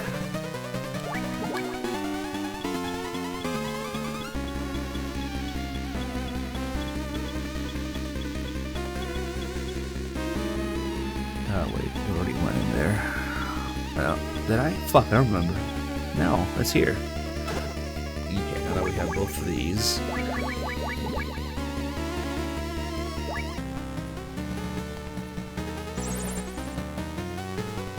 If you have a lighter and a spray can, you can make a pretty good flamethrower. There we go. Now we got a weapon.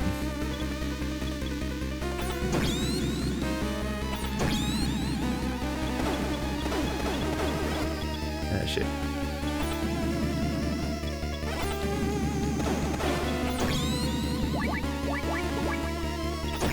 I might be able to take one more hit.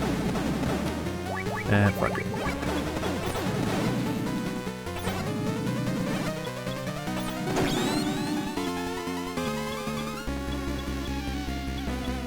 Get back here. Santa isn't real. The boss never loved you. Just talk shit to him.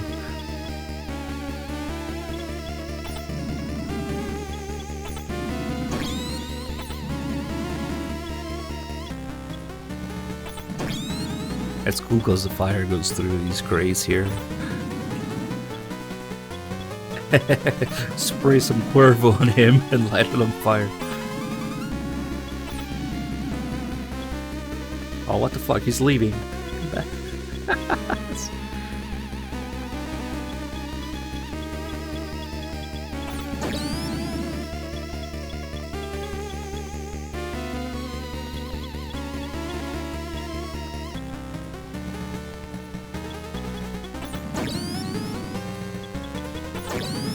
There we go.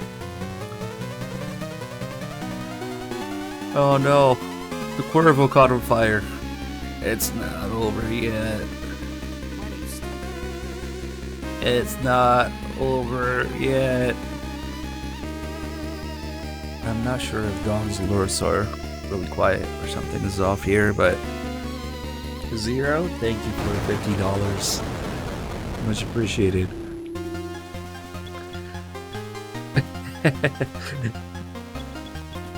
Alright, absolutely nothing left behind.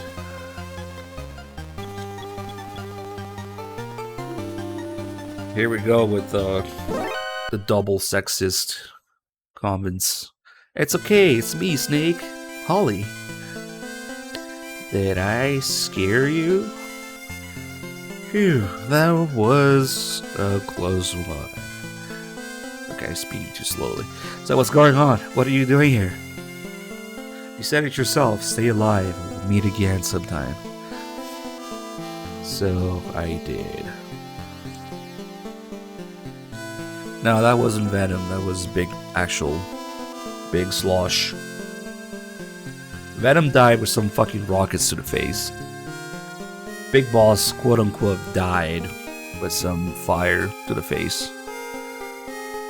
That uniform was too tight in the chest. I feel much better. Did I mention that I have boots, Snake? Here, I stole this gun from the enemy. You can have it. Yeah, I can see how it'd be hard for a woman to use. Thanks. Wow. I have boobs, and I'm a woman, so it's hard to use a gun. So it's all over now, right, Snake? No, I still have one more job to do. You can't be serious. I'm dead serious, Holly. Snake, no, you can't. Hey, hey, hey. You want me to call you a cab? Oh my god, that wasn't funny, Snake. This is Snake. Come in, Charlie. This is Charlie. Go ahead, Snake. I got the cartridge. I'm ready to return to base. Making my way to the rendezvous point now. Roger that. I'll meet you there. Any passengers? Just one. One with a cute face. Sounds like a dream. Over and out.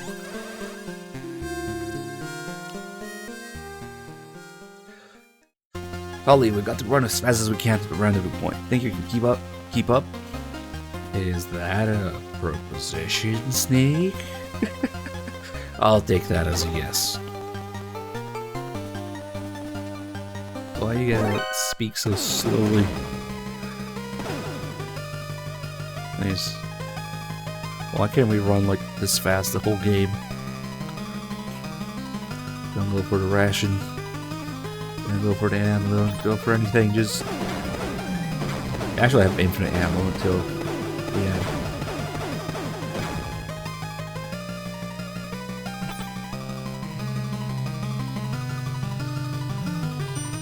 How could Holly be Snake's mother, though?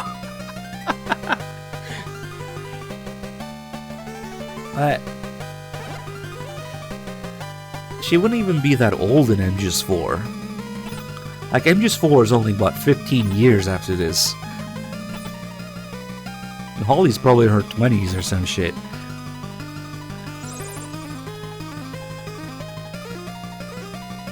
Actually, I'm actually curious. Maybe she's 18, like Meryl, like another connection. What the hell is taking you so long?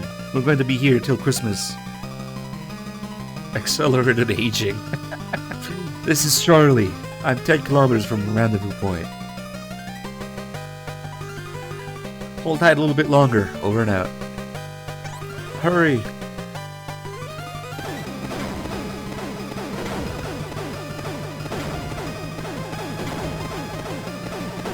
And try to fire again. And Sneak says he's out of ammo. When these guys are over, how many? Come on. Damn it, I'm out of ammo. Snake!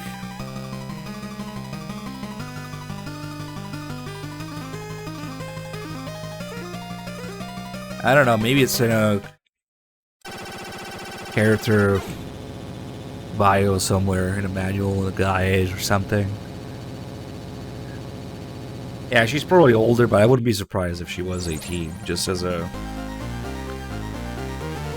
another something that they picked up for Meryl. No, probably not actually, because they picked that for Meryl specifically. After trying to make her 13 instead. So, think we'll be home in time for Christmas? We'll be home in time for dinner, Snake. Let's go then. I'm looking forward to Christmas dinner. I'm sick of these rations.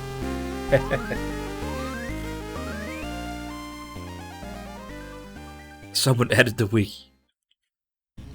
Yeah, I would say she's maybe in her 20s.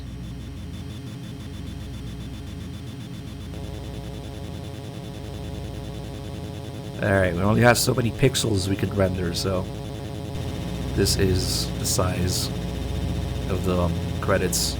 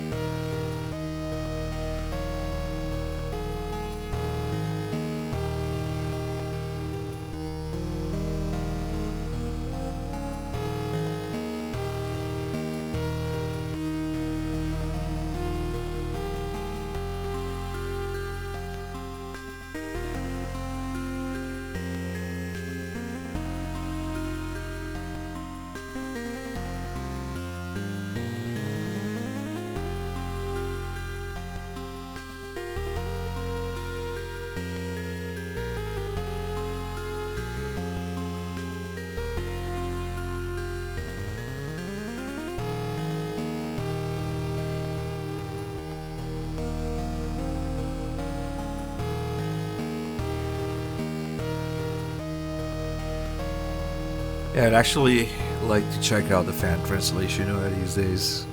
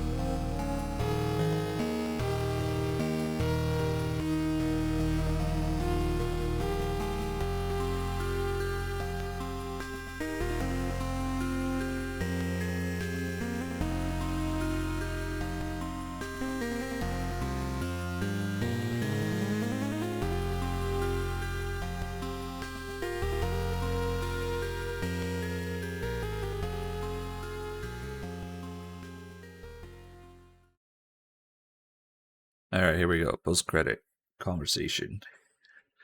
Good work, Snake. Have you thought about coming back to the unit? The nightmares have stopped. I'm a free man now. I see. That's too bad. By the way, about the cartridge, is it really the one Dr. Marv hid in his plan in? Why don't we open it and find out? No need for that. The cartridge I brought back is Dr. Marv's. No question about it. Just put it in the MSX. Alright, here goes. Here we go. VRAM. Oik. Huh? Nothing's happening. What on earth? Of course, Snake was right. There's no doubt about it. This is Dr. Marv's cartridge. What are you talking about? I don't see anything. Here, look closer. Dr. Marv left his signature on it. Right here. It says, Kia Marv. I see it now. It's written backwards. This is going to do the world a lot of good. Dr. Marv's last performance. He really loved games, didn't he, from the bottom of his heart? Dr. Marv was entangled in a pointless political game, and it cost him his life. But the game he left behind will save us all. Right, Snake? Snake? Where'd he go? Colonel, Snake's gone. Snake? Where's he off to now? Snake! Snake! He promised to take me out to dinner. How low can you get? And Snake fucks off to Alaska for 6 years. Because he can't really. He says he's a free man, but I guess dwelling on it too much, he realized that he can't really escape what Big Boss was talking about. And he's pretending that he can be something else for a while. Until in MGS1 he hears pretty much the same exact thing from Campbell during the briefing. And yeah, that's where it kind of starts.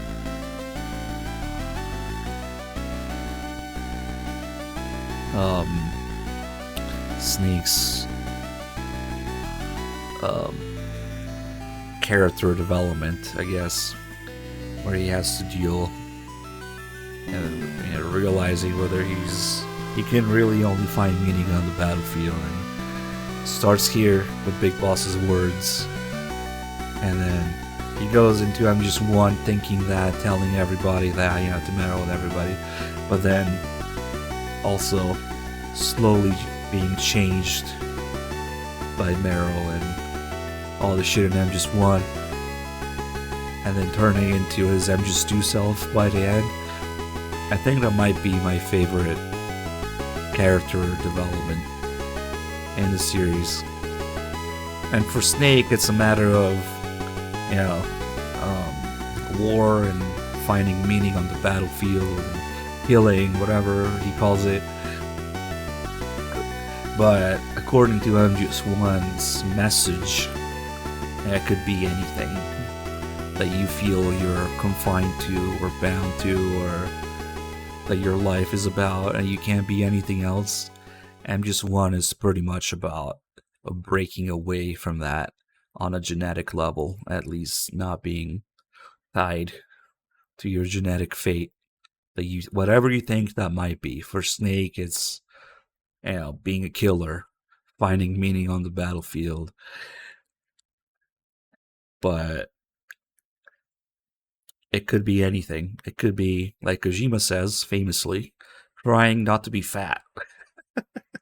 Oh, maybe you're a fat kid who plays MGS1. He won't blame his genes for being fat.